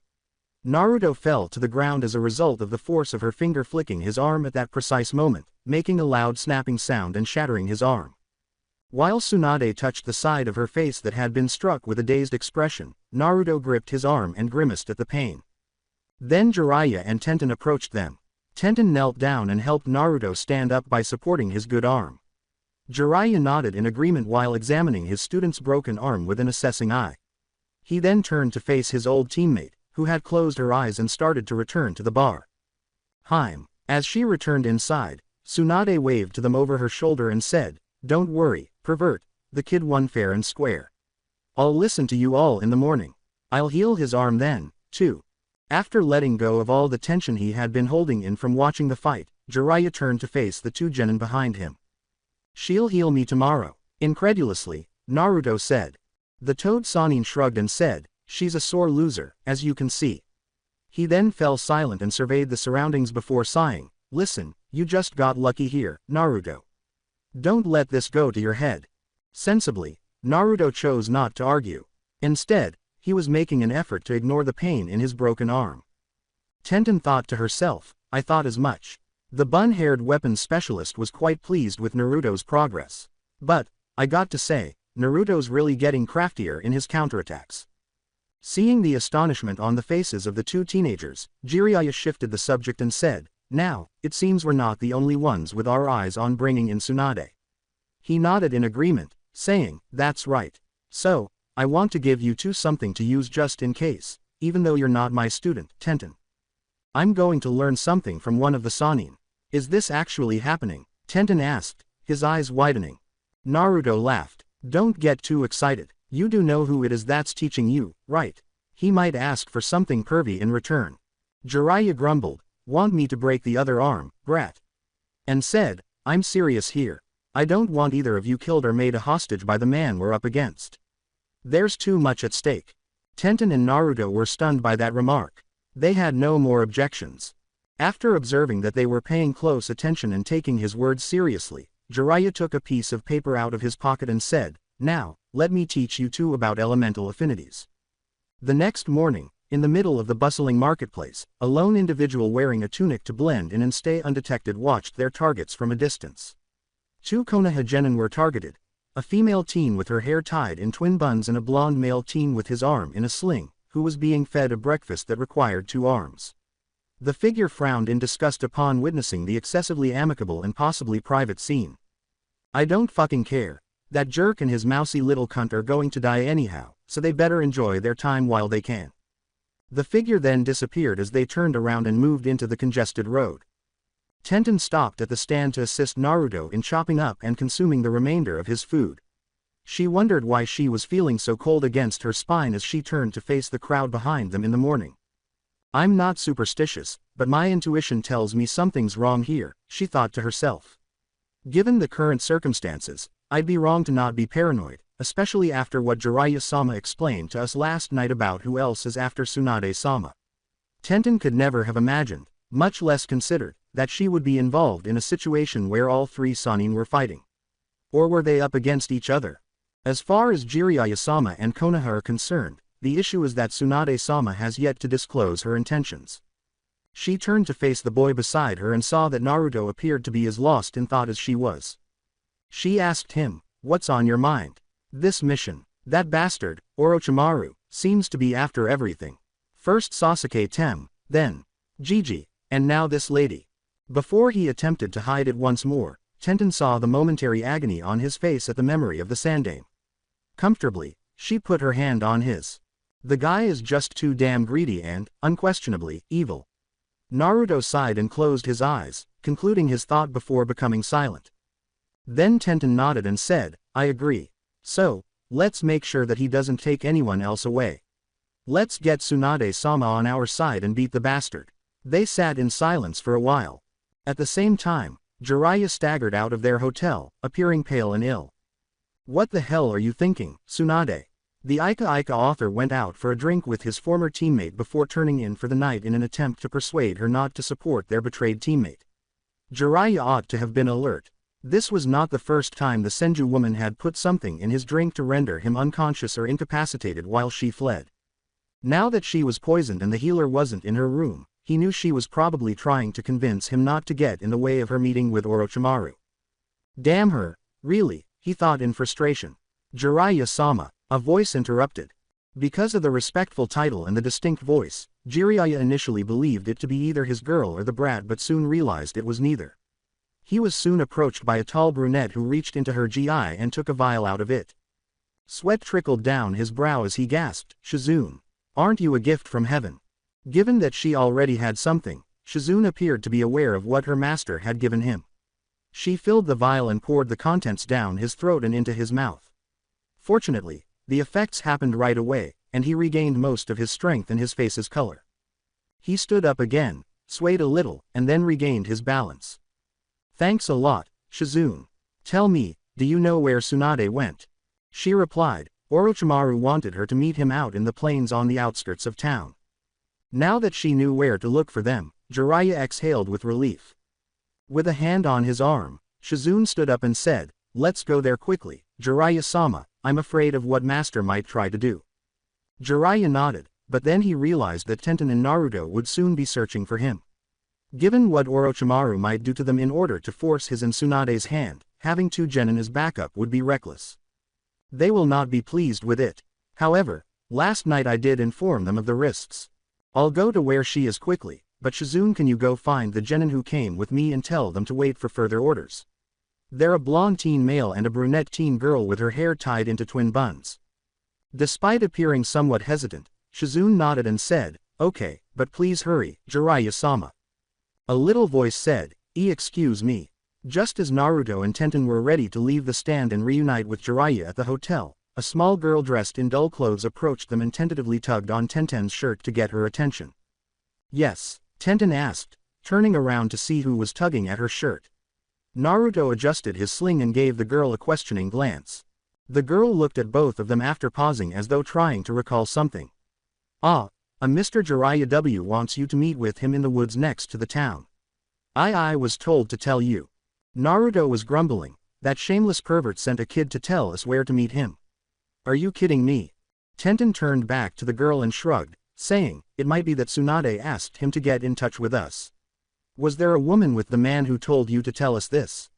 She asked. Shaking her head, the girl said, no, an older girl told me.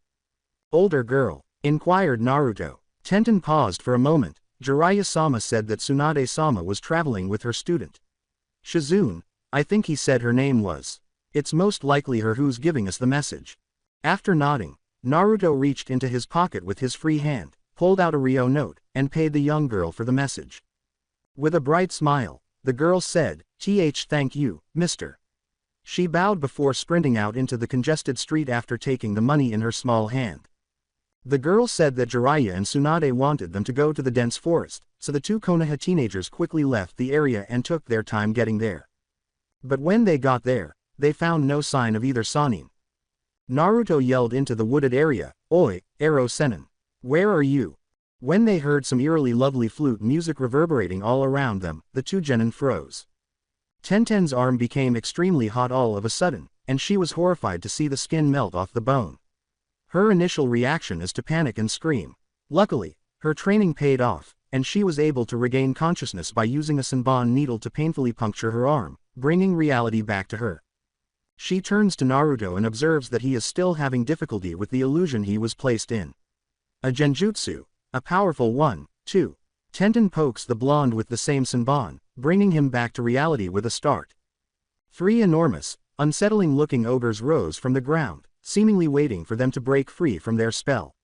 They resembled the representation of some sort of hellish creation by some ancient artists, with their mouths stitched shut, blindfolded, and brandishing big clubs and maces. Tenten pulled out another Senbon needle and handed it to Naruto as they watched them wearily, waiting for them to come to life. She said quietly, keeping her gaze fixed on these summoned creatures, "We're dealing with some kind of powerful genjutsu user. Take this, use it to help you if they cast it again." Naruto nodded and used his remaining arm to draw his sword. When he heard the enigmatic flute music once more, he tensed up. The ogres then began to move. Chiyuya was playing her flute nearby, but she was out of sight. The redhead appeared to be the epitome of antagonistic calm. Tsunade of the Sannin was crossing the plains to meet up with her old teammate at the same moment that the two genin were being attacked. Her body language also gave the impression that her face was an unreadable mask. When they reached their destination, a mound of dirt emerged from the ground, first taking on human form before transforming into Orochimaru, the snake Sannin. Orochimaru said with a charming smile, well, such a nice day, isn't it, Tsunade?" Tsunade had a stony expression. "I am a busy man and I have come for your answer. Are you ready to be reunited with your dear little brother and great one true love?" Orochimaru smiled, but the slug Sannin found his tone to be as flattering as a tar pit. She said coldly, "I've decided that I would never help you. Instead, I would do what Sensei couldn't." "Oh, and what might you do?" Orochimaru laughed. With a slow step in his direction, Tsunade cracked her knuckles and said, "Erase you from existence." The forest trembled and birds and small animals dispersed in fear. 3 large, sickly-colored ogres scuttled around deep within. 2 figures darted around them as they slammed their clubs and maces. Meanwhile, the eerie sound of a flute reverberated throughout the heavily forested area. The game of cat and mouse had been playing for almost several hours. The ogres were constantly evaded by their prey, but they showed no signs of weariness or agitation. But fatigue was inevitable for the hunted. The two being pursued by these monsters managed to find a place where they could remain hidden long enough to catch their breath after avoiding the giant's most recent attempt to crush them underfoot. As they watched the 3 lumbering summons look for them, Naruto and Tenten conferred. Tenten finally managed to catch her breath and asked, "How are you doing?" Breathing steadily, Naruto leaned against a tree while taking care of his broken arm, which was still in its sling. "Doing the same, for now. Those things won't let us leave the forest, so our only option is to flush out their summoner, but there's a chance that they aren't the only ones here." So, Tenten trailed off after nodding and wiping the perspiration from her face. After nodding and grinning, Naruto said, "Well, then. I think it's time we push them around some." Then, because of his injury, he stood up and made a hand sign with just one hand. He learned it from Kakashi because Naruto used one, if not both, hands to hold a sword. There were now 20 shadow clones. Fortunately, they did not have the broken arm that their original had. Tenten appeared frustrated when she saw him use the jutsu. "You've already tried to..." Oh, she realized as she deduced Naruto's strategy. The 2 Konoha teenagers were currently hiding, but Chiyuya kept playing her flute in the distance while scanning the area for her targets. Visual confirmation was necessary to coordinate her flute's jutsu to direct her doki summons to attack. Although Chiyuya was impatient, her conceit gave her the assurance that she could kill these 2 in a matter of seconds. She thought to herself, "These pitiful little fucks never live long enough as it is." Orochimaru-sama himself said that shithouse of a village produces nothing but the weak and utterly fucking expendable. She kept searching and waiting patiently, certain that she had trapped the 2 Konoha genin and prevented their escape from this forest. The sound of Chiyuya's flute suddenly broke into a screech, and the kunoichi of the sound 4's eyes widened as countless big balls of chakra with spinning air blades rushed toward the spot where she was hiding, slicing through every tree they encountered. Shit. As nearly every tree in her immediate vicinity was being torn to pieces and the sounds of devastation erupted everywhere, Chiyuya leapt out of the line of destruction. After the devastation was over, Chiyuya looked around the drastically altered forest until she heard a voice behind her. "Glad I finally got the Rasenshuriken down in time, otherwise we would have never have found you." Chiyuya turned and saw that it was, in fact, the blonde Konoha teenager with the cocky expression on his face, still wearing his arm in a sling and his other arm ready with his sword. She slammed her palm against the floor and summoned her doki ogres again, who rose from the ground, before bringing her flute to her lips and saying, well, dipshit, here you fucking are. Tear this piss head a new asshole." The 3 doki summons approached Naruto with heavy footsteps. Naruto used a body flicker technique to put some distance between him and them, braced his sword by tilting his head forward, and then used one arm to create a single chakra chain that shot out, piercing the nearest ogre in the gut with its barbed end. The Doki attempted to remove the obstacle but was unable to free the chain. The third, however, leapt inhumanly over the two and swung its mace at Naruto after Naruto jerked the chain backwards with all of his strength, causing it to fall and tripping the one behind it. As Taijutsu dispelled his strange chain jutsu and watched the teenager avoid the blow, he suddenly realized something. What happened to that mousy little cunt? The sound Kunoichi glared at what had trapped her, but her eyes quickly discovered where Tenten was hiding, and Taijutsu raised her flute and began playing as the ground around her. No, a huge wide area of the forest floor was turning into a swamp-like surface, swallowed up Taijutsu's legs, almost to the bottom of her thighs. Tenten was shocked to see who they were facing moments earlier. She hadn't been on many missions where enemy Kunoichi were involved, and it appeared that she was attacking them alone at the time, but the obvious insignia on her Oto headband pointed to Orochimaru's hand in this. If Tenten and Naruto were kept busy or killed, it would eliminate anyone who could assist Jiraiya and possibly Tsunade. Having been caught off guard, first by Naruto's new Rasenshuriken, which he learned to use with his wind affinity, and then by Tenten's swamp of the underworld jutsu, which she learned from Jiraiya after discovering she had an earth affinity, Tenten knew she and Naruto couldn't assume that this Kunoichi was alone out here. They had a chance to turn things around. Suddenly, she heard the Kunoichi's flute music, and instead of her trapped in the earth jutsu, she saw Lee, Tenten's teammate, drowning in the muck, choking, his eyes bloodshot, and sobbing. Farther away, she heard Neji screaming in agony, "Tenten, why are you letting her kill us?" Tenten's senses were assaulted and her spirit crushed as she watched in stunned horror as these and pictures of her sensei guy crawling toward her while being burned alive. He remembered Jiraiya telling him that summons acted with their contracted summoner but still managed to act independently if their lives are in danger, but these ogres didn't do that. In another scene, Naruto leapt down and used the Nodashi form of his sword to cut through the last ogre's neck, causing the beheaded monstrosity to fall down dead. The other two were also dead, as Naruto managed to eliminate them without any resistance on their part, after they had abruptly stopped moving. In addition, Naruto thought to himself, that girl had to use the music of her flute to make them move. I suppose that means they are essentially puppets rather than living beings. Now that they've been killed, Naruto chose to set aside the questions and started to return to the location where that Kunoichi had been. He knew that, if everything went according to plan, Tenten's jutsu should have trapped her. No one could predict what would happen next, so he knew he had to move quickly. When he arrived, he noticed that the Kunoichi was indeed stuck up to her thighs in the jutsu, but she didn't appear to be in any danger. More importantly, Naruto could hear her flute, and then he was terrified, barely remembering Tenten's advice before he used the sneben needle in his pocket to puncture the tip of his finger, freeing himself from the genjutsu.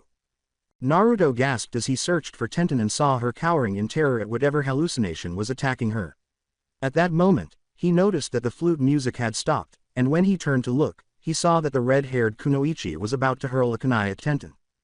As the kunai passed through where Tenten's chest had been, Naruto quickly pinched his fingers and threw 3 chakra strings at her, catching her on the shoulder, back, and neck.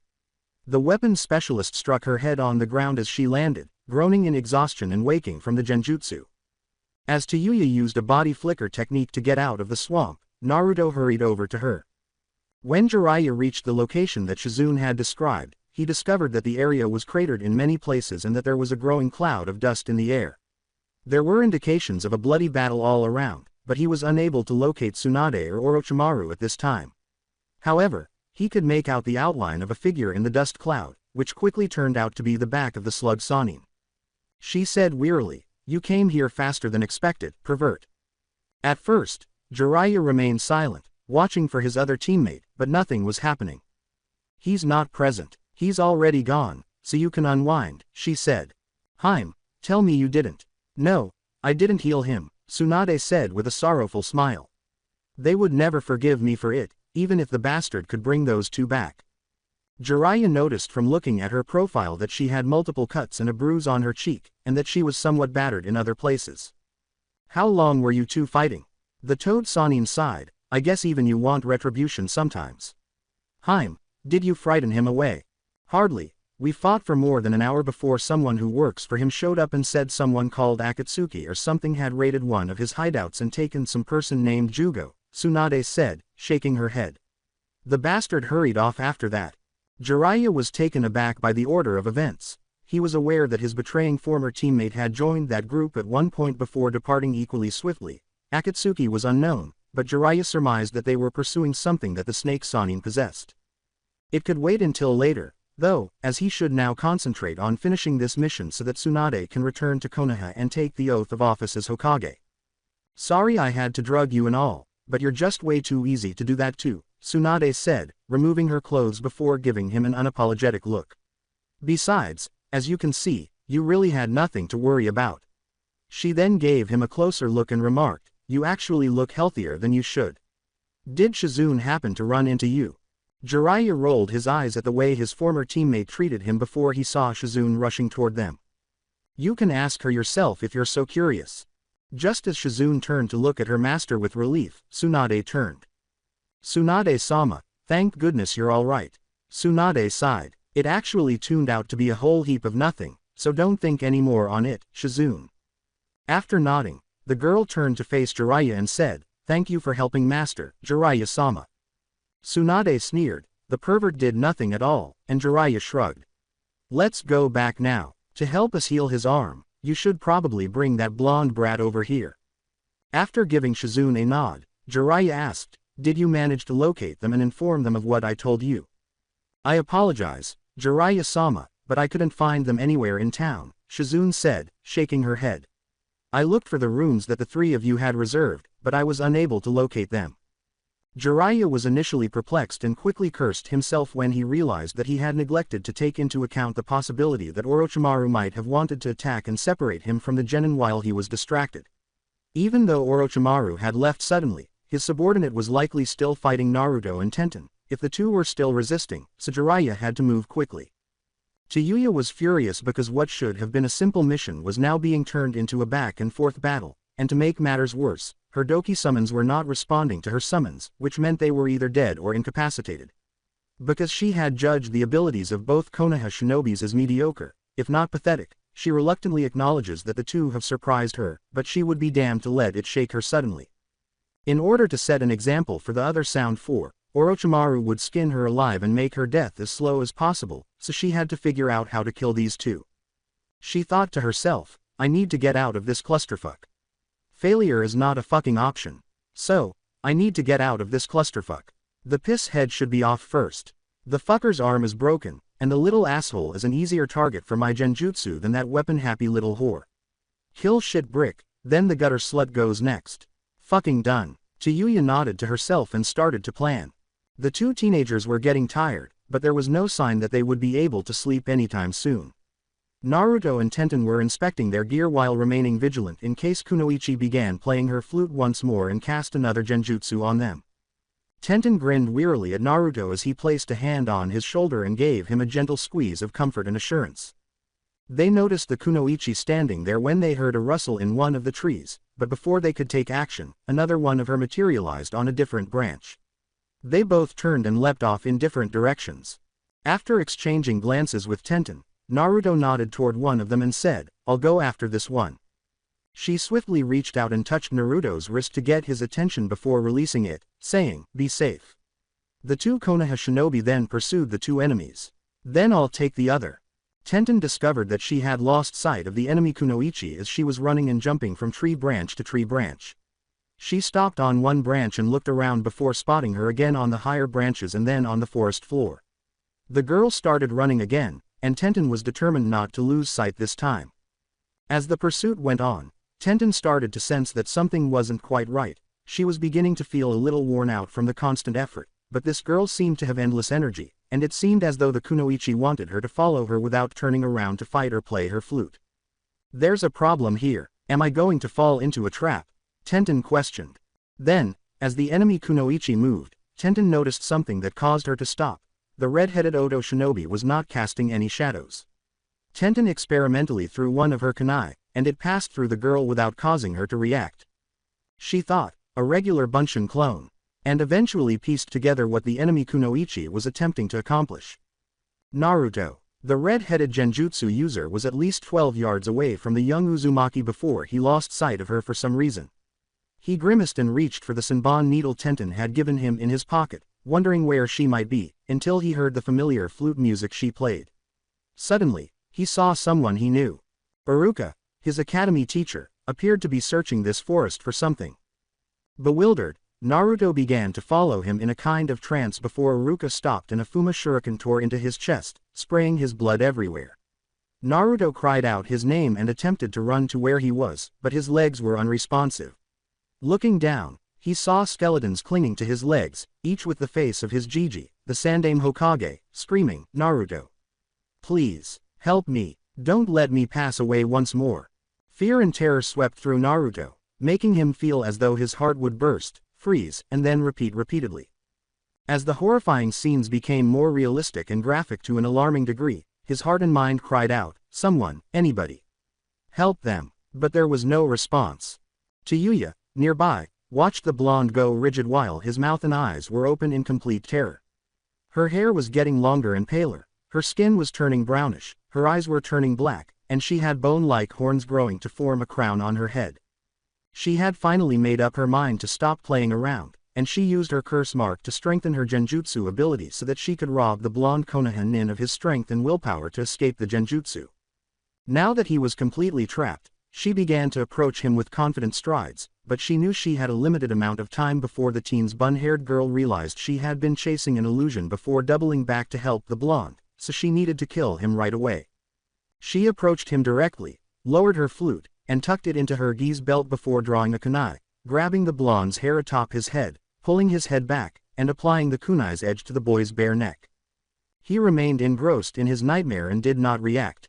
As she spoke into his ear, Taijutsu sneered through clenched teeth and said, "Time to say, good night, piss head." Two objects rushed toward Taijutsu before she could cut his throat. A Tonto knife stabbed into Taijutsu's thigh, and a shuriken tore and embedded itself into the redhead's wrist, causing it to drop the kunai it was holding. Naruto collapsed to the ground, limply, like a puppet with its string severed, and Taijutsu snarled in frustration. Taijutsu pulled out her flute once more and was about to use it on Tenten when the figure of Tenten rushed in with a kunai in her hand. However, the Oto nin discovered that Tenten's injured wrist prevented her from playing. Fuck. After discarding the flute, she sneered at Tenten and stepped on Naruto's head before grabbing and yanking the Tonto blade from her thigh with a painful grunt. Tenten paused and grimaced, saying, "You bitch, get away from him." After that, she threw two shuriken at Taijutsu, who managed to avoid them but quickly recoiled in agony due to her injured leg. Shit. Tenten hurried forward, but she quickly retreated when Taijutsu swung the Tonto blade in a wide horizontal arc at her.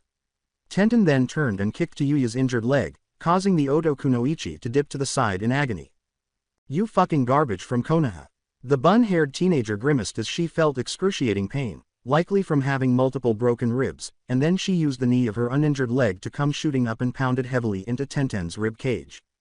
Taijutsu attempted to bring the Tonto blade down towards Tenten's chest, but Tenten quickly grabbed the Oto kunoichi's wrist and stabbed her kunai into the redhead's abdomen.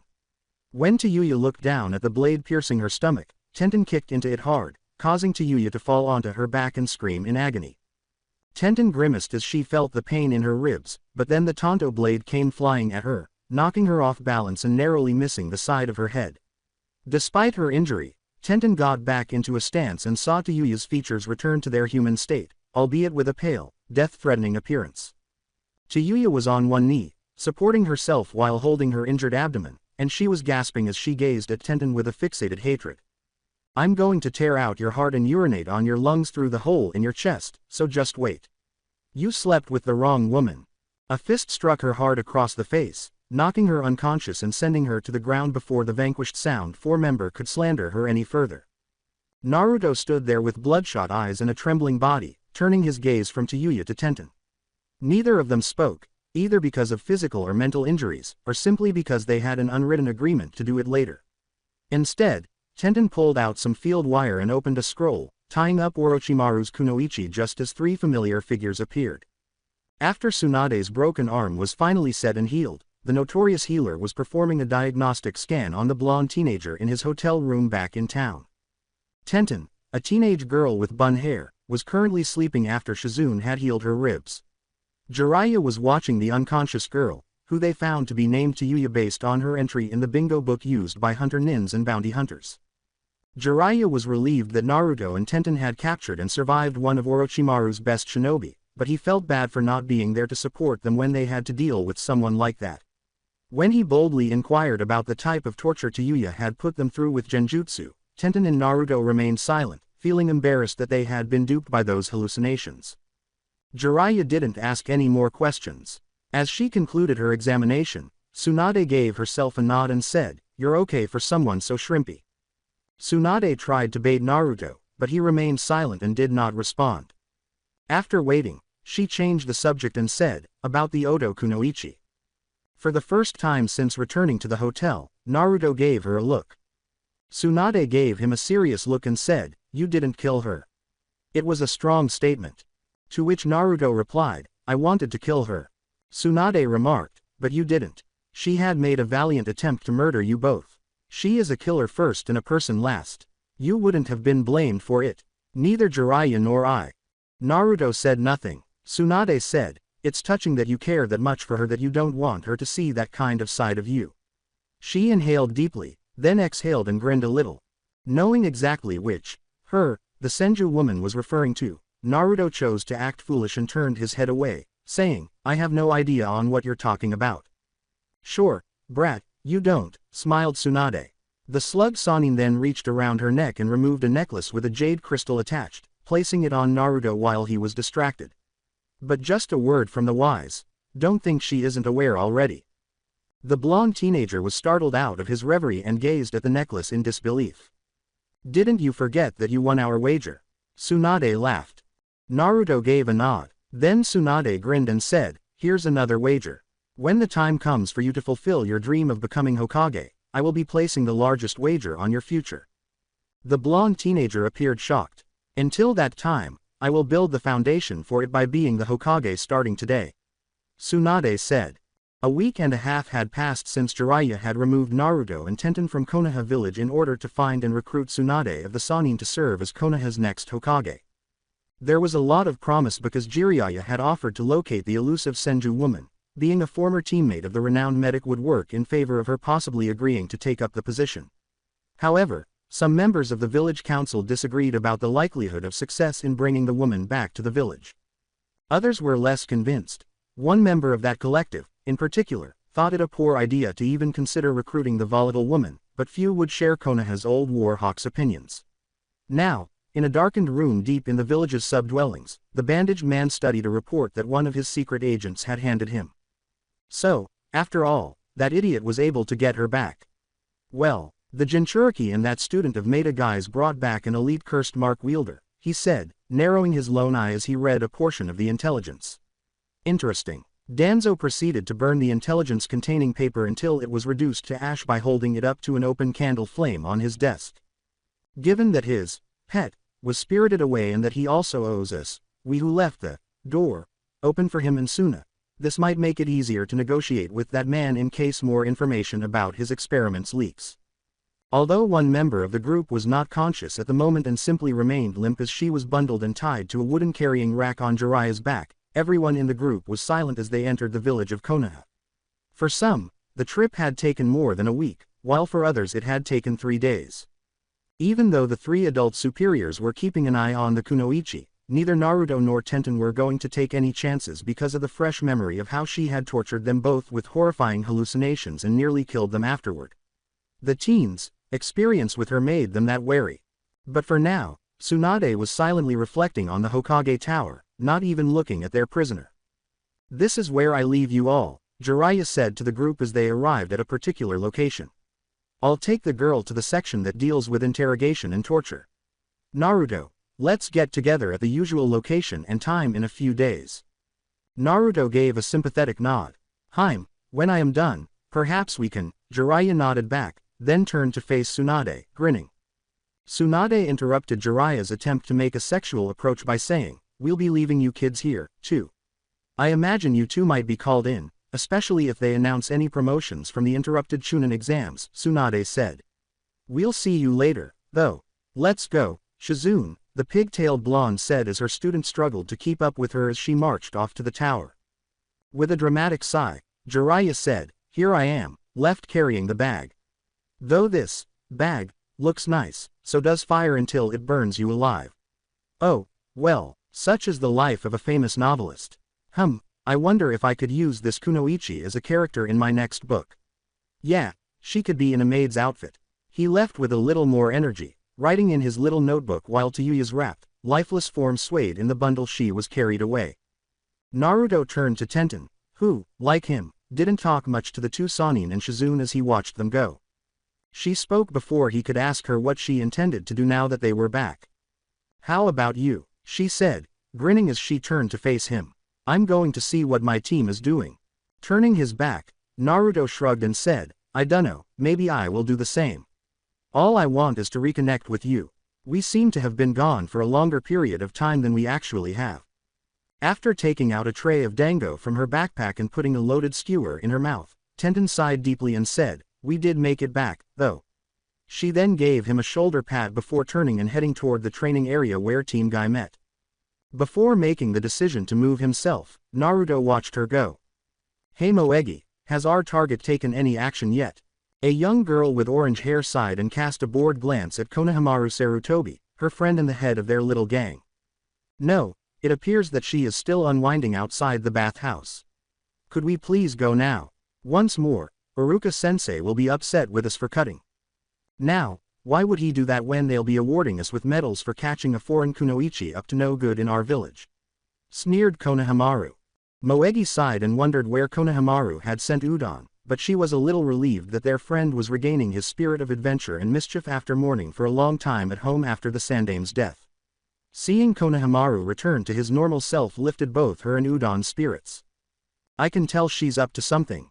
She is, after all. Wait, is that Ni-chan? The young child wearing the scarf emerged from his and Moegi's hiding spot and sprinted towards Naruto Uzumaki, who appeared taken aback. Ni-chan, you've been where? Are you all right? Hey, you seem a little more stylish. Konohamaru thundered away.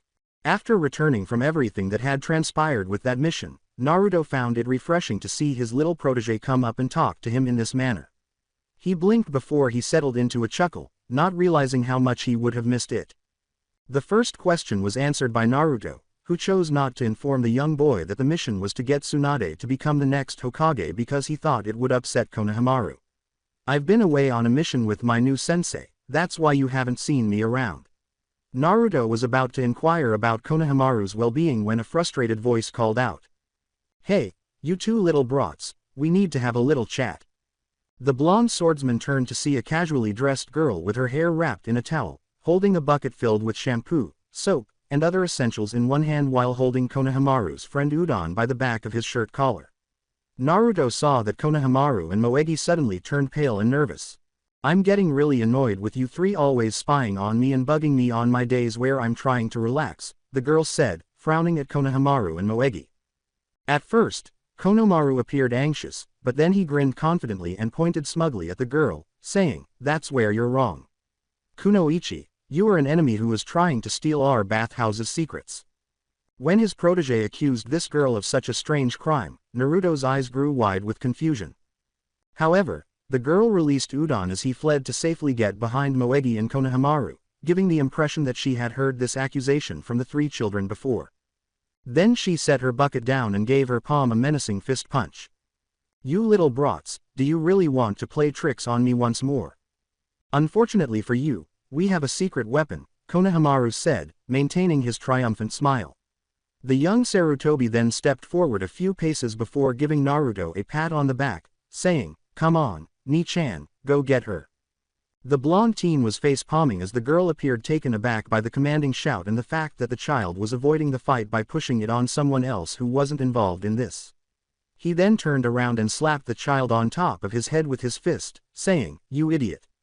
After a brief pause, the girl used the slackened towel she was holding on her head to finish drying her hair.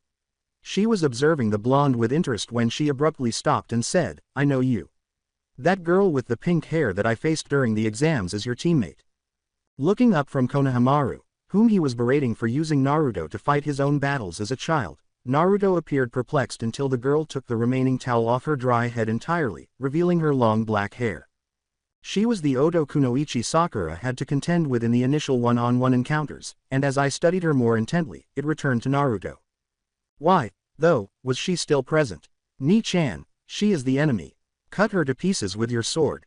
Oh, it's time. Iruka-sensei will scream at us once more. Why didn't you guys pick me up sooner? That girl is really frightening. Naruto let out a sigh, feeling exhausted and almost forgetting the crazy antics of Konohamaru and his gang. The last time he had seen this was when he was eating dinner with Tenten at the barbecue restaurant and these three children had pulled a practical joke on her, ruining their time together. The blonde really just wanted to see Kakashi-sensei, eat at Ichiraku's, and then go to bed. He had had plenty of excitement from that battle with Taijutsu, which almost killed him and the girl he loved. The girl with black hair began, I really have nothing to do here. I haven't had any communication with my village in a long time because they probably believe I'm dead. A liar. Konohamaru uttered those words while hiding behind Naruto. Hey, Konohamaru, please try to unwind. She can't possibly be strolling around here while you guys are the only ones observing her. Am I correct? Huh. Naruto glanced at the girl who was having trouble remembering her name, even though it had only happened once during an extremely distracting incident. Amused by his poor memory, the girl grinned and said, it's Kintsuchi. Naruto Uzumaki, Naruto said with a nod. Returning to my initial query, now. Well, I got hurt after being attacked by one of the shinobi from my village, but I was healed by some stranger, who then gave me to your Chunin guards, Kin said with a nod. Since then, I've been under house arrest. I'm permitted to visit this bathhouse occasionally to clean up, but Anbu and other people are constantly observing me. As I've been telling you, kid, I am just trying to relax, Kin said, turning to face Konohamaru, who was glancing at her from behind Naruto. Hell, I got nothing because they took all of my weapons, even this guy's teammate has made me doubt my ability to fight without weapons. Sighing, well, after facing off against your villages, Kunoichi from hell, what you tried to do to my teammate during your match with her seems friendly by comparison. Yeah, Kin asked, tilting her head curiously. Who was she? Taijutsu of the Sound 4. The former Oto Nin's expression tightened. Her, really? Naruto replied, my teammate and I fought her, just 3 days ago, and we just barely managed to beat her. A voice from down the road called out to Kin as she swallowed nervously and opened her mouth to speak. It's time to return to the safe house, Tsuchi. The man was tall, wearing a Junin flak jacket, had a blue bandana covering his unclean blonde hair, and had a senbon needle protruding from his mouth like a toothpick. Oh, you're not alone, I see. Kin bowed quickly and said, I'm sorry, Genma-san, I was just catching up with the teammate of someone I faced off with in the exams. Yeah, I know him too, since I was the proctor for the final portion of the exam, Genma said with a nod.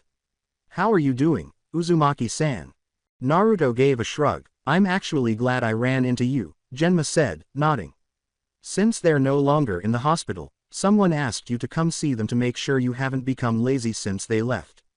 After a minute of being perplexed and wondering who the man was referring to, Naruto made the connection and a relieved smile spread across his face. As Lee observed from the sidelines, Maeda watched his returning female student spar with her teammate, Neji Hyuga. The green beast of Konoha was pleased to see his youthful students together once more, but as he watched the girl move in and out of her katas in this taijutsu spar, he noticed the various emotions sweeping across her face and her muscles tensing as if they were in a fight-or-flight situation. Based on Neji, her opponent, he too was seeing something that made him look concerned. Neji ultimately prevailed in the spar, but it would not have been that simple if Tenten had been at her best. Since her mission wasn't considered classified and Guy was already aware of Tsunade, Neji asked Tenten about it before Guy could, during their lunch break. Tenten took a moment to consider his response while eating a rice ball and taking out the pickled plum. How much information are you interested in? She hoped she could avoid revealing everything that had happened because she would be embarrassed if she had to go into too much detail, such as the dance she and Naruto performed in that particular village. While attempting to read her face, Neji stated, when you came out here, you briefly mentioned that you ran into a kunoichi of Orochimaru's. Was it a difficult fight? Tenten finished her rice ball and opened a fresh tray of dango before responding to her teammate. She smiled as she caught a glimpse of Lee, who was looking serious and had his small notebook out, ready to record what she was going to say. Well, at first, we weren't sure if she was the only one as she kept herself hidden and made her summons do her dirty work. Tenten went on, we think that, because of her abilities, Orochimaru felt confident enough that she was all it would take to kill us, so there probably wasn't anybody else out there. What were her summons fighting abilities like? Lee asked, raising his arm as if he were in class. Very easy, Tenten said, shrugging as she removed the skewer from her mouth. Despite their diminutive size, all three of them moved like typical shinobi. They lacked any other skills and only used maces and clubs as weapons. How much time did it take to beat them? Or did the two of you need to beat her first? Neji inquired. Naruto killed them while I was. Tenten shook her head, pausing briefly to look away in resentment before sighing and continuing. She had a flute that could control her summons and to cast genjutsu on her targets. Anyone nearby could fall under her genjutsu spell at the sound alone. The Hyuga then asked her carefully, were they hard to break? Genjutsu, while a useful shinobi ability, was diabolical when used on people in specific ways. Neji closed his eyes, now understanding what had shaken his teammates so much. I taught Naruto the same trick I learned from one of my dad's clients, carrying a senbon needle to release you from the genjutsu, Tenten said, nodding and looking to the ground. She closed her eyes. However, it was nearly impossible to think clearly due to Taiyuya's genjutsu. Guy made the decision to move the story along in order to spare his young pupil from going into more detail than she felt comfortable with. How did you two defeat her in the end? Did she still employ long-range strategies? Did he ask? Guy opened his mouth to tell her they could stop there, but Neji placed his hand on her shoulder and asked, do you want to continue? But Tenten appeared conflicted, perhaps a little anxious about recounting this. After taking a few deep breaths, Tenten nodded silently. After patiently waiting with her teammates and sensei, she eventually revealed the most challenging aspect of their altercation with Taiyuya of the Sound 4. In order to attack Naruto first, she had driven me away with a standard Bunshin clone. Upon my return, I discovered that she had transformed her appearance and strength through some form of jutsu. I got there in time and I disarmed and wounded her before the two of us attacked one another. The teen with bun hair sighed. After I wounded her in the stomach, Naruto had finally come out of her genjutsu and knocked her out. Naruto was under such a heavy, powerful genjutsu that he couldn't resist Taiyuya when she had a kunai against his throat. Now, where is she? Neji inquired, astonished but unconcerned that they hadn't killed the kunoichi. In an attempt to spare his kunoichi from having to discuss her enemy further, Guy said, probably being interrogated as we speak, and then grinned, you've had a difficult journey, my youthful student. Take pride in your development. Neji nodded to Tenten and smiled infrequently, while Lee gave a thumbs up and exclaimed, Yosh. Tenten, on the other hand, was looking down in pain and said softly, Guy-sensei, I still feel terrified. Had I not been quick enough to recognize that copy, I may have lost a special someone. With a fierce determination in her eyes, she raised her head and turned to face her sensei and team. Can you train me to make sure this doesn't happen again? Guy nodded in agreement and grinned. The Kikaichu insects in Shino Abarame's body were acting strangely, agitated, anxious, and above all, pleading with him to go to whatever was occupying their attention. Despite his logical nature and the fact that he was his partner's host, Shino obeyed their request and followed their instructions all the way to the top of the Hokage monument. His Kikaichu had led him here to find a wounded girl with short mint green hair, tan skin, and white clothes. He noticed the tacky headband around her neck and knew he had to tell his father about it since he would be the only one awake at their house at this hour. He ignored the picturesque view as he finally discovered what his Kikaichu were so interested in, but he had no idea why. He glanced at the girl, who at last opened her eyes and saw him, and sent one of his insects to make contact with the head of the Abarame household. Shino's muscles stiffened, ready for battle, and he saw her touch his ankle before she spoke. Then her eyes closed and she passed out. Beware of red clouds. Red clouds are coming. Within the village of Konoha itself, there was more celebration when the news broke that Tsunade had accepted the role of Godime Hokage, but over the course of the following 2 days, the atmosphere became more subdued. Shizune, Tsunade's pupil and now the Godime's secretary, gave her another document to sign, showing no empathy for her master and her current predicament. Tsunade was now sitting in the chair as the leader, moaning pitifully as she cradled her head. This is another document that requires your signature, master. Oh, and you have to supervise the most recent standards being developed at the academy in your honor, as well as meetings with Abarame-san and Kaharu-san. Tsunade groaned flatly. No. You do it, Shizune, you're now Hokage. Well done. Giving me something to get rid of this hangover is your first responsibility right now. Shizune sighed, You shouldn't have challenged the entire Senior Medic Corps division to a drinking contest, even though it was normal to celebrate your return and becoming Godime. Isn't it one's duty as Hokage to have a happy work environment so the village runs efficiently? Tsunade asked her student, turning her head to glare sullenly. Master, is it operating efficiently? The Godime is refusing to work on her third day in office because she has a hangover, Shizune stated sternly. Godime, who had just been appointed, moaned and let her head rest face down on the desk. When there was a knock on the door, she looked up and saw that one of the documents she was meant to sign was stuck to her forehead. Tsunade quickly removed it and let out a sigh. Please get the door, Shizune. Shizune nodded, and as she opened the door, she saw a dark-shaded man with his jacket's high collar covering the lower portion of his face. Godime-sama, he gave a quick bow. Shibi, it's been a long time, Tsunade said with a nod. You're here because of our mystery guest, who's staying with you and your family, I assume. Shizune led Shibi Aburame to a chair in front of Tsunade's desk, but after he nodded, he stopped and refused to sit, opting to stand instead. Tsunade straightened up and began the conversation, ignoring her illness. How is she doing? Still not reacting. She is breathing normally and her wounds are healing, he said.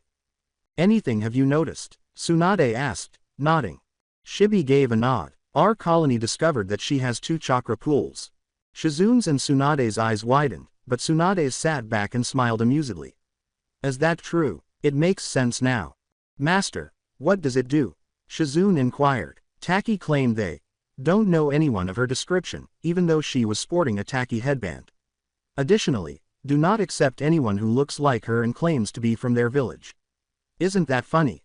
Shibi and Shizune did not chuckle. There's one more thing, Shibi continued with a pause.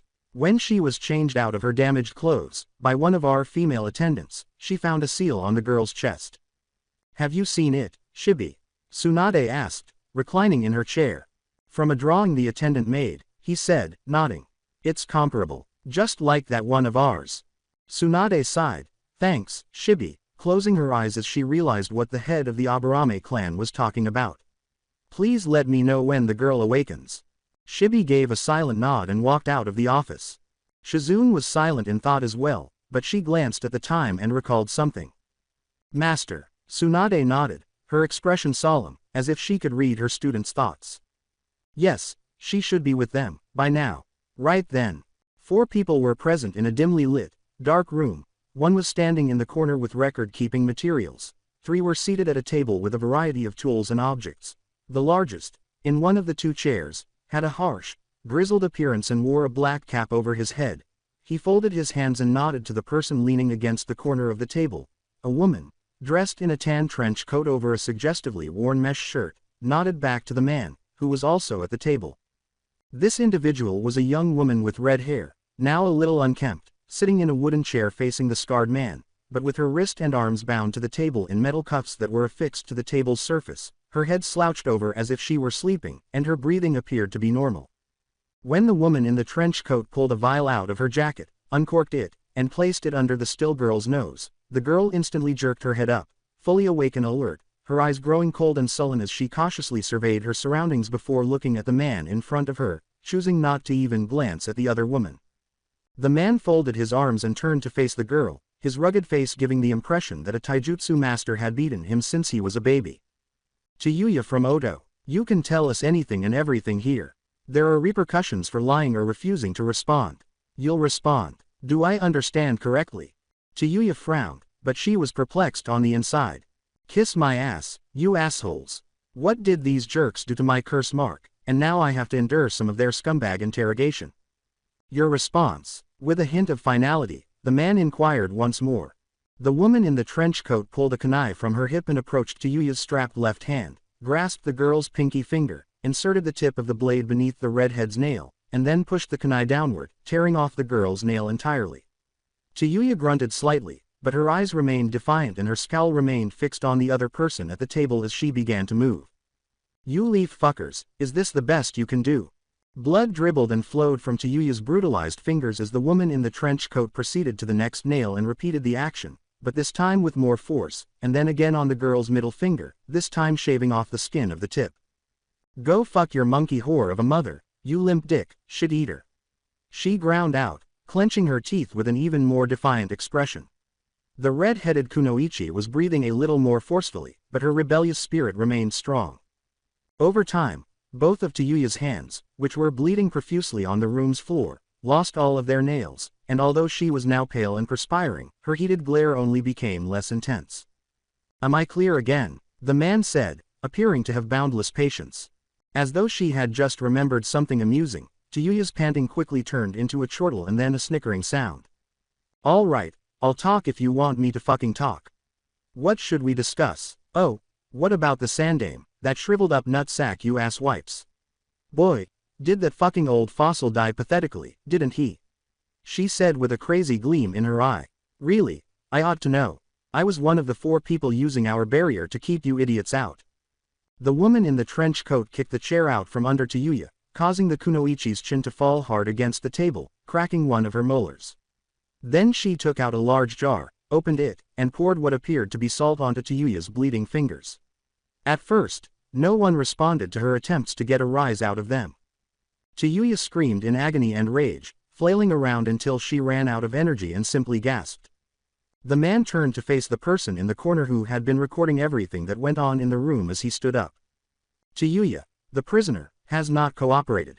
The other man saluted and he and the scarred man departed, but as they approached the door, the woman in the trench coat leaned down to speak in Taiyuya's ear. "Repeat interrogation tomorrow morning and give minor aid to the prisoner's hand. As a brat, I learned a lot of techniques from that bastard you call master. Many of them act like mouthy little bitches, and you can stop them by saying anything you want." Taiyuya flinched for the first time when she said the final line in a sweet, sadistic tone. "You're going to love it." The man was there, giving the woman in the trench coat a stern look when she emerged from the room. She sighed and turned her head away, saying, "Don't tell me, Ibiki, I know." "Officially, what you did was going overboard," Ibiki said, closing his eyes. "Anko, don't let it happen once more." Curious, she gave him a look. "And, unofficially, if you hadn't beaten me to it, I would have broken her jaw. Nobody discusses the sandame in that manner in front of me." Anko turned to face the door where Taiyuya waited to be released from handcuffs and returned to her cell. Coldly, she said, "Nor me." 2 distinct figures were strolling leisurely down a road that connected the port town of Wave to the hidden village of Konoha.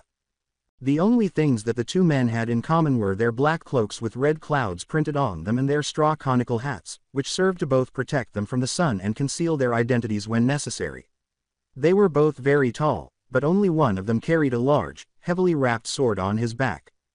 The taller man attempted to engage his companion in conversation as they strolled.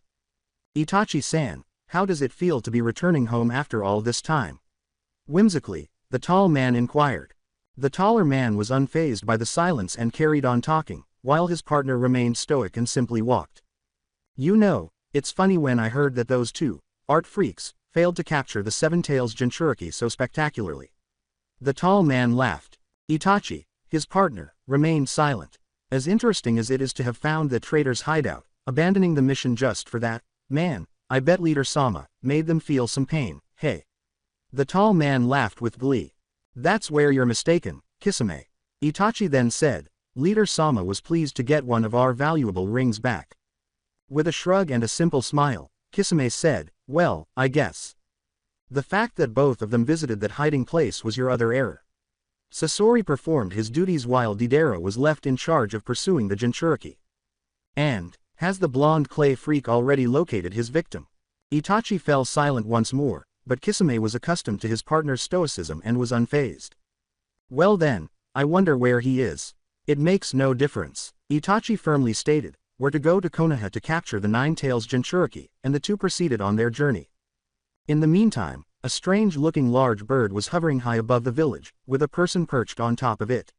The person had long blonde hair that covered part of his left eye. At the moment, the hair was parted, and his eye was visible, but it was covered by a scope device that he was using to observe the Konoha village. Then he frowned as he came up with an idea. "I was right to let her wander away, because she managed to get into the 9 Tails village. 2 for the price of 1 village." Deidara smiled slyly. "This village is going to look beautiful after I make it the scene of my art. I'll think of what artwork to show these Konoha nin for the time being. After all, art's a blast.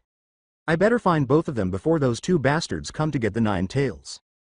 While charging his sensei and having the clones encircle his sensei's girlfriend, the blonde used the shadow clone jutsu with only one hand, and Naruto dodged swiftly as Hayate and Yugao attempted to pincer him. He nodded in agreement as Hayate and his pupil crossed swords. Excellent use of jutsu while engaging in a head-on attack. However, you've forgotten something. The majority of the training ground was occupied by multitudes of 3 people as a result of both adults using the shadow clone jutsu. The combined experience of his sensei and Yugao, along with their clones, swiftly overpowered Naruto, causing him to surrender at the end of their spar. Then, during their meal, Yugao remarked, "Of course it might have been a different story with your sword's abilities and the jutsu you learned from that Sannin." When she didn't even mention Jiraiya's name, Naruto was initially taken aback. However, Hayate shook his head, coughed a little, and warned his pupil not to bring it up with her. Naruto rolled his eyes at the sensei's blatant perversion, claiming that he had either hit on the unmarried Anbu Kenjutsu user or peeked on her bathing and was caught, portraying his teacher as a sultry dolt in any case. "Yugao's right," Hayate acknowledged, "but as your Kenjutsu sensei, we're just concentrating on your sword. I made it a rule that you could only use your Kenjutsu abilities in the Shadow Clone Jutsu. If you're neglecting your training and relying too much on your other skills, you're not learning." After nodding, Naruto opened his mouth to speak, but Hayate interrupted. He then turned to Naruto and sighed, saying, "You had a pretty rotten time with that Genjutsu user. Of course there are exceptions where Kenjutsu is useless without having the speed of people like Gai-san. If you are unable to get close to long-range fighters, you have few options because they are trying their hardest to maintain their distance. I'm happy to hear that you're also learning more ninjutsu. Tenten-san told me about how you're improving with the chakra string technique I taught you, that it actually saved her life," Yugao said with a nod. "You have my admiration for that." Naturally, the bun-haired girl would talk to Yugao, who is a strong, inspirational kunoichi, since she was Tenten's dad's customer. However, Naruto felt a little ashamed that Tenten would discuss that terrifying moment with an adult woman who was instructing him. Tenten was working in her father's store on her day off from the new training that her sensei, Guy, was teaching her. Despite the heat, there weren't many customers this afternoon, which made the kunoichi bored. Her father suggested doing inventory or examining the durability and sharpness of their products, but doing that repeatedly made the day even more boring. With a sigh of relief, Tenten opened her mouth to greet the customer when her dad's strange alertness caused him to call out to them. "I'm currently very busy. Speak with Ten-chan." Over his hammering in the forge, he yelled. Genma laughed while holding the Senbon needle in his mouth and introduced himself to Tenten, who was taken aback to see the proctor of the second one-on-one match present. "Shin-san is as busy as ever," Genma said. While Tenten waited to see if Genma wanted to see one of the items on display or have something brought to her, Genma strolled around looking at merchandise. "Tell me, are you and Uzumaki-san close friends?" Startled by the abrupt subject, Tenten nodded. "Yeah, of course." "Anything more?" Genma said in a light-hearted manner. "Is there anything in here that you're shopping for?" Tenten asked, rolling her eyes. "I ordered a new set of Senbon needles and shuriken," Genma said with a nod. "Has my order been placed by Shin-san yet?" After giving it some thought, Tenten went to the book her father kept orders in and perused the list until she came across Genma's order. "Dad's low on some of the metal materials for the shuriken, so the order isn't complete yet." She let him know. "I guess that's the way things are," Genma shrugged. "Returning to Uzumaki-san now." "Yes," Tenten sighed wearily. "Jiraiya-sama told me that both you and he know about his parents now." Genma replied. After the invasion and the mission to get Tsunade back, Tenten had forgotten about that, so why was this Junin questioning her about it? "I was one of the Yondaime's guards, and I've always wanted to talk to the kid about his father, but the decision to keep it secret from Uzumaki-san made it impossible," Genma said, removing the Senbon needle from his mouth. "It's different now. When you see him, Tenten-san, could you please give him a message?"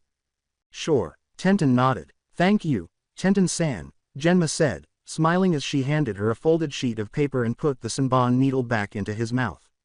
"Inform Shin-san that I will return in a few days to reassess the order."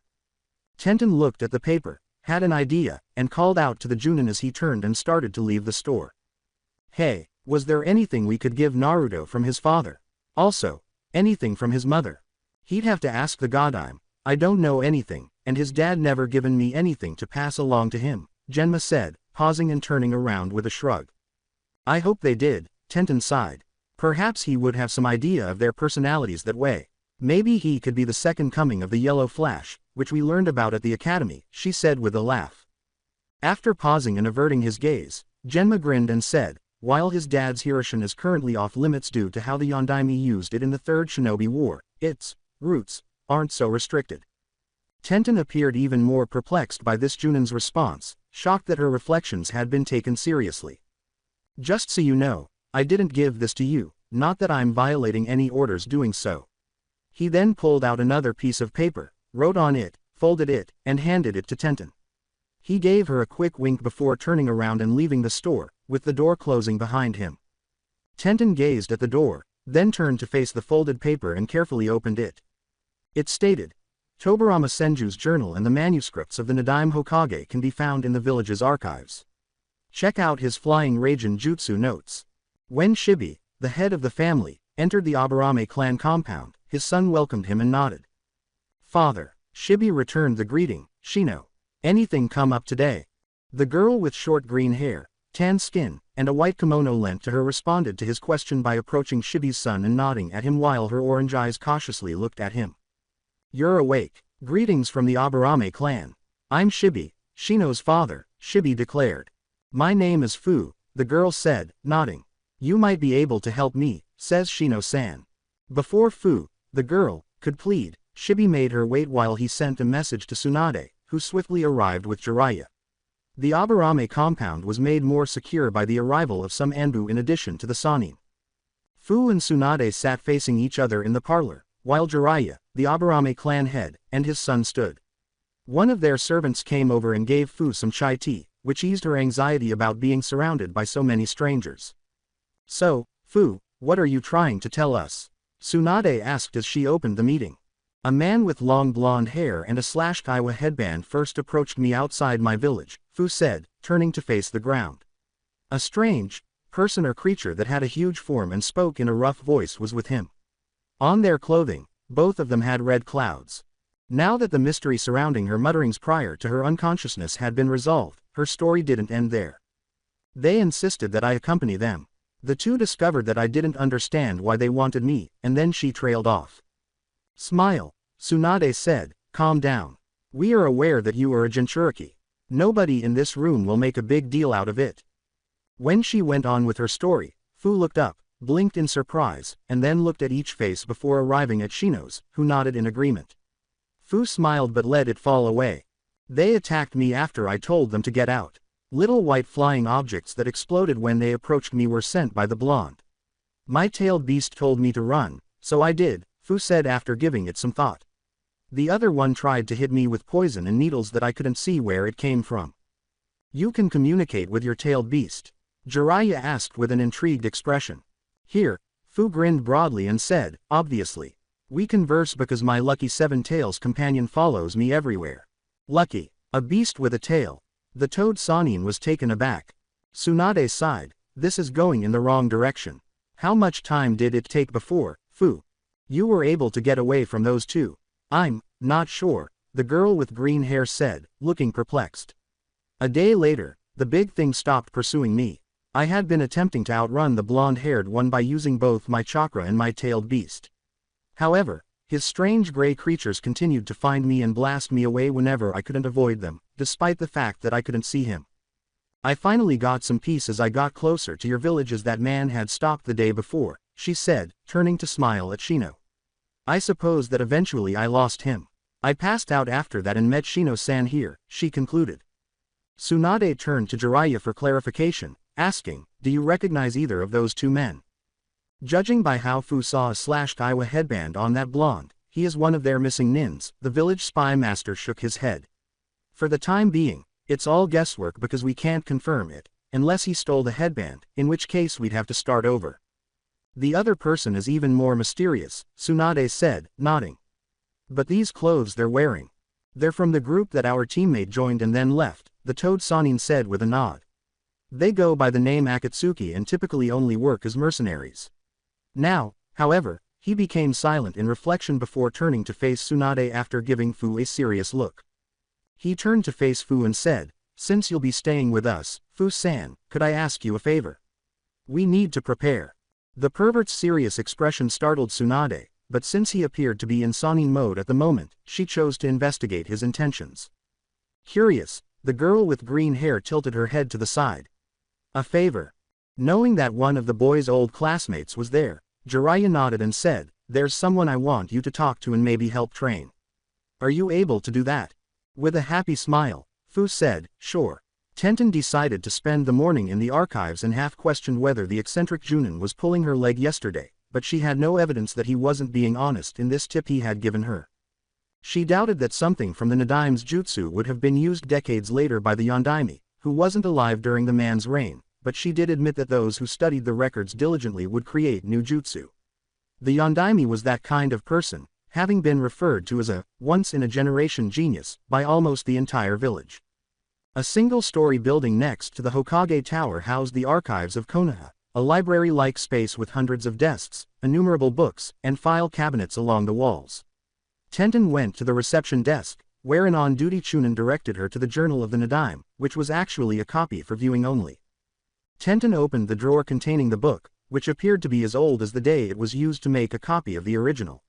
She looked through the pages until she found one that contained an illustrated diagram of the flying Raijin jutsu that was pencil-sketched. Okay, let's see, by creating a formula with one's chakra.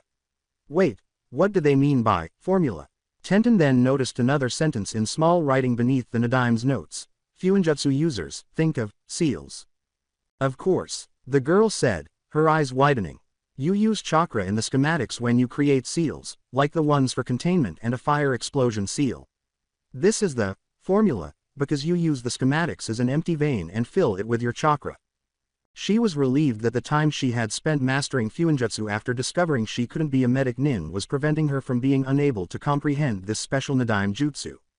Next, applying the formula to anything living or non-living, using the pulse of your chakra with the formula in mind. Use your fingertip to direct the pulse to the surface, she continued. This can be done multiple times, depending on the chakra capacity of the shinobi or kunoichi. Unfortunately, it does come undone if the person who uses the formula dies, which was the case with some of the shinobi in my units that had tested this jutsu. There was a limit to the actual potentially important information on display here, while the most dangerous was kept in the Hokage Tower. Writing materials and any kind of recording were prohibited in the archives, but most shinobi with good memory retention could easily record what was in here. Ironically, this amazing jutsu has been confused with the body flicker technique on the field of battle, and Konoha itself was another sentence written in the same handwriting as Tenten finished reading the Nadaime's notes on his jutsu. Tenten was astonished by that, but she was aware that, as Naruto's sensei Kakashi once stated, people rarely look underneath the underneath. She placed the journal copy in its drawer after memorizing what she needed and then walked out of the room.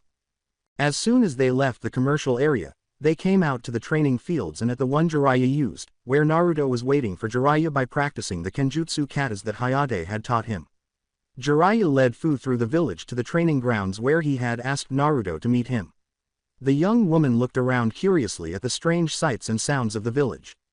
However, as the two drew closer, Naruto abruptly became motionless. The Kyuubi within him was stirring and seemed to be suddenly in a tired, agitated mood, though it obviously didn't say anything to Naruto. Meanwhile, Fu grinned and said, "Hi, Mr. 9. It has been a while, according to the Lucky 7. Looking perplexed, Naruto turned to Jiraiya for clarification on the person he had brought. Deidara was observing them through his scope while this meeting was taking place, beaming ecstatically. "I found both of you. He is exactly what Itachi had said about that bastard. Well, it's time for my art to come alive," he said, placing it in the clay bag on his hip with an open mouth licking its lips. Back with the two Jinchuriki, Fu was talking non-stop while shaking Naruto's hand. "Whoa, so you make use of a sword. Do you use it with the chakra of your tailed beast? How does holding Mr. 9 feel? What is your age? Did you receive your tailed beast as a baby or at a slightly older age?" Jiraiya watched with amusement, and just as he was about to put an end to the girl's incessant interrogation, he thought he saw something strange in the sky that resembled tiny white bats with enormous heads. When Fu saw them too, her face froze and her expression changed to one of anxiety. "Be quick, run." As soon as the Toad Sannin realized what was going on, he yelled, "Naruto!" at the blonde boy who had no idea what was going on. "Fu, Use the hair Jizo and cover. The blonde teen nodded, and soon his and Jiraiya's hair began to grow in spikes around them. Before Naruto could fully cover him, he pulled Fu to him, and they were cocooned in the shielded hair armor just as explosions attacked, pushing them back nearly 20 feet. The three sensed a pause, then emerged to see a strange clay bird with a figure perched on top of it. Hey, great hair trick. Deidara smiled and said, now, Jinchuriki, this is where I would make the lame request to come with me or else, but that's boring. However, if I use enough of my art, I'm sure it'll be in pieces soon. Besides, unlike that chump from Kiri, neither of you two appear to be prepared to give up. The fact that someone was pursuing individuals like him and this girl astounded Naruto.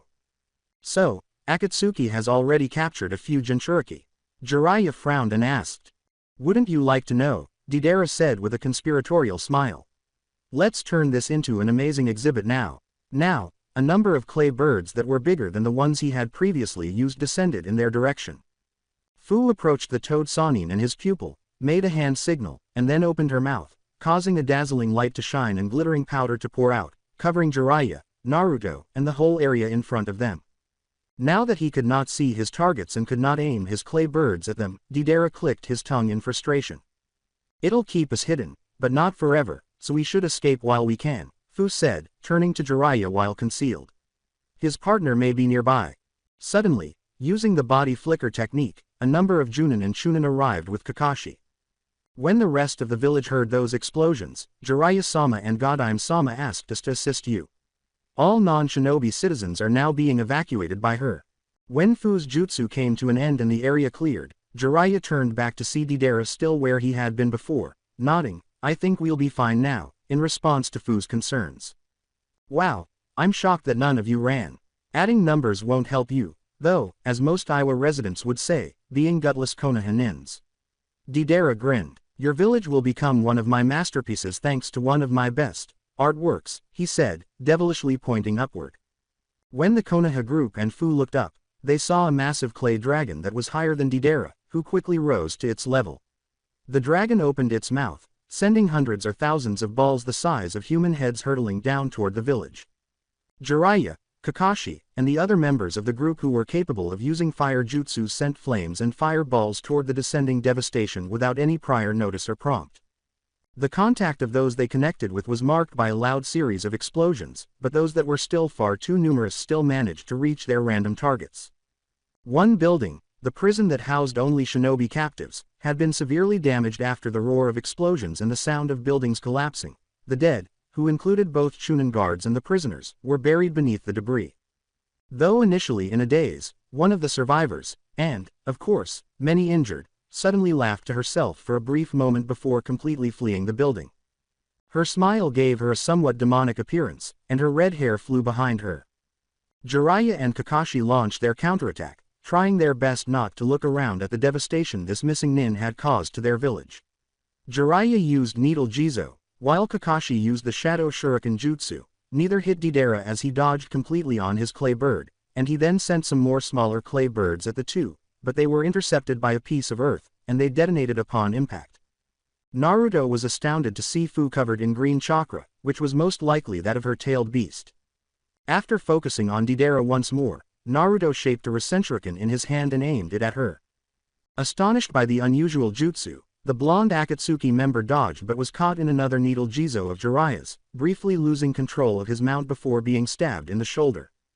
He grunted in agony and turned to see a blue chain with a barb at the end sticking out of his arm, leading to the blonde hair of Jinchuriki. What the devil is this, you jerk? Deidara swore as she attempted to remove the chain. You're about to find out. Naruto frowned, furious that some prick had destroyed his home a second time.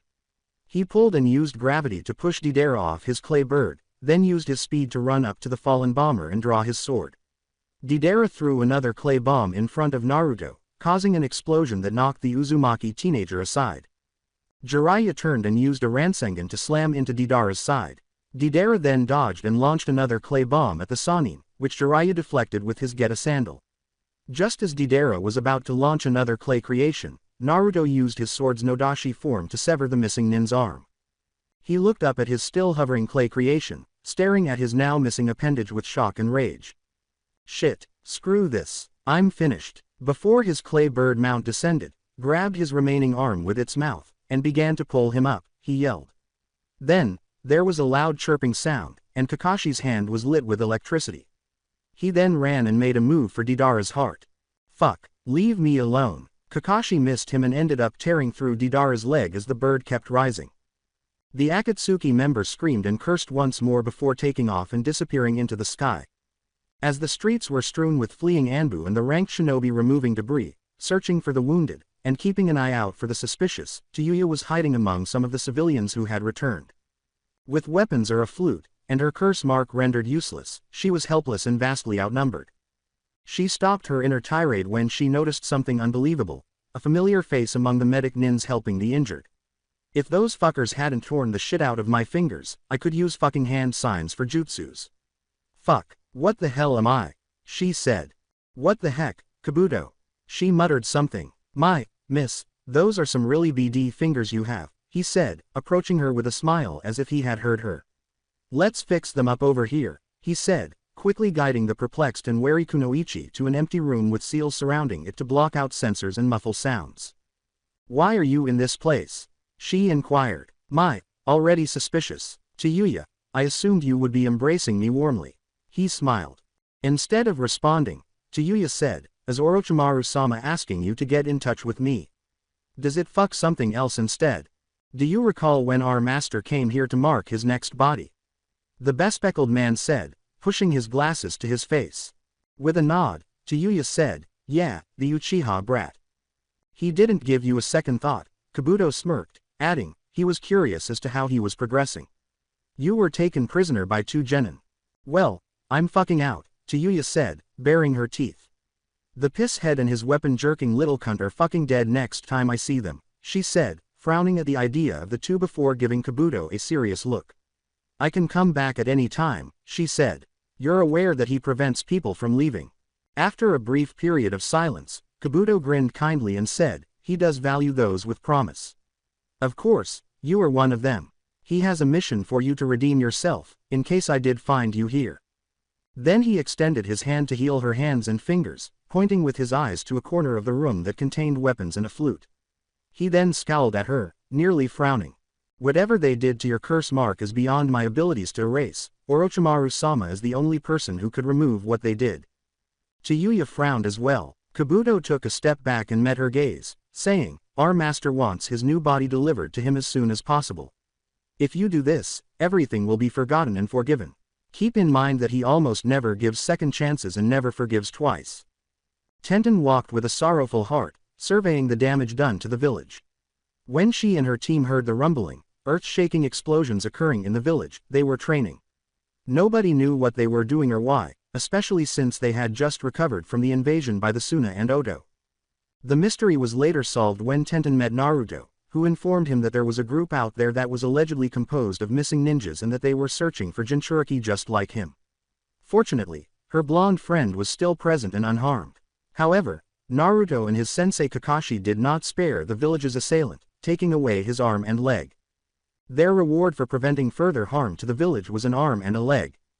But more significantly, we prevented Naruto from being forcibly removed. That weird girl, Fu, was that right? She as well. The bun-haired Kunoichi was taken aback by the green-haired Nanabe holder's excessively happy and animated demeanor when Naruto first introduced them. In sharp contrast to Naruto, who was lately growing more reserved and less bold and talkative. But he still has his innocent charisma, Tenten grinned. I sincerely hope he never lets go of or loses that. After completing her new training with Gai-sensei and Leon how to open the chakra gates within herself, Tenten was currently on her way to meet Naruto. Gai had initially taught Lee this to enhance his innate taijutsu skills and compensate for his incapacity to use ninjutsu or genjutsu. Gai-sensei had suggested this to Tenten when she asked her team how she could increase her speed so she would never have to worry about being too slow in a dangerous situation. Speaking of dangerous situations, Tenten thought grimly, she has escaped and they can't find her. After the jail building was destroyed, Tayuya, who Naruto and Tenten had captured, vanished. Since the Kunoichi was petty enough to harbor resentment toward the 2 genin who had vanquished and taken her, Tenten and Naruto were both informed. Jiraiya believed that she would either go into hiding or be reintegrated into the group if her master was kind enough. Everything was conceivable. Tenten was more concerned with developing her talent and giving some solace to the blonde in her life who had little to no familial love, even though Taijutsu and the group known as Akatsuki posed a threat. She was now en route to Naruto. The notes she so desperately wanted to share with him were in her hands. Naruto was feeling irritated at the moment. Jiraiya was asking Fu to teach him how to use the Kyuubi's chakra after he had stopped that Akatsuki member who would not reveal his name. Naturally, the damn fox only offered the bare minimum of help in releasing its chakra. According to Fu, her tailed beast had a pleasant personality and was more gregarious than the one he received. Nevertheless, the practice taught them something. It appeared that the Kyuubi's negative emotions were connected to his chakra. Anger, fear, and anxiety caused the Kyuubi's chakra to flood, and as a result, he was able to acquire a tailed beast chakra cloak. However, this came at the expense of his self-esteem, as he attacked Fu and Jiraiya without thinking until Fu knocked him out. After he recovered, Fu informed him that it was also connected to the Kyuubi's present state of mind and emotions, that he would remain this way indefinitely unless he found a solution to his problems and established trust between them. With no idea how to fix this, the blonde teenager was leaning against the training post. Both Jiraiya and Fu emphasized that it would be beneficial to him in combat, particularly when facing these Akatsuki people. But will it really? Without using any of the Kyuubi's chakra, I was able to defeat that bombing prick. However, I ultimately needed it to save the village from Gaara's metamorphosis and to save my team from that jerk Orochimaru. Shit, didn't I also use it when I confronted Haku? He soon moved away from the post and started to leave after his frustration turned into a sour laugh. Speaking in a laid-back tone, "Hey, Naruto. Why the face?" Naruto noticed Tenten's somewhat worried expression as he looked up from the ground. She had some papers in her hands and a dango skewer in the corner of her mouth. He said, "Just frustrated by the failed training I did. What have you been up to?" "I've been with my team, learning about those chakra gates and," Tenten said with a smile. After a brief pause, she said, "I might have a present to give to you." Startled, Naruto gazed at her. "A present? If I am correct about this, you may be catching yourself up to your dad, the Yondaime, a little bit more," she said, nodding. Tenten felt that his wide eyes were finally worth all of the work she had put in thus far. They were now going to attempt to decipher this jutsu, which hasn't been seen in this form in a very long time.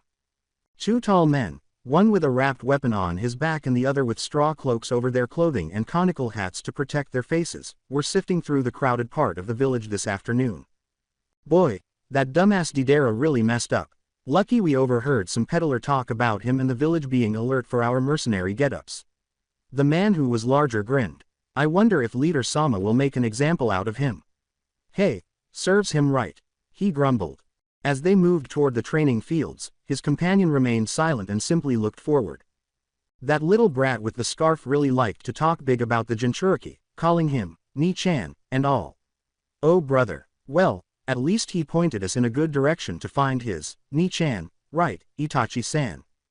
"Kisame, if the Nanabe holder is there too," Leader Sama said, "secure both. He'll accept no more upsets," Itachi said with disdain. Kisame smiled beneath his hat and said, "To the point as always, just what I've always liked about you, Itachi-san." They kept squeezing through together. Naruto looked at the documents Tenten had given him and said, "So, what are these?" "These are my notes on the flying Raijin jutsu that the Nadaime created. Have you ever heard of it?" Naruto gave a headshake. The Yondaime was Naruto's real hero even before he discovered he was his father. He gave his Jiji and the first Hokage and his brother very little thought. "Well," Tenten began, "what if I told you that the Hiroshin used by the Yondaime during the Third Shinobi War was based on this jutsu?"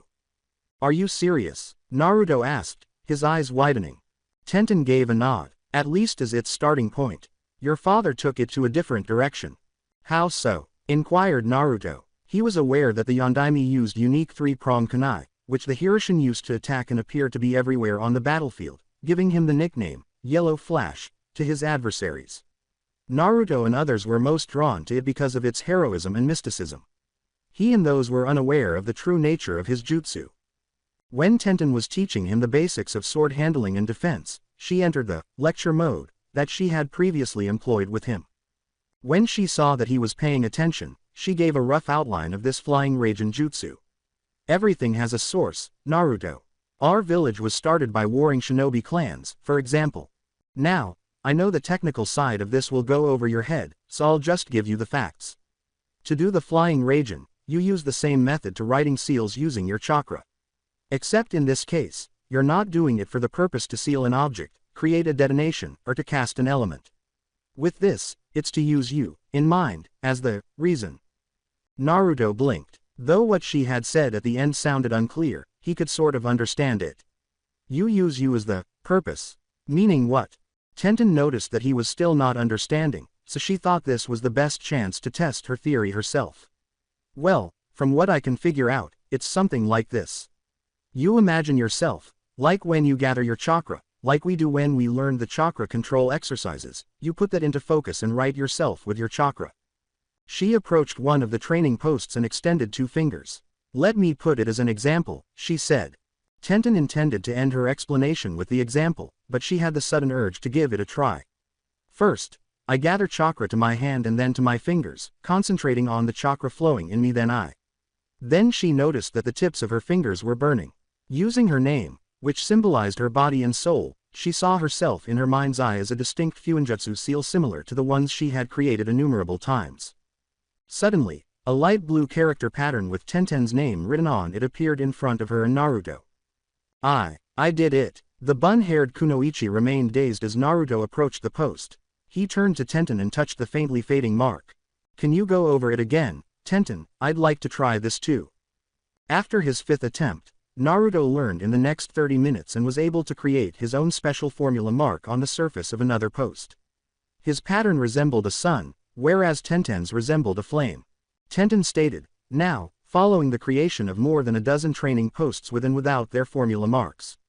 Let's try the next instruction, which talks about picturing each mark in your mind and then, pulsing, your chakra causes you to teleport to it, Tenten said. Naruto drew his sword, visualized a post with one of his marks behind another without, and then pushed his body's chakra, smiling as he finally realized how his father had used this special jutsu to create the renowned Hiroshin. He soon discovered that he was traveling toward the post he had in his mind's eye through a tunnel-like emptiness. He then saw the unmarked post in front of it and sliced through it with his Nodashi form of the sword before arriving at his marked post and stopping completely. From Tenten's point of view, Naruto appeared to perform a body flicker technique just before a post more than 20 feet away was cut in half. A second later, Naruto was there. He exclaimed joyfully, Tenten, this present is awesome. He sounded so happy that the kunoichi laughed. Indeed, it was intended to be something that was only for him, but to her satisfaction, she was going to share this happiness by becoming a bit more fierce as well. Tenten smiled as she chose to chop up some training posts as well, opening the scroll that held the kusanagi he had given her at the Chunin exams. An angry voice yelled, Itachi. In an alleyway that led to the training grounds. Kisame had continued on while Itachi was about to arrive and help, but his younger brother Sasuke, his only surviving relative, had found him. Itachi turned and cast a chilly, detached glance at his brother. Why, Sasuke, so you're here, do you have enough hate in your heart to kill me? While his 2 teammates were busy meeting with Kakashi, Sasuke was en route to meet with Kakashi when he heard a bystander rave about a handsome stranger who resembled his own murderous brother. The brother had fled after killing the entire Uchiha clan, including his and Itachi's parents, the clan heads. Why? To put himself to the test. Find the hatred in your heart to kill me if you can, were his final words as he left the shell, shocking Sasuke. As a result, Sasuke has made killing his own brother his life's mission as a shinobi. Therefore, it was only natural for him to respond to his brother's taunt. I've enough hate to kill you for 7 lifetimes, he exclaimed. Then, using a chidori he had just learned from Kakashi, he launched a furious, desperate attack on his brother. His attempt was in vain, though, as the older Uchiha brother snuffed out the chidori he had lit by grabbing and breaking his younger brother's arm in 3 places. Foolish little brother, your heart is still too soft to kill me. Now, sleep. Itachi's Sharingan whirled, and his brother soon fell into a heap, his mouth open in a silent scream and his eyes wide open in minute horror. After glancing at his brother, Itachi finally made his way to his destination. Beside the fallen last loyal Uchiha in the silent alley, a lone figure grimaced. Fuck me, was he a scary red-eyed bastard? Oh, well at least he saved me the fucking trouble. Following this shit stain and waiting till he was vulnerable was a bitch. To conceal Sasuke from nin dogs and censors, Taijutsu, disguised as a merchant, pulled up and mercilessly threw him into an empty rice transporting basket that was packed with seals. Time to follow the fucking wind now. Naruto and Tenten looked around the wreckage of the dozens of destroyed training posts, smiling foolishly, after a protracted experiment and finally mastering this rare jutsu. Then he stopped and glanced at Tenten, who appeared satisfied with her role in the harm. "Hey, Tenten," she stared at him, anticipating his words. "How about we mark each other? That way I can come to you, in case something happens." He offered the idea. Tenten considered it and decided it would be beneficial to them. But this time, she couldn't resist making fun of him. Mark each other. Naruto Uzumaki, you're a bigger pervert than you pretend not to be. After turning his head away and blushing, Naruto said, "And no, I'm not. I was only thinking of you and..." His protest was cut short when he felt two fingers touch his bare arm. He had previously taken off his jacket and was now only wearing his mesh shirt. "Hurry up and mark me, Uzumaki," Tenten said with a smile as she turned to reveal her shoulder. Naruto swallowed and obeyed, his fingers trembling a little. Tenten eyed the hilt of a very large sword over his shoulder and on his back, but as soon as the deed was finished, a very tall man with a conical hat on his head and a straw coat over his clothes intruded. "Hey, brats, it's good to see Kenjutsu fighters who are so committed to destroying a training area. Do you mind if I comply? Jinchuriki, I do have business with you after all. The girl is merely an added bonus."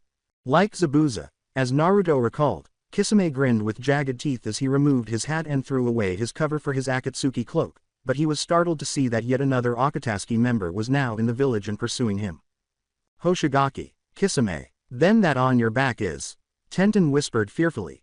The girl recognized him, and Kisame smiled, saying, "Ah, someone here reads the little old bingo book that loves to talk about me and send every idiot with a death wish to come running." He took the hideous sword from his back, and as the wrapping started to come off, a sword that resembled a monster with Hisarp scales was on display. "Now," smiled Kisame, "let Samahata and I tear you two apart." Tenten and Naruto both raised their swords as he charged at them in a sudden burst of speed, but they were fortunately spared a direct hit because Kisame had swung horizontally and pushed them back by about 10 feet. "Tell me, brats, where did you get those kind of swords?" Kisame said, smiling but frowning inside. "If the girl doesn't pass away as soon as I catch the blondie there, this will be more enjoyable than I thought." Tenten whispered something to Naruto, who scowled but remained silent in response to the taunt. "Let's attack him with the flying Raijin, Naruto.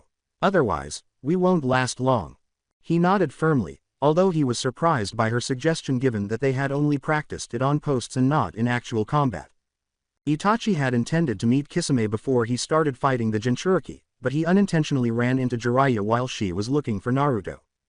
The Toad Sannin managed to avoid being caught in the missing nin's genjutsus by using Sage Mode, but each time Jiraiya attempted to use a Fire Jutsu or Needle Jizo to attack him, Itachi would transform into a swarm of crows and the blow would miss. Jiraiya was making a grimace. "I need to hurry because Fu mentioned that they came in pairs, which means that there is another person here who may be close to Naruto or is currently fighting with him." The blonde Jinchuriki, unlike almost all of them, used only a sword to fight, and somehow he managed to find hits on Kisame. He and his bun-haired partner used what appeared to him to be the body flicker technique, cutting him multiple times. Kisame, who had been having fun at first, was now completely confused and angry. Of course, Kisame's sixth sense knew when something was about to happen before anything could be fatal or incapacitating. But nothing he did was able to strike them. Each time, these two flickered away. "How are you fucking brats acting like this?" He let out an irritated growl.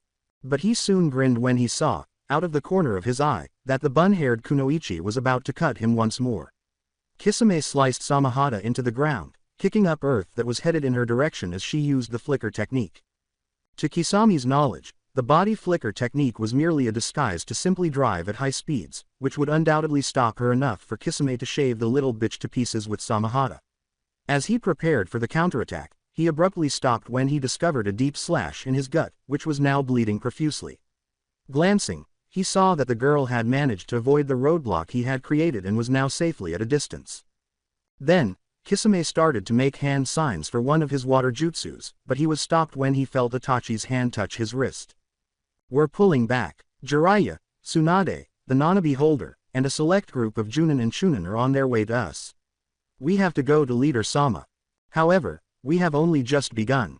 Kisame complained. TCH, damn it, I'll see you two skinned alive next time. Before he and Itachi fled the scene after Itachi sent a huge, black burning flame behind them to escape. When Jiraiya, the Godime, and a sizable contingent of shinobi arrived, Naruto and Tenten both exhaled with relief. How are you and your girl doing, kid? After putting out Itachi's fire and inspecting them, Jiraiya inquired. Tsunade was instructing the Anbu and Hunter Nin to search for additional Akatsuki members or any suspicious-looking people, and she quickly joined the pervert when he inquired about their status. Tenten, a little breathless, said, "We're fine, Jiraiya-sama, Godime-sama, just tried from evading so much. It would have been extremely difficult to continue against someone like Kisame if she had run out of chakra. Fortunately, she and Naruto coordinated and kept each other in sight to ensure they wouldn't make a mistake, and it paid off." As Jiraiya examined one of the posts, Tsunade appeared relieved. That was a missing nin from Kiri, wasn't it? One of the former 7 swordsmen of the mist, Tenten said with a nod. Hoshigaki Kisame. Jiraiya froze, then glanced at the post once more. Against him, how did you? He asked, glancing at the surface before turning to glare at Tenten and Naruto. He approached them and said sharply, "Where did you learn the flying Raijin from, pray tell? I see a strong chakra mark on a lot of these posts and on the two of you." Tenten said she found it in the Nadime's journal The Archives. Naruto, who had been unusually silent, said, "Oh my god, Ero Sennin. What's bothering all of you? Most people couldn't really understand my uncle's jutsu." Tsunade sighed. "I failed, and so did this pervert. However, I believe that Sensei, the Sandaime, may have been aware of it because he was his pupil. The Yondaime's startup for his Hiroshin was, of course, the flying Raijin." Jiraiya sighed. "Because of its effect on Iwa and Kumo, he was unable to give you his kunai or the instructions on how to use it, even though I know you are his son, Naruto. Nevertheless, you were able to identify its source. How did you two accomplish it?" Tenten laughed. "Some help from someone who writes in the books of people like the Nadaime, I guess." After staring, Jiraiya burst out laughing. Minato was expelled from the archives building once for making remarks about their materials. "You're doing him proud," Jiraiya said, taking a deep breath before giving Naruto a shoulder pat. "I see he's still watching over you, kid." Tsunade remarked with admiration, "And you Tenten are becoming an even resourceful and innovative kunoichi than when I first met you." The two nodded and smiled in appreciation of the compliment. The village later found out that Sasuke had vanished. And so, without further delay, I'd like to announce the promotions to Chunin from the results of the last exam. Tsunade replied. Later, in the Hokage's office, Naruto Uzumaki, Sakura Haruno, Shikamaru Nara, Tenten, Neji Hyuga, and Shino Aburame stood at attention, with one of them sporting a barely concealed smile as he received his Chunin flak jacket, but others were more solemn. "Will you please try to contain it?" Tsunade laughed as Naruto hurried to put on his new jacket, looking almost ecstatic about it. While Sakura rolled her eyes and the other 3 boys tried not to look at him so as not to ruin the ceremony, Tenten watched amusedly. Shikamaru, on the other hand, was disappointed at being promoted at all, and his only personal goal was to be lazy. "Welcome to the rank of Chunin, you 6, Tsunade said in a more authoritative manner to the recently promoted. "You are dismissed for the time being. Your new assignments will be announced tomorrow. Please stay, Naruto, Sakura, and Tenten." She folded her hands and gave them a serious look when they were alone with Tsunade. "This concerns Sasuke, your teammate, Naruto and Sakura, and also, to Yuya." She nodded to Tenten, who was wearing a serious expression, and to Naruto, who was displaying a range of emotions, while Sakura appeared relieved by the news regarding her teammate and not-so-secret crush. Tsunade closed her eyes and remarked, "Actually, they seem to be connected." Before one of the proprietors, Tenten, asked a question, she was met by 3 sets of wide eyes. "Tsunade-sama, this is related to Orochimaru, isn't it?" "Astute as usual, Tenten," said the slug Sanin with a pleasant smile. "Yes, Tayuya was probably given his orders to kidnap Sasuke Uchiha." When Sakura asked, "Does it have to do to that weird mark on his neck?" Naruto and Sakura realized what was going on. "Maybe," sighed Tsunade. "Jiraiya and the others are still looking into it." She turned to face Naruto, who was frowning and silently staring at the ground. "Naruto. When are we going to go after her? Naruto asked with a sigh and a stern expression. Naruto, you'll have to wait for assignments. Tsunade gave him a stern look and said, but I can tell you now, you won't be on the mission to retrieve him and face Taijutsu, I'm sorry to say. Your assignment is an important one that Jiraiya needs you on due to the circumstances. Naruto's initial reaction was to argue and insist on being added to the team in order to save his teammate, but he was drawn to her by a gentle, rough hand touching his. Tsunade-sama, based on what she said, Sakura and I will be part of the team to save him and take on Taijutsu. Tenten turned back to Naruto after noticing the Godime nod. You believe in us, don't you? Tenten smiled like Anko, we'll bring him back and punish that bitch of a harpy. Sakura gave a nod. Naruto nodded silently in agreement, seeing the fire in Tenten's eyes and a similar one in his teammates. The following day, Naruto, Neji, and Shino were waiting at the village's front gate. Since this was their first mission as Chunin, they were curious about the task since they had been informed that Jiraiya would be leading them and that the mission originated from the Hokage's office. Tenten was determined to defeat Taijutsu, and Sakura would ensure that Sasuke returned safely. Her recent training to become an apprentice to Tsunade would help with this mission. Naruto was still a little disappointed that he was not part of the team to save Sasuke, but after considering the situation since yesterday, it was probably best to let Tenten and Sakura handle this task as both girls could do it with ease. All he needed to do was trust them, and he really had nothing to worry about.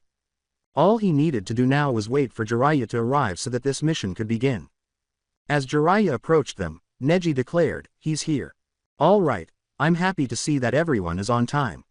Here are the specifics of the mission, pay close attention.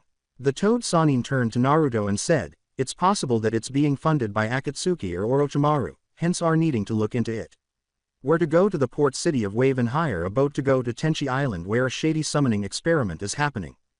Naruto nodded in response to the man's unspoken question, realizing now why he was required for this. However, Neji dared to ask, what should we do if it is connected to one of those two? We're only a 4-person group, so don't expect to fight just yet, Jiraiya sighed. This is primarily a fact-finding mission. But when the time comes, we'll adapt. He nodded to the three and said, now, let's get going. Tenten, Sakura, and Shikamaru were waiting to be briefed by Tsunade, who had been out of the office for a while, inside the Hokage's office. Sakura glanced at Tenten during this pause as she used a kunai to remove dirt from under her fingernails. Hi, Tenten. With a nod, the weapons enthusiast turned to face her. I would like to know how you and Naruto are so close. He seemed to be bothering me and pressuring me to spend time with him not too long ago. She hurriedly added, not that I want to have that attention back. I'm not exactly sure what you're asking, Tenten sighed. I just have a great friendship with him. You know, it's not like we're in love. Sakura shook her head and smiled, sorry for asking such a personal question. For now at least, she thought. As dim as he is, he's probably viewing her as someone special to him, too. They're both hopeless. Soon after, the door opened and Tsunade entered with Shizune, her secretary, at her sides. I apologize for keeping everyone waiting. Now let's get to work. The village was located in the Land of Fire, which Shizune had mapped out before placing a marker in a designated spot. We were fortunate that our hunter Nin and Anbu worked quickly. In this region, the Valley of the End, which is directly adjacent to our border, they have located and captured Taijutsu. There are some thoughts that Taijutsu is creating a diversion and is trying to be noticed on purpose, Tsunade said, casting a serious glance at the 3 recently promoted Chunin teenagers. Therefore, please exercise caution in that regard. In addition to that, she might be waiting for reinforcements. How annoying, Shikamaru drew lead. Tsunade nodded and said, it's as you say. Kakashi Hatake is your Junin leader for this, and you will meet him at the front gate in less than an hour. By then, be prepared to deploy. Dismissed. After 3 group nods, the 3 teenagers started to leave the office before Tsunade could speak to Tenten, who left last.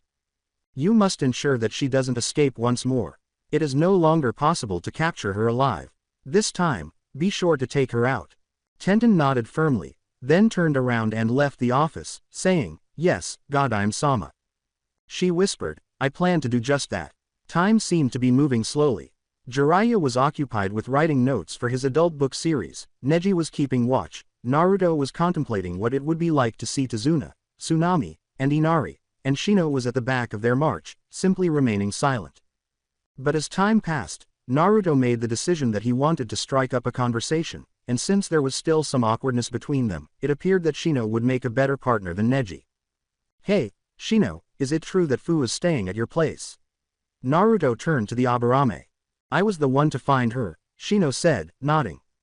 "I'm happy," Naruto said, nodding. "I suppose she's nice despite being a little strange." After a brief moment of looking down, Shino said, "She wanted me to tell you that she thinks that you and she need to work on your tailed beast training some more, or just hang out."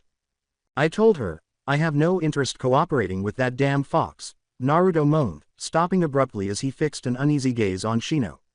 "Shino, you know what Fu and I have in us?" "Yes," Shino said, nodding. "When we first met Fu-san, father and I learned about her. And, my Kikaichu sensed something similar in you," he said after pausing. "How do you feel knowing what Fu and I have?" Naruto asked in a low voice after turning away. "We Aburame are hosts for the colony of Kikaichu that we use," Shino replied in less than a second. "What do you think of us?" With a shrug, Naruto said, "I don't mind. I suppose it's kind of cool."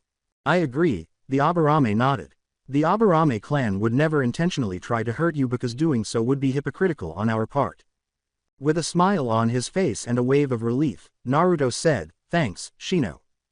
Before Naruto, a quiet voice said, "He's not the only one." He turned to look at Naruto over his shoulder and noticed that Neji had slowed down. "My Byakugan saw a second chakra source from you during our match at the exams, and it resembled the refugee girl you two were discussing. Putting 2 and 2 together wasn't that difficult. Does that make you bitter about how I beat you?" Naruto scowled a little. "I won't deny that my pairing with you was somehow unfair, but it was a random draw that had us against each other," Neji shrugged. "And I owe you a major favor for watching out for my teammate," he continued. "But like the Aburame said, I'd be a hypocrite to slander you since you and I both hold seals of significance that we didn't have a choice over." Silently, Naruto observed as Neji accelerated to reach his previous location. When they arrived at Wave's entrance, the four of them stood in astonishment at the sign that appeared above the bridge's entrance, and Jiraiya, who was still writing, was grinning with relief at his godson's good fortune in being accepted by 2 of his peers. "The great Naruto Bridge, is this one of your tricks, brat? Did you take this action here with your team?" Perplexed, Jiraiya asked. Naruto shook his head vigorously, still gazing at the sign in awe. "Whatever it is, shouldn't he hurry?" Neji sighed. Shino gave a nod. With a sly smile, Jiraiya said, "Okay, great Naruto, lead us to this Tazuna person you recommended."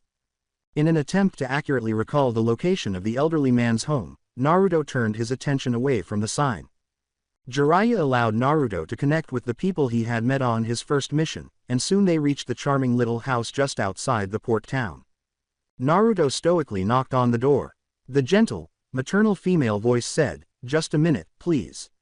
A tall, long-haired woman in an apron approached the door before freezing. "Naruto-san, hello, Tsunami. Long time no see," he said with a sheepish smile. Sakura was complaining to herself about her sensei and his tendency to be late, but he was better than usual as he arrived at the gate 5 minutes past the hour. Tenten, Sakura, and Shikamaru were waiting. "Okay, since this Oto Kunoichi might not be around for very long, we're going to skip the small talk. So, follow me." He then started running, and the 2 teenage girls, along with a reluctant Nara, joined in. Kakashi asked Tenten, who was close by, "During the journey, Godime-sama has asked you to eliminate this enemy Kunoichi. Tenten-san, are you able to do it?" Without hesitation, Tenten said, "Yes." "Don't lose that motivation," Kakashi said, nodding. "Some try to take you with them, some threaten others, and some beg for their lives." In agreement, Tenten nodded, saying, "I'll remember that, Kakashi-sensei." He gave a nod, and soon they were getting close to the forests that surrounded Konoha, followed by the Valley of the End. Jiraiya was reading a scroll that one of his toad summons had brought to him prior to their arrival in town, and for some strange reason, he was refraining from being the super pervert he had positioned himself as. As Tsunami was happily humming while stirring some miso stew, a loud, booming voice appeared at the front door, seemingly using the stew as a covert summoning method. "I'm so hungry, Tsunami, my love. This time, Grandpa, don't eat it all." The door flew open, and old bridge builder Tazuna and his young grandson Inari entered. Tazuna was about to demand an explanation from the 3 strangers he saw when he heard his excited grandson yell. Naruto-san, conveniently seated in Tazuna's lounge chair, the blonde cheekily held up his hand in greeting. Hi, Inari. Hello, elderly gentleman. While the three Konoha teenagers were eating Inari's mother's miso stew, Jiraiya and Tazuna were sitting in the chairs in the living room drinking sake and exchanging stories while Inari passionately described what had happened here months ago with Gato and Naruto's team, most of which Naruto had to correct because Inari exaggerated on what happened way too much. So you're going to Tenchi Island with these brats? Perhaps it's not a good idea. In addition to boats transporting odd objects in crates, a lot of people have been traveling in that direction. Tazuna swirled the saucer in his hand and said, Anyway, a drinking buddy of mine said he was hired by a couple of shinobi to sail them to that island by the dozens. His daughter and grandson permitted him a few drinks, but they forbade him from getting intoxicated because it would affect his work, especially with the increasing number of orders coming in. After taking a sip from the saucer, Jiraiya wondered if he had noticed the insignia on their headbands.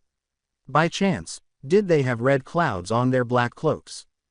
Before setting down his saucer and taking his final drink, Tazuna shook his head and turned to face Naruto, who was sitting there talking to Inari about his adventures since leaving Wave. He has definitely matured. It doesn't look like the green little shinobi I hired to protect me with his team. My, how I feel happier despite getting older.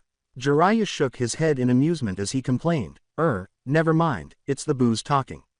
He then joined the table. The four Konoha shinobi decided not to spend the night in Wave because there was still plenty of sunlight. Tazuna found someone who was willing to sail them there because it was a good opportunity for a quick Rio with all the odd foreigners visiting. But before they departed, Naruto asked Jiraiya if he could go see the graves of two individuals who held special meaning for him. The Toad Sanin agreed, and he, Neji, and Shino went to gather their supplies for the boat ride. Zabuza's sword, the Kubikiribocho, was gone, but Naruto was understanding as he pieced together that Kiri probably learned about what had happened here and discovered the graves with one of the seven swordsmen of the Mist sword being used as a grave marker. Of course they'd take it back. Naruto arrived at the location he had chosen for the burial of Zabuza and Haku and found it almost untouched. Sighing, Naruto said, I'm sorry, Tenten. He recalled with nostalgia how she had questioned him about his mission to Wave and these two men he was facing at Ichiraku's, and how her eyes had brightened when he brought up Zabuza's sword, even though it had nearly killed the boy she was asking about. Anyway, Haku, it's been a while. I followed your advice and located a person I would sacrifice my life for. Whether it has made me stronger or not, it certainly gives me more self-assurance. Zabuza, I'm not sure how you'd feel that one of your enemies was inspired to take up the sword because of you almost killing them. Naruto sighed and laughed, but there it is. Thinking of Hayate and Tenten, of course, he grinned, I'm getting better and have two good Kenjutsu senseis. The blonde adolescent bowed to the two plots, turned, and left, pondering, without saying anything more. I swear to keep going, never forgetting you two. Later, while Naruto and the others were traveling to Tenchi Island by boat, Jiraiya gave the three teenagers various outfits, took their headbands, and gave Neji a pair of shades. Why are there so many disguises? Now donning a gray kimono that concealed his sword beneath the folds, Naruto posed the question. Because it appears that there are shinobi involved in this experiment, Jiraiya said, glancing at the teenagers. However, it's unclear to whom they belong. Neji, you must be well hidden if they are from Kumo. Don't remove the bandana that covers your seal or those shades. Neji gave a rigid nod, his dark sunglasses concealing resolute eyes. Shino saw that they were about to land, even though his new clothes were just the same color as his old ones. Jiraiya-sama, we're here.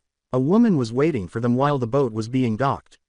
Wearing a purple and yellow shinobi gi with a mesh shirt underneath, the tall person has long red hair and a white headband. Although her eyes were hard, they also had a hint of tenderness. Jiraiya tensed up, then loosened. She's definitely not Kushina, but I thought I might have seen a ghost. So who is she? The redhead approached them and bowed as soon as they docked. She eyed them and said, Are you Jubei and the men he hired to help with the Yuriko project? Are you their representative? Jiraiya asked, nodding. She blinked and smiled ruefully, saying, I haven't introduced myself, have I? My name's Hinoka. The woman shook her head and said, I am just another volunteer. Right now, they were looking for people with sealing abilities and I was available. As soon as Shikamaru, Sakura, Tenten, and Kakashi reached the Valley of the End, they heard flute music. Sakura and Shikamaru tensed, but the group did not experience any genjutsu. Kakashi encouraged the group to keep going until they noticed a figure standing on the water's surface. A red-haired girl with a flute in her hand sneered as soon as the Konoha contingent approached her and she noticed Tenten among them. "Sorry to tell you fuckers, but you're too late. Your little dipshit Uchiha was picked up by a summons and is now in Odo." She then glanced at Tenten. "I'm going to enjoy fucking you up in all kinds of ways." Tenten held onto a new, special, weapon she had prepared for this girl's reunion. In a whisper, she said, "Time to die." Hinoka took the four of them on a tour of the area, showing them the way to the stone structure that would house the Yuriko project. Jiraiya was finally getting a close-up look at the person financing this dubious event, so he was only half listening to their guide. It was clearly visible from the two clouds on the insignia of their shinobi headband. Well, shit, his gaze then shifted to Neji, who he could see was frowning at the shinobi from the village where Hinata had been abducted and where his father had died. This is good information to pass to Haim and the council, but they're obviously not in alignment with Orochimaru or Akatsuki. The Toad Sannin leaned back and spoke to Neji in a whisper. "I know you want blood for what happened to your father, but now is not the time. Keep your head cool." Neji Hyuga let go of all his tense energy before giving Jiraiya a silent nod. Soon after, Hinoka ushered them into the stone structure, which resembled a temple intended for the worship or sacrifice of a deity. It appeared to be nearly true as men in strange robes led these haphazard summoning animals into a sizable transparent container with a fuinjutsu seal on the floor. Jiraiya hardened his eyes and said, "These damn fools." He was not surprised to see the angry expressions on the faces of the teenagers and the woman who accompanied them, but the one on Hinoka had the power to turn the whole place into a tundra. Hinoka was asked by Jiraiya if she understood the purpose of this experiment. Hinoka exhaled. They had phrased it as making the ultimate summons, but they didn't go into it than that. This is definitely something that would make summons hate humanity forever. Naruto felt his blood start to boil as he observed the terrified expressions on these summoned creatures. But he was startled out of his rage by Jiraiya's firm hold on his shoulder. "We're here to observe, remember. There are at least more than 20 Kumo shinobi outside, so we need to chill. Trust me kid, as a summoner, this experiment is beyond forgiving," he said to Naruto in a whisper. When Naruto saw Jiraiya's icy, merciless eyes, they froze in their tracks, and removed his hand from the sword's hilt, allowing his energy to be brought back down. One of the robed men then marched up to them, frowning as he saw Hinoka and the group with her. "Hinoka, why did you bring them here? This is an important research project and things could go wrong because of you bringing gawkers here." Hinoka scowled at the shorter man and said, "Pardon me, Usui-san, but before you go disparaging them, you should know that these four were hired by Koroku-san, your boss." Usui, on the other hand, winced for a brief moment before getting better and grinning casually and mockingly. "Your idiocy is showing, you damn tacky shinobi. Koroku-san is currently on bed rest, thus I am in ch." A limping man dressed in the same robes as the others approached them slowly after descending a staircase and asked, "What's all the commotion, Usui-san?" "Koroku-san," Hinoka said, bowing to the man, "I brought Jubei and the men he's hired, that you hired for additional security." Gazing at Jiraiya and the others, the limping man rubbed his beard. "Yes, this is perfect. Thank you for bringing them here, Hinoka-san. Jubei, can I give you and your boys there an assignment and an explanation for Usui's unfriendly behavior?" "That's fine, Koroku-san. This experiment does seem a little unusual." Jiraiya nodded, taking care to avoid revealing the group's horrified and offended feelings or the fact that this group was made up of shinobi from Konoha rather than a mercenary outfit. Nodded. "Yes, well, with the funding from Kumogakure and the materials we found from an abandoned lab by the Snake Sannin of Konoha, we're confident this will be successful. If you're worried about the materials we gathered for this, I ask you to keep an open mind. We're making history." Usui smiled, his eyes blazing. Jiraiya suppressed his anger toward these two. Jiraiya was pleased that his children behaved sensibly as well.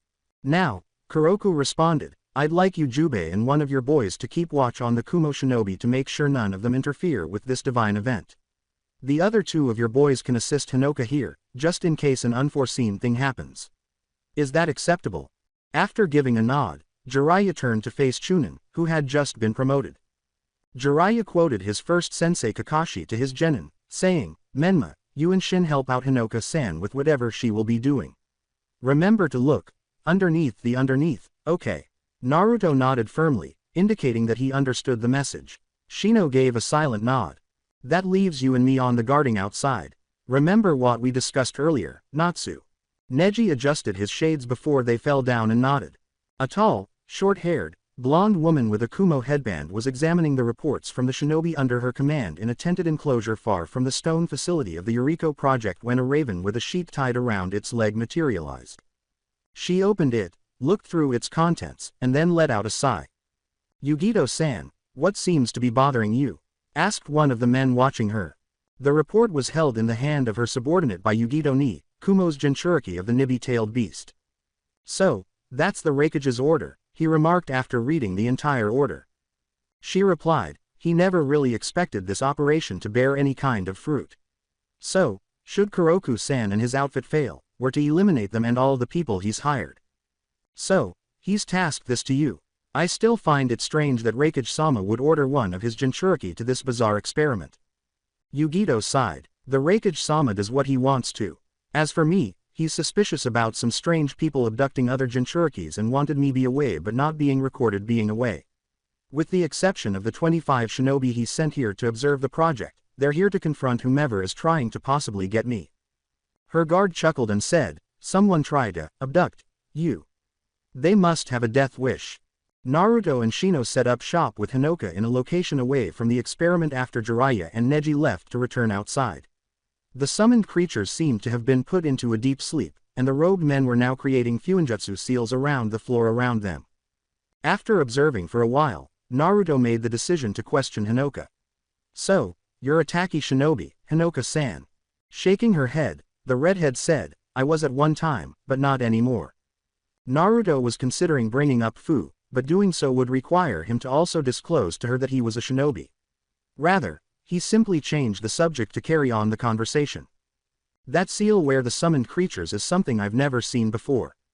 Nodded. It seems that whatever research materials they were studying probably came from that Sanin Orochimaru.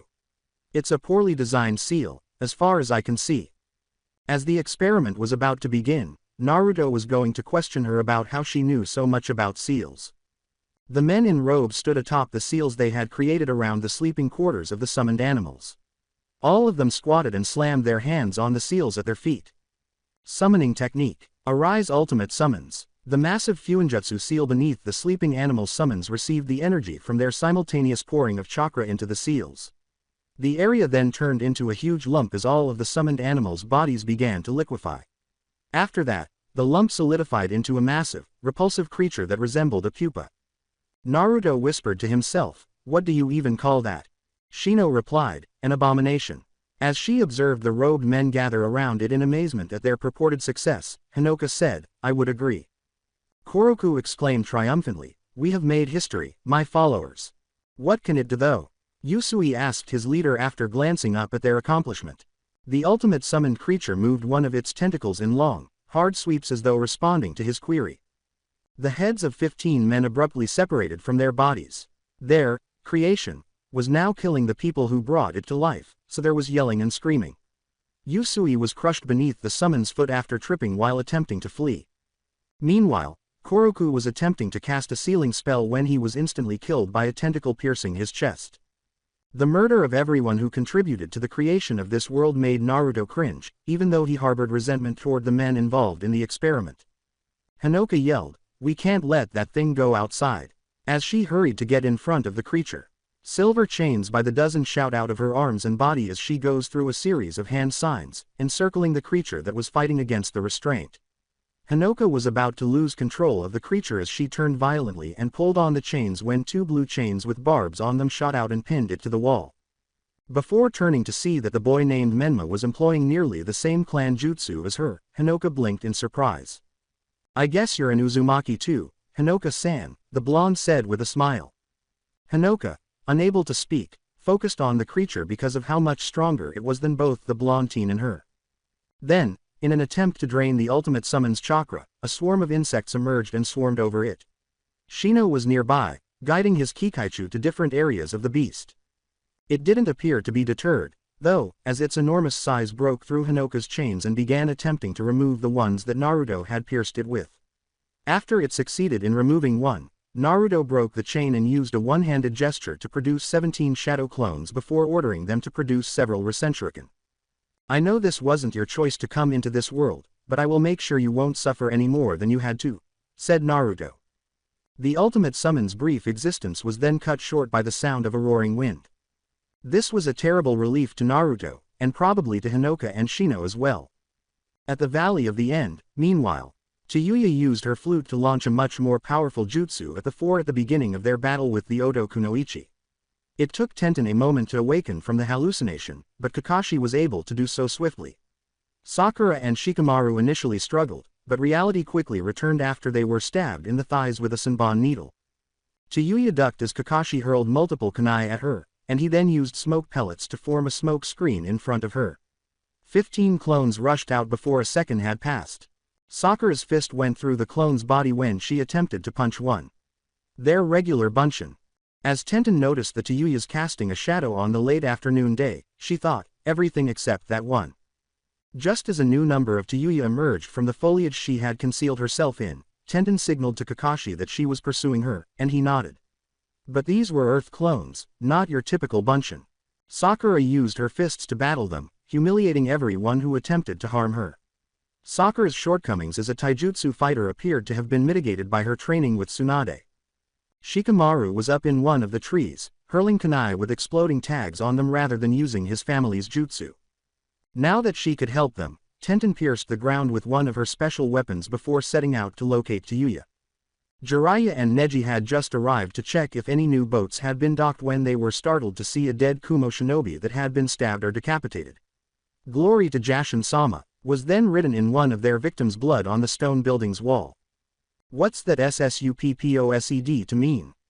Neji scowled. The Toad Sanin had no response. He did, however, get a hint when he noticed someone holding a ripped black cloth with a red cloud printed on it. "We need to check on Naruto, now," he exclaimed, and they entered the stone building quickly, Neji following closely behind. As they reached the floor, they saw evidence of additional dead bodies, this time, those of the experiment staff. When Jiraiya noticed Naruto talking to Hinoka while Shino stood silently close by, he let out a sigh of relief. He sighed as he saw the pulp of whatever these idiots had called forth. "Kid, it's time for us to go. Akatsuki was here not too long ago. We need to leave quickly." "What about Hinoka-san?" Naruto asked, nodding. "Isn't she a Taki Kunoichi?" Neji asked, arching an eyebrow. Hinoka nodded. "I was a refugee there and didn't rise above my genin status. They let me go without being declared a missing nin." "Excuse, Jiraiya-sama." Jiraiya was taken aback when Naruto disclosed their true identities, but since so many people had perished, it was now irrelevant. "Yes?" he inquired.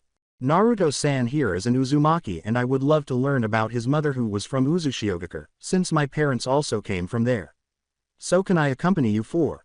Jiraiya was shocked that he didn't associate Hinoka's vivid red hair with her having told them she was good with seals. Thinking about it, the Raikage would target her for his men's deaths if they left her here. He extended his hand for a handshake and said, "Sure. I'll bet Tsunade, whose grandmother was also an Uzumaki, would like to talk to you and share stories." "Welcome aboard, Hinoka-san." Tenten was attacked by a powerful genjutsu as soon as she broke away from her group. Tenten was brought back to reality by biting her lower lip hard before the torment could start. Tenten ducked to the side as 3 kunai suddenly emerged from the undergrowth. "I see you're still a coward for not fighting with me face to face, Chiyuya." Chiyuya sent out 2 more Earth clones and 2 more bunshin instead of rising to the bait. However, Tenten abruptly vanished after throwing up a string of kunai that contained her chakra mark. Even though Chiyuya was further away, she grinned when she noticed that the girl with bun hair was throwing carelessly, as one of her throws landed 5 feet away. She was about to play her flute when Tenten unexpectedly showed up, startling the Oto Kunoichi. "Try and get out of this genjutsu, Konoha shit kisser," in a single instant. Tenten threw a shuriken at that precise moment, and it flew and hit Chiyuya in the neck, ripping through her windpipe and throat. With her eyes burning with uncontrollable rage, Chiyuya dropped her flute and fumbled for her kunai as blood trickled down her neck and mouth. However, Tenten rammed her kunai into Chiyuya's chest before she could do anything else. Tenten twisted her kunai and withdrew it from Chiyuya's chest, saying, "That's enough from you. Go to hell and enjoy your company there." With hatred still visible on her face, Taijutsu of the Sound 4 fell to the ground, dead. What are we going to do now that Orochimaru has the Uchiha? As she wiped the blood from her kunai, Tenten pondered. She was soon joined by Shikamaru, Sakura, and Kakashi. Naruto was shocked to find Tsunade and a small group of Junin at the front gate when he returned to Konoha. She wore a smile, as did the others. The teenager reasoned that she must have been informed in advance of their potential arrival. Well done you three, she said in closing to Naruto, Neji, and Shino without first looking at Jiraiya. We weren't prepared for Kumo to be there supporting that so-called experiment. I'm grateful that you're all okay. So, congrats on a job well done. Now, Miss Hinoka was it. The tall redhead bowed to the Hokage as the blonde Godime approached him. Yes, Hokage-sama, it's an honor to meet you in person. You as well, Tsunade replied. The report that came from Jiraiya said you wanted to learn more about Naruto's mother and my grandmother, correct? Tsunade inquired. With a nod, Hinoka said, as long as I'm not intruding on anything secret. Tsunade exhaled. Well, with the kid's mother and my grandmother, they did have something we'd consider secret for the time being. However, if you're willing to let one of our Yamanaka members make sure you are who you say you are, then we'll be able to be a little more flexible. She then glanced at Naruto. How do you feel about letting her know about it? Naruto comprehended the secret question that the former Taki Kunoichi had been given about him and his mother's Jinchuriki status. He knew what was at stake. But Naruto trusted his intuition. I trust Hinoka-san will be okay for this information. He replied. All right then, Hinoka-san, if you'll come along with us, we'll see about getting this done. Jiraiya, I'd like you to come with if you can, Tsunade said, closing her eyes and nodding. When she finally spoke to him, the super pervert was reading from a scroll that one of his summons had brought to him, so it appeared that he had not heard her. He sighed after reading it and said, Sorry, Haim, I can't. I need to check on something outside of Konoha. Send me a summons with the details, okay? Tsunade said, giving him a wary glance. I'll be gone for a while. Try and have that girl Fu continue working with you on using your special chakra, Jiraiya said, nodding before turning to face Naruto. Naruto complained, then reluctantly nodded. Tenten, meanwhile, was meeting with her father, who had been invited to see her. She was shocked to see a man with numerous bandages and a limp on one side. He examined her with one eye and then asked, You are Tenten? After nodding, she waited for him or her father to introduce themselves. I am Danzo Shimura. At one time I was a student of the Nadaime along with the Sandame. Surely you can grasp why I am making contact with you. Tenten responded, because of the flying Raijin that I learned with Naruto, right? It is a momentous feat that you learned one of his jutsus before it became sullied by that man, the man said with a solemn nod. Tenten scowled a little at his rejection of one of the village's most gifted shinobi. In a sense, she felt insulted, as did Naruto, because it was Naruto's father whose notes assisted her in learning it together. She made the decision to address the matter at hand. Why are you here? Because you are wholly unspoiled and would do well in my private division, the man emphasized by striking his cane against the ground. Tenten nodded in agreement and then said emphatically, Thanks, but no thanks. Why so quick to respond? Danzo asked, his lone eye narrowing. Because you seem to be doing this while I was away from my team, which would mean I would have to quit them in order to join you. That and it seems you don't operate within the village, so who knows what shady missions I'll get sent on with you involved. Tenten then laughed. Besides, Anko warned me about you. Before lumbering out of her father's shop, Danzo muttered, Of course she would. He paused and said, I don't give many opportunities. Keep that in mind for the future. Despite his pledge to go to the Aburame clan compound to meet with Fu, Naruto discovered he had more time than he had anticipated as he waited for Hinoka's interview with the Yamanaka clan to conclude. Naruto believed that his incooperative tailed beast would prefer to see him die a slow and agonizing death than to compromise itself by assisting him, even though the mint-haired girl was overly eager. The last time he went inside himself to approach the fox in order to reach some kind of agreement for a shared interest, it said as much. It bared its teeth and declared, I will always hate you and everyone who came before you. In order for me to be free of your miserable existence, human, give up and die. As a result, Naruto continued to lack the resources necessary to fulfill Jiraiya and Fu's requests. My heart isn't really into it, to be honest, he thought. Since he didn't hear from Tsunade at the gates, his main goal since returning was to find out what transpired with the mission to retrieve Sasuke. Finding someone connected to the mission, that is, attempting to locate Sakura or Tenten, was the quickest method, aside from consulting the Godime. It took him less time to locate his teammate because he quickly discovered her with Ino Yamanaka outside Ino's family's flower shop, which was in the direction he was going. Before he discovered Sakura with a thoughtful expression on her face and Ino greeting him with a smile, he said, "Hey Sakura-chan, hey Ino.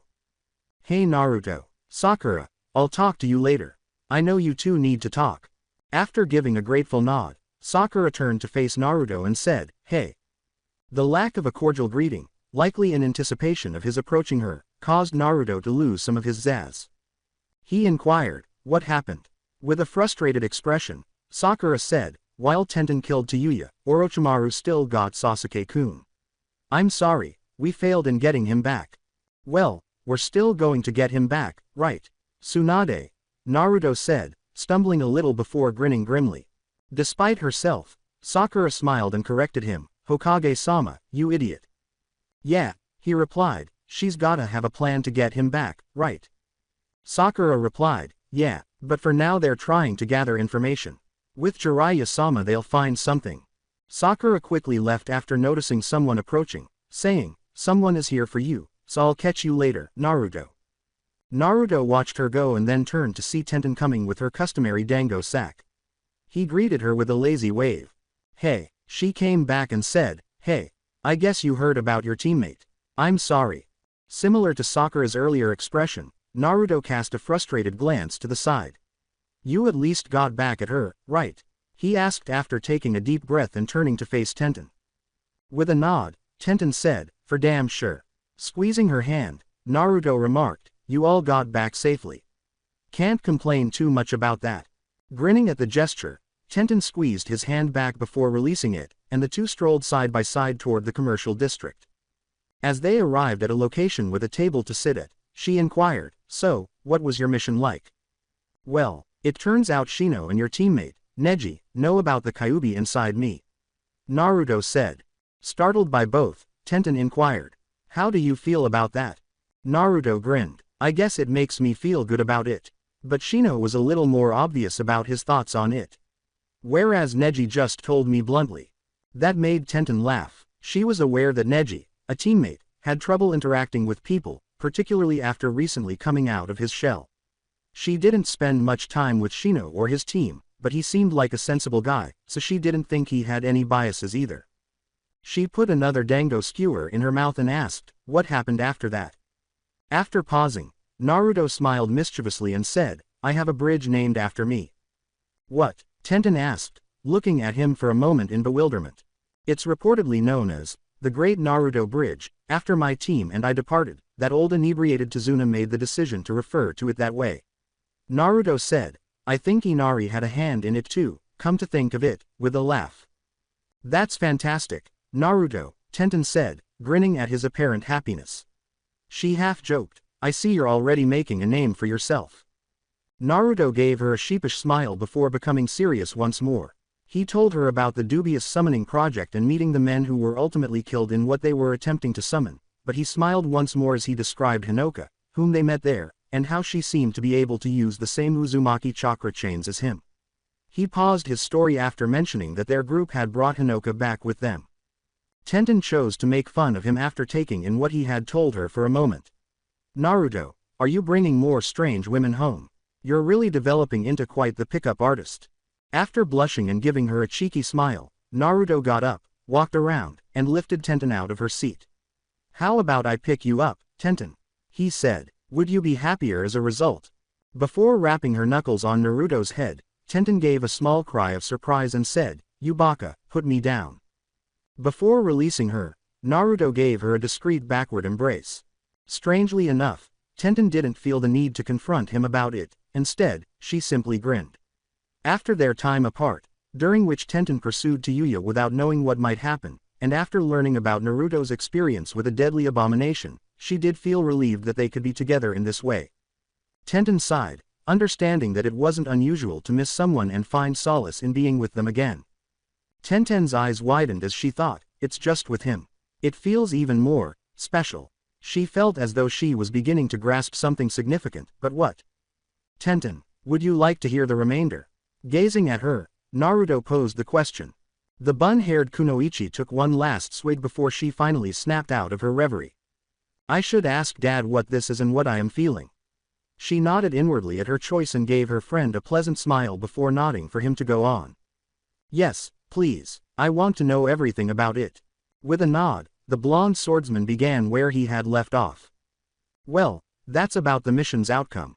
Because they were providing funding for the project, Kumo's forces were present, but more Akatsuki bastards killed them and fled right away. Fortunately, we avoided encountering them. It truly was a bloodbath. Tenten nodded and shivered at the picture, saying, I'm glad you're okay. Naruto grinned and said, thanks. So, Tenten said, is there any possibility that you are related to this Hinoka woman? With a shrug, Naruto said, she is an Uzumaki, but whether or not she is related to Mom, Ero-sensei and Hinoka can't say. He then turned to face the distance and said, I hope we are though. I never imagined running into another Uzumaki. Knowing how uncommon and significant it was for him to have connections, in this case, perhaps a blood relation, Tenten nodded and squeezed his hand. Startled, Naruto turned to face her. I'm hoping she is, Naruto. The blonde adolescent nodded and smiled. Tenten resumed her dango snacks as the two sat in silence, while Naruto simply leaned back and unwinded. Tenten, is it possible for you to meet Hinoka? After all, she doesn't know anyone else in the village. Naruto gave her a curious glance. Tenten nodded, I suppose so. Would you mind introducing her to me? Naruto smiled, excellent. As soon as Ino's family is finished with her, Naruto froze, glancing at a figure approaching his and Tenten's table. Tenten became aware of his change and quickly realized what had captured his interest. A well-known young man with earplugs and a distinctive double-handled sword on his back was approaching their table. Naruto-san, once more, it's a pleasure, Chojuro said. A knock on the door of the Hokage's office interrupted Tsunade's reading of the outcomes of Inoichi's mental tour of Hinoka. Shizune was not there, so Tsunade called to the person on the other side of the door. Come in. In front of her, an Anbu in a cat's mask bowed. She is here, Godime-sama. What do you want us to do? How many did she bring with her? Tsunade asked, putting down the report and folding her hands in front of her. In response, the Anbu member said, just two. Either we're being taken too lightly or she feels really unconcerned, Tsunade said, raising an eyebrow in surprise before smiling amusingly. The Anbu representative gave a nod of approval. After giving it some thought, Tsunade questioned, where in the village is she now? So, Hitaki-san, you're not dating right now? A woman asked in a flirtatious tone. Konoha's famous copy Nin felt like he should know him too, but he couldn't place him at the moment with this woman closing in on him with hopeful eyes. Kakashi Hitaki nodded while conveniently shielding his Ika book from this woman's gaze. Team 7's sensei was still unsure of why he was being hit on right now, especially since the man accompanying the woman was giving him a not-so-subtle glare with his lone eye. Am I interfering with anything? Fortunately, Tsunade showed up and nodded to the woman before things got out of hand. You seem to be having fun, Mizukage-sama. The woman's name caused everyone in the shopping district to freeze. She smiled warmly and nodded back to Tsunade, saying, indeed I am, Hokage-sama. She then turned back to Kakashi, who became a little more stiff upon learning who was making advances on him. She blew him a kiss and said, I hope we can talk again, soon. Turning back to the man behind her, she introduced him to the others. This is one of my advisors, Ao. One of my companions should be here soon. I brought him to meet with young Uzumaki-san so that we could all have a conversation. Are you okay with that, Hokage-sama? As she turned back to Tsunade for confirmation, the Godime Mizukage questioned. Sighing heavily, Tsunade shrugged and said, we were expecting this meeting between the two of you but thought you would invite him to Kiri. We're still in the process of cleaning up the mess of my predecessor, otherwise I wouldn't be opposed to it, the Mizukage said with a smile and a shrug. Maybe we can start talking about that after our conversation with Uzumaki-san. She nodded behind Tsunade, diverting her focus. Looks like they're here. While the other boy bowed to his Mizukage, Naruto, with a conflicted expression on his face, came and stood beside Tsunade. Tsunade turned to see Naruto being led by a boy with spiky blue hair, wearing earmuffs, and carrying a concealed double-handed sword. The Mizukage cooed, well done, Chojuro, and then silently regarded Naruto. Tsunade said, Naruto, this is the Mizukage, maid Terumi-sama. After nodding, Naruto said, Chojuro told me about her. He then bowed slightly to the woman and followed Tenten's instructions before leaving her to accompany Chojuro. Mizukage-sama, nice to meet you. My name is Naruto Uzumaki. Tsunade gazed at him in surprise, as did Kakashi, who chose to stay nearby, while Ao nodded contentedly at his Mizukage receiving the respect he deserved. But Mei gave him a questioning glance before saying, odd. This wasn't in our intel on you. Chojuro. Uzumaki-san got some advice on how to greet you from the girl who was with him when I met with him, Mizukage-sama, the boy said, a little startled. Mei gave a nod, his colleague. Chojuro gave a headshake. Tsunade held up her hand to end the conversation before Mei could ask any more questions because she wanted to move things along quickly and because she knew exactly who could make Naruto behave. I'm sorry, but let's take this to my office. I want to introduce you to another person, Mizukage-sama, and I am aware that you have a busy schedule just like me. Mei grinned at Tsunade's tactful handling of the matter to prevent her from learning more about who could influence such a brazen young man who, according to Mei's intelligence, rarely paid attention to or respected authority. Nevertheless, she nodded and smiled, and the group proceeded toward the Hokage Tower. When Tenten got home, it was already getting dark, but at least her father had left the lights on, waiting for her to come back. As she climbed inside, she heard her father pounding away at a weapon or some broken tool that he also fixed for the non-shinobi clients. She leaned against the counter, waiting for him, knowing his work style and that he took breaks at specific times. Shin complained as he went in, then used a cloth to wipe away the last of his perspiration when he emerged and saw his teenage daughter had come back. Before nodding toward the door, he said, You're back. I'm thinking of closing early tonight, so flip the sign and lock the door, Ten-chan.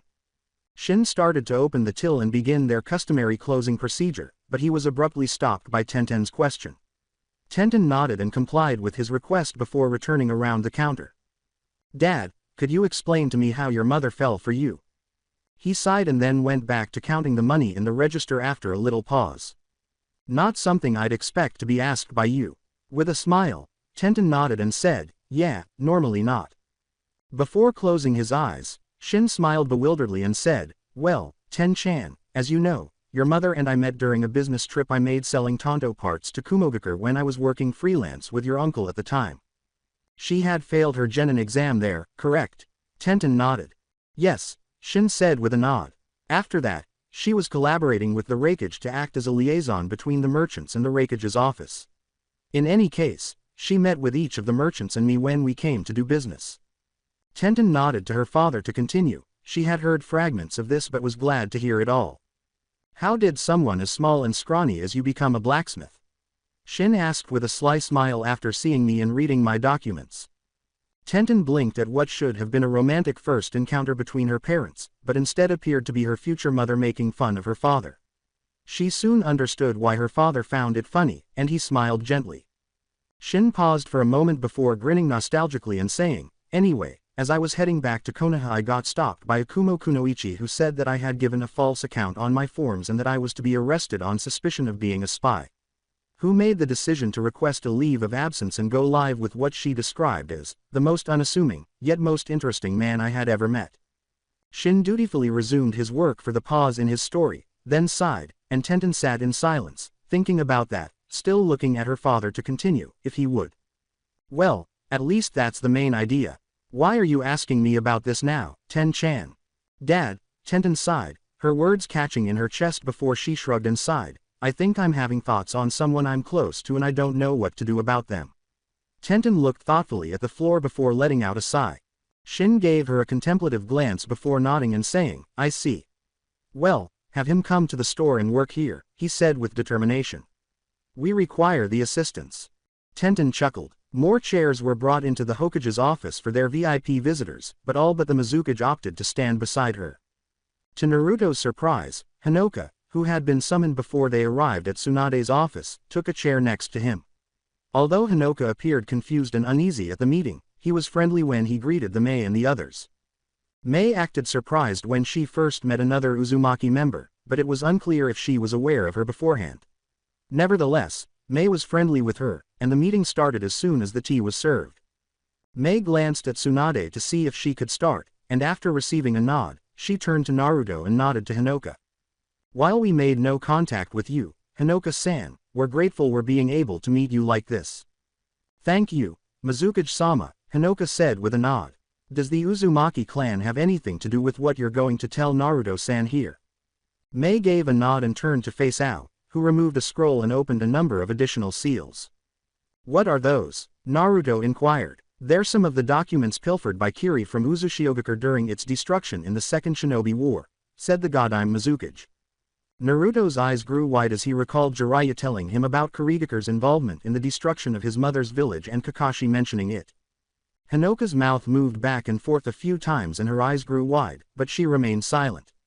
Now, the most interesting thing is that, besides Tsunade-sama's grandmother, both of yours are mentioned as well in one of these scrolls, Mei said, nodding before turning to face Naruto and Hinoka.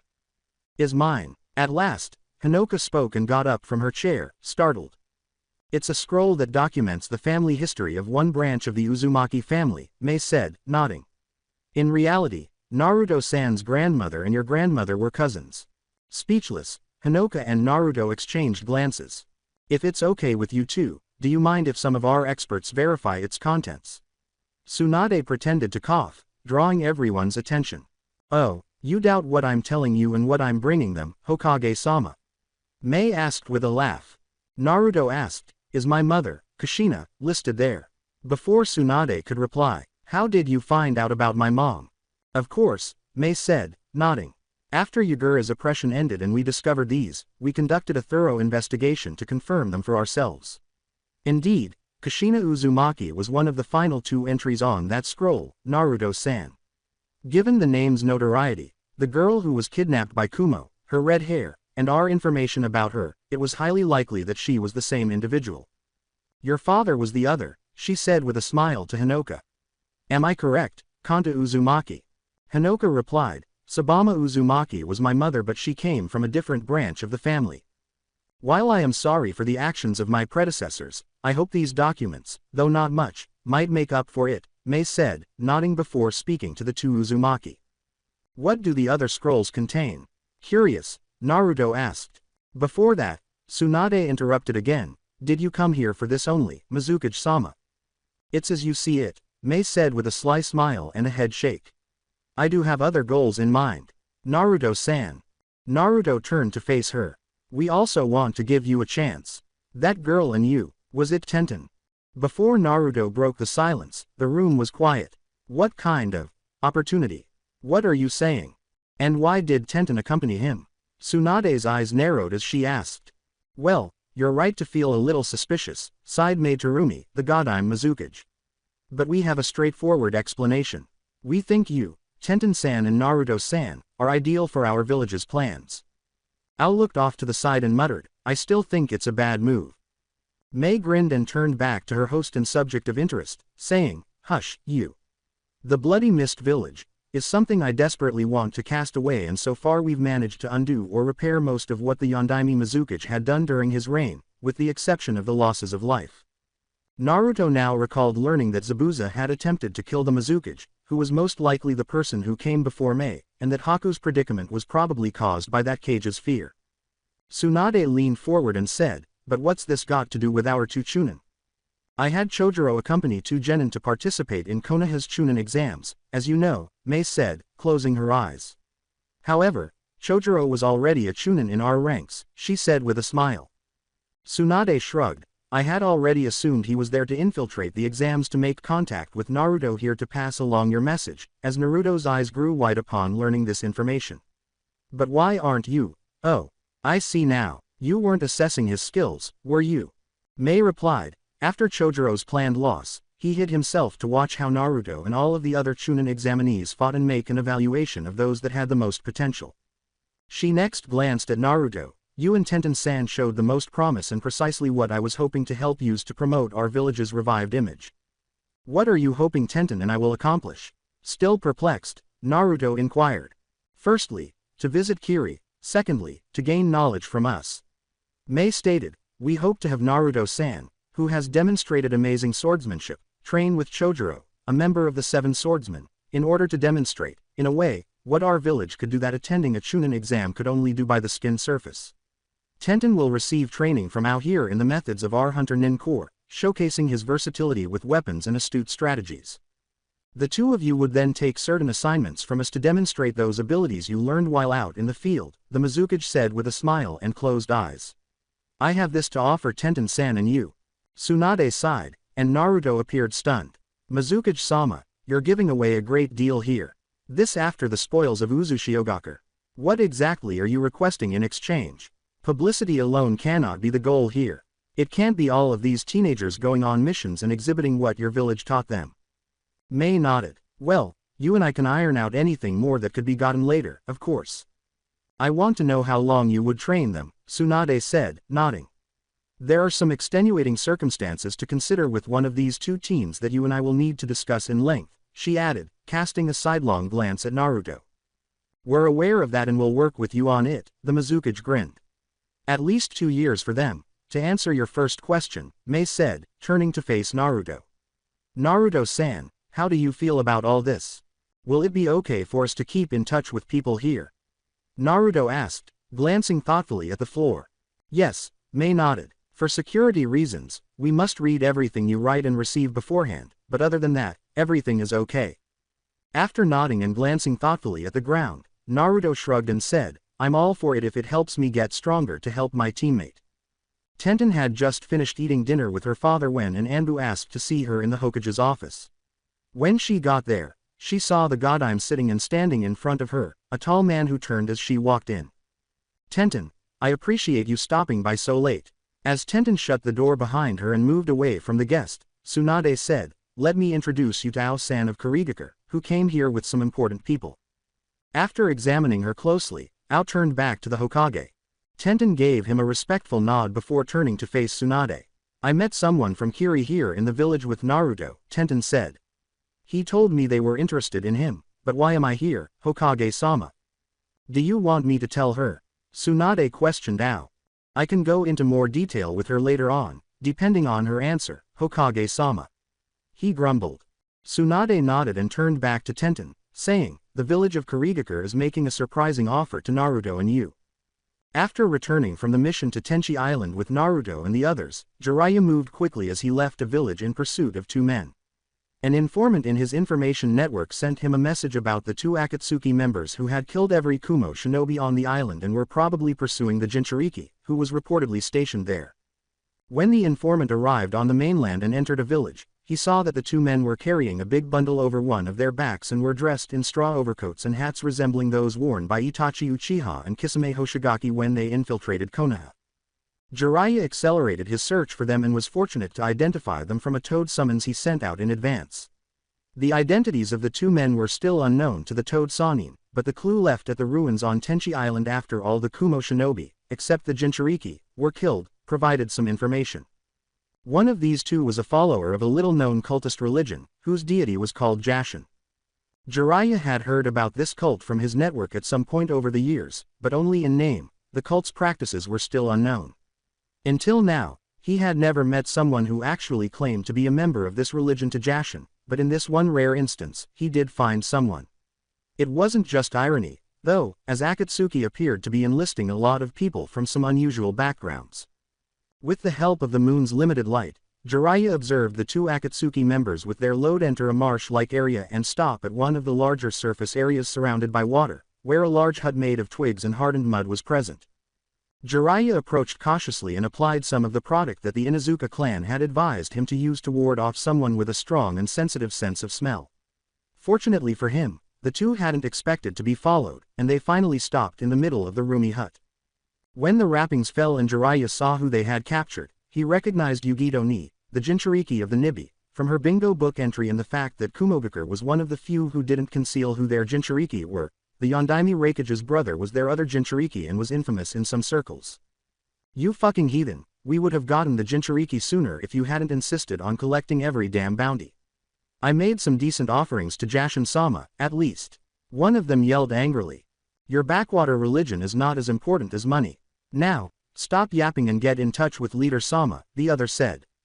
The shorter of the 2 men quickly made a hand signal with his hands, one of which had an odd ring on the finger. A moment later, 3 more obscured images appeared on either side of the person, depicting a person enveloped in darkness. The man said, "Report." Jiraiya briefly blinked in perplexity because he thought the voice sounded somewhat familiar. "We've managed to apprehend Leader Sama, the Nibby's bitch." The shorter man ecstatically crowed. "Let's start the extraction now." "Everyone," said the unnamed leader. It appeared as if the others were doing something similar, if not the same, as the 2 men in the hut made another hand sign that Jiraiya was unfamiliar with, held that hand sign, and became motionless. When Yugito's body was soon eclipsed in her tailed beast's chakra and it was being drawn out of her by an invisible force into a pocketed dimension that had materialized in front of her, Jiraiya's eyes widened and she appeared to be letting out a silent scream as her biju was being forcibly torn away from her bit by bit. Even though Konoha's spy master had no affection for Kumogakure, especially in light of the kidnappings of Kushina and the heiress of the Hyuga clan, he superimposed his newest pupil's face on hers when he saw Yugito's agonized expression. He was aware that seals containing tailed beasts were not infallible and could kill the host if tempered. If the tailed beast was removed in the manner he was seeing. "I believe the bingo book mentioned that she has a younger sister." Jiraiya grimaced as he tried to figure out where his thoughts were leading him. He had followed these 2 in the hopes that they would lead him to their base of operations, but that was obviously not going to happen. Now, he was going to do something that was absurd and extremely risky, and he knew he shouldn't be this weak and stupid, but yet.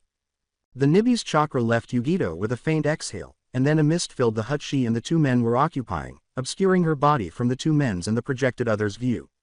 Then, for a moment, there was a sound like it was being wrapped in something wet, and then the mist cleared, leaving the room empty except for the 2 Akatsuki members and Yugito missing. "What has taken place? Have they found you?" the leader inquired.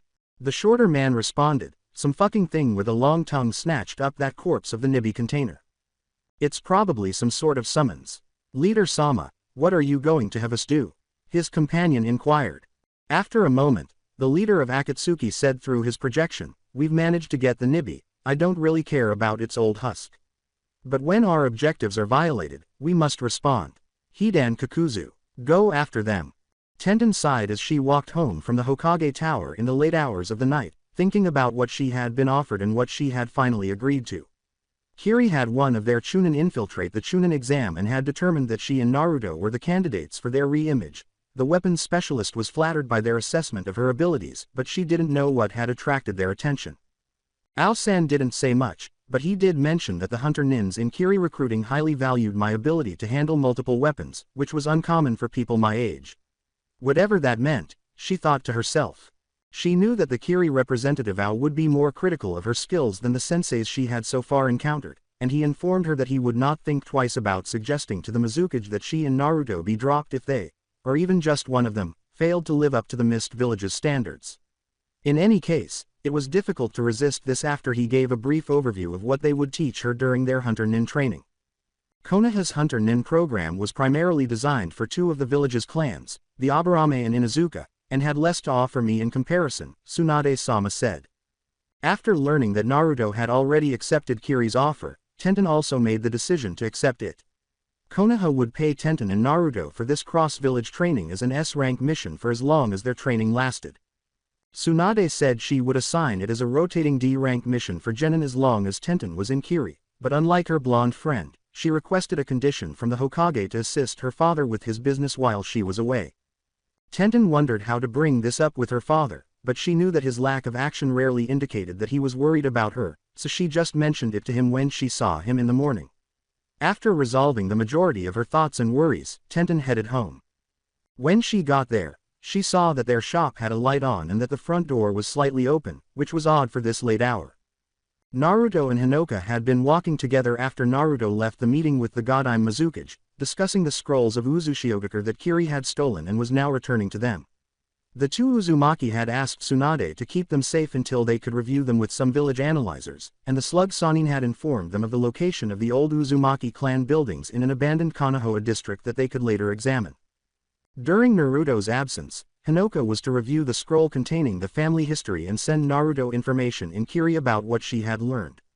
Mei had reassured them that there would be no leaks because Naruto would be granted permission to use his toad summons to communicate with him. The former Taki Genin was still getting used to the Leaf Village, and even though she had been cleared by the Yamenka clan, she still needed to meet with her assigned handler, who would be keeping an eye on her and explaining the village's layout, before going to her new assigned residence. Hinoka had given Naruto the name of the building she lived in her room number before they parted ways for the evening.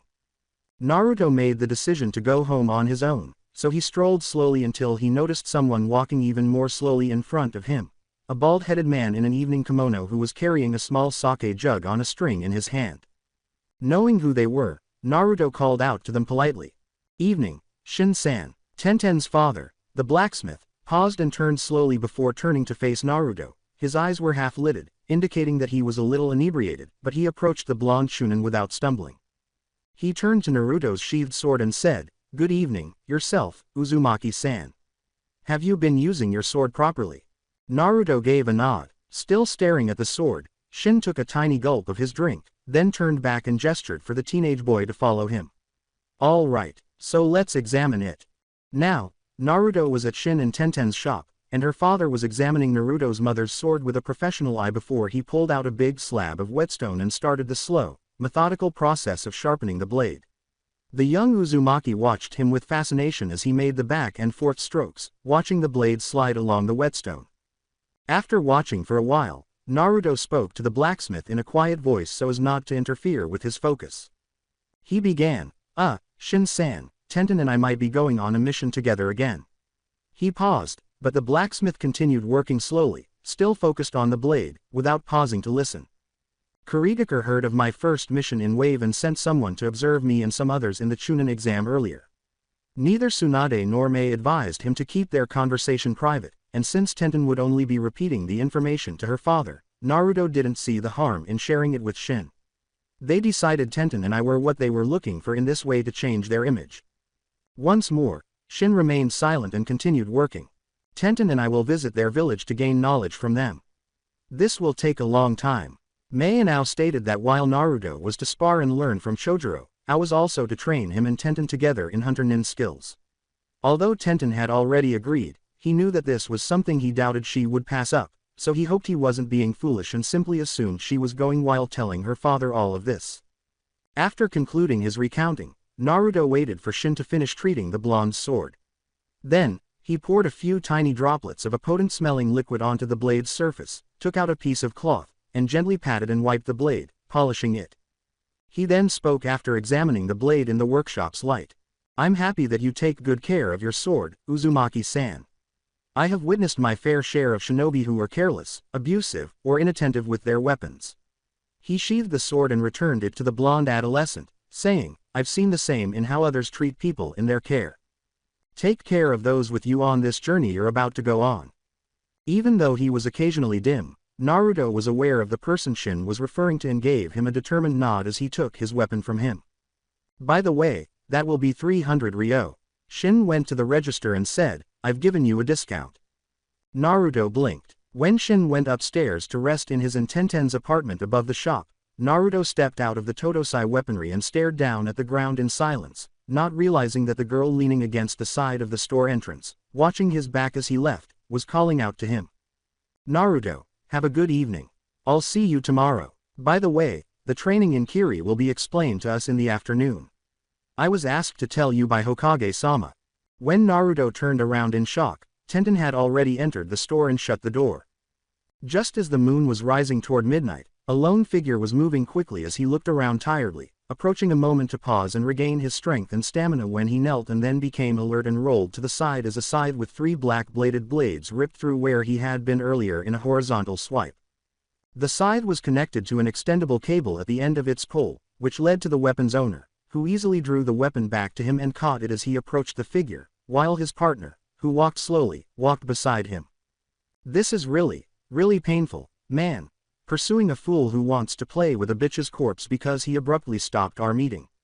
Having you for his fucking count will make Jashin-sama very happy." The shorter of the two, with short silver hair and a manic expression on his face, yelled as he removed his hat and straw cloak to reveal his bare chest covered by an Akatsuki cloak. Without bothering to take off his disguise, the other said, "Hidan, silence your blathering and just finish the job already or I'll stitch your mouth shut and leave you for the crows to pick at.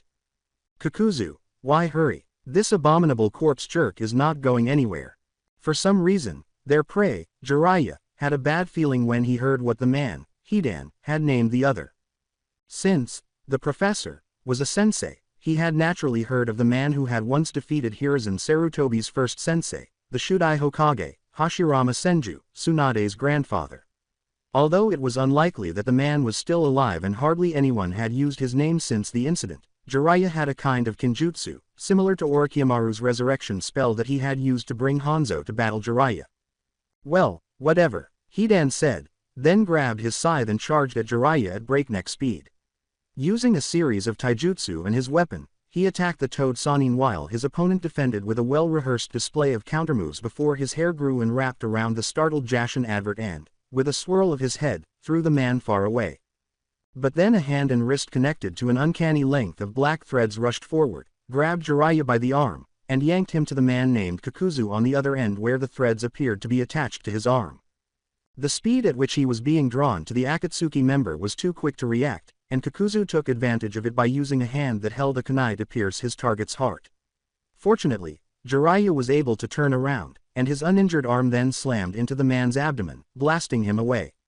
He heard an irregular sound in the air, and again moved to avoid Hidan's scythe as the man had attacked him again. Before Hidan started applying more pressure to the man, Jiraiya tried to get away from him.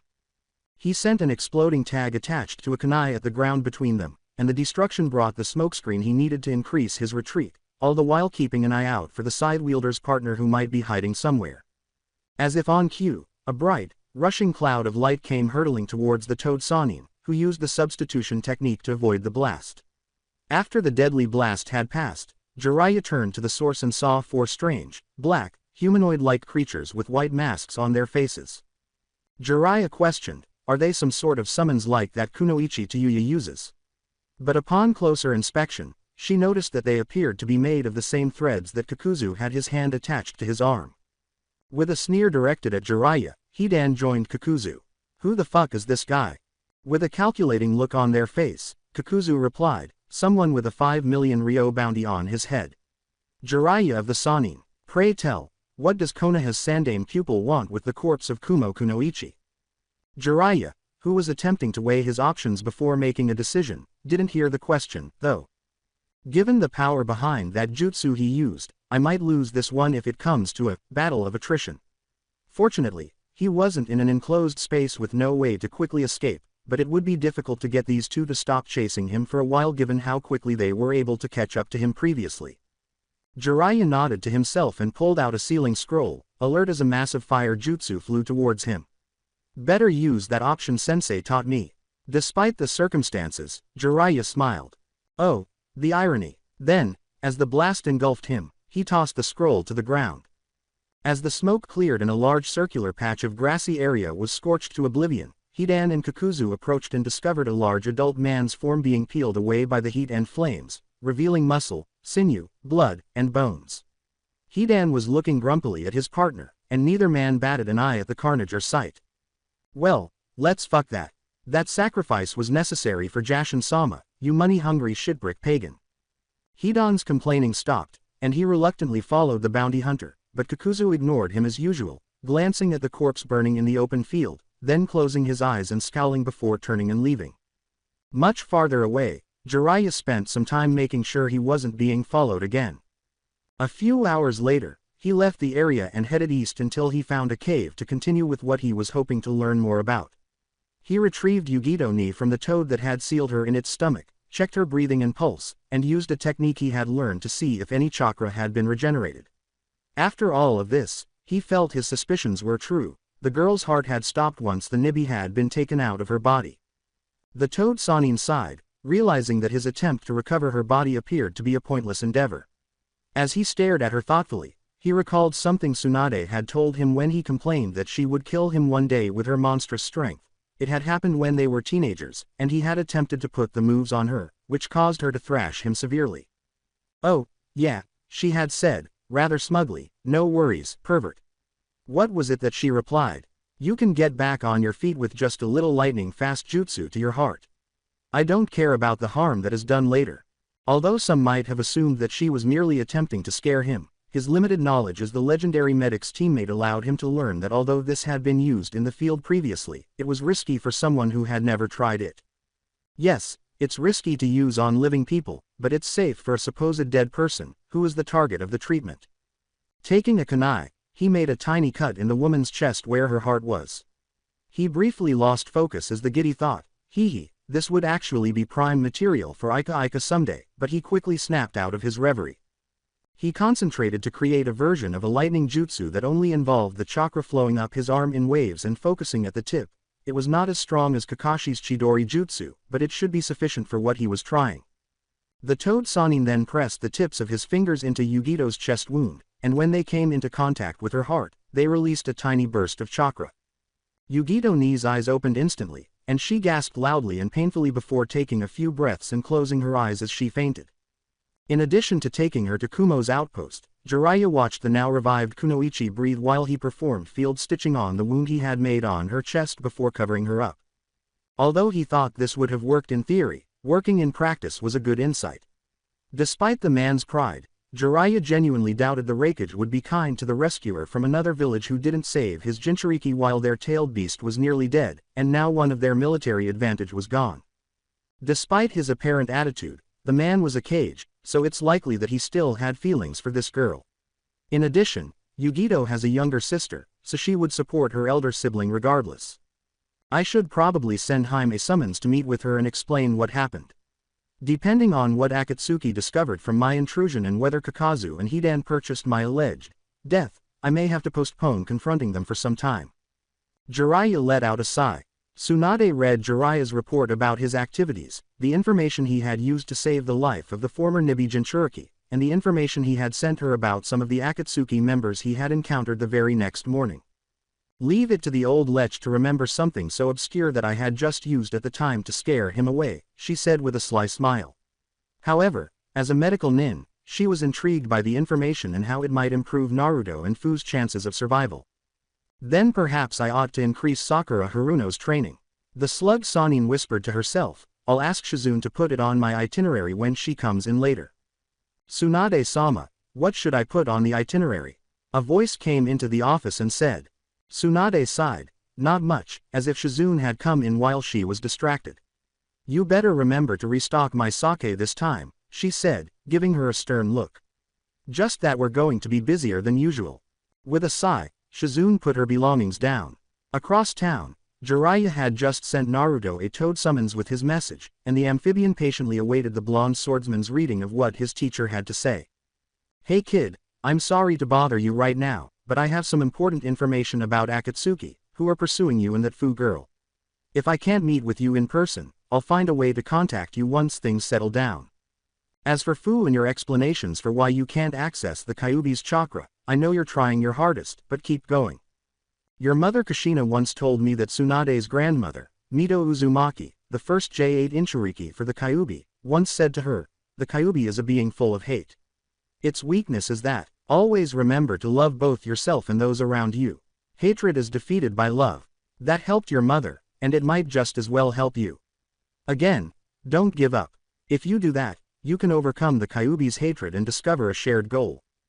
I'll let Tsunade decide whether or not to let you go regarding this business with Kiri, but in any case, exercise caution. You're still a brat with a lot to learn, but as long as you're with that Tenten girl, perhaps everything will work out in the end. Speaking of her, how far have you come, kid? You've kissed at least, right? Don't worry. I know you're a moron, but don't worry, just feel her up to make her feel good. Jiraiya. Naruto frowned at the toad that had conveyed the Sanin's message. Is there any chance you could give this lustful bastard a scroll that has an explosive tag sealed inside? Naruto sighed and was about to get up to get some water when he heard a knock at his apartment door. The toad grinned wryly before unsummoning itself, and Naruto slumped back against his couch feeling exhausted after reading all that. Although the advice, prior to the foolishness, was appreciated, he still wished he had the man here to ask about several other things, especially after that note about something his mother had told Jiraiya. He got up to answer it because he didn't expect anyone today, and he was shocked to see Tenten on the other end. Hey, do you want to spar? I would like to practice using the flying Raijin with a live opponent while wielding weapons. At least show some respect for the living opponent, wouldn't you? Naruto winced. Anyway, she smiled, you game.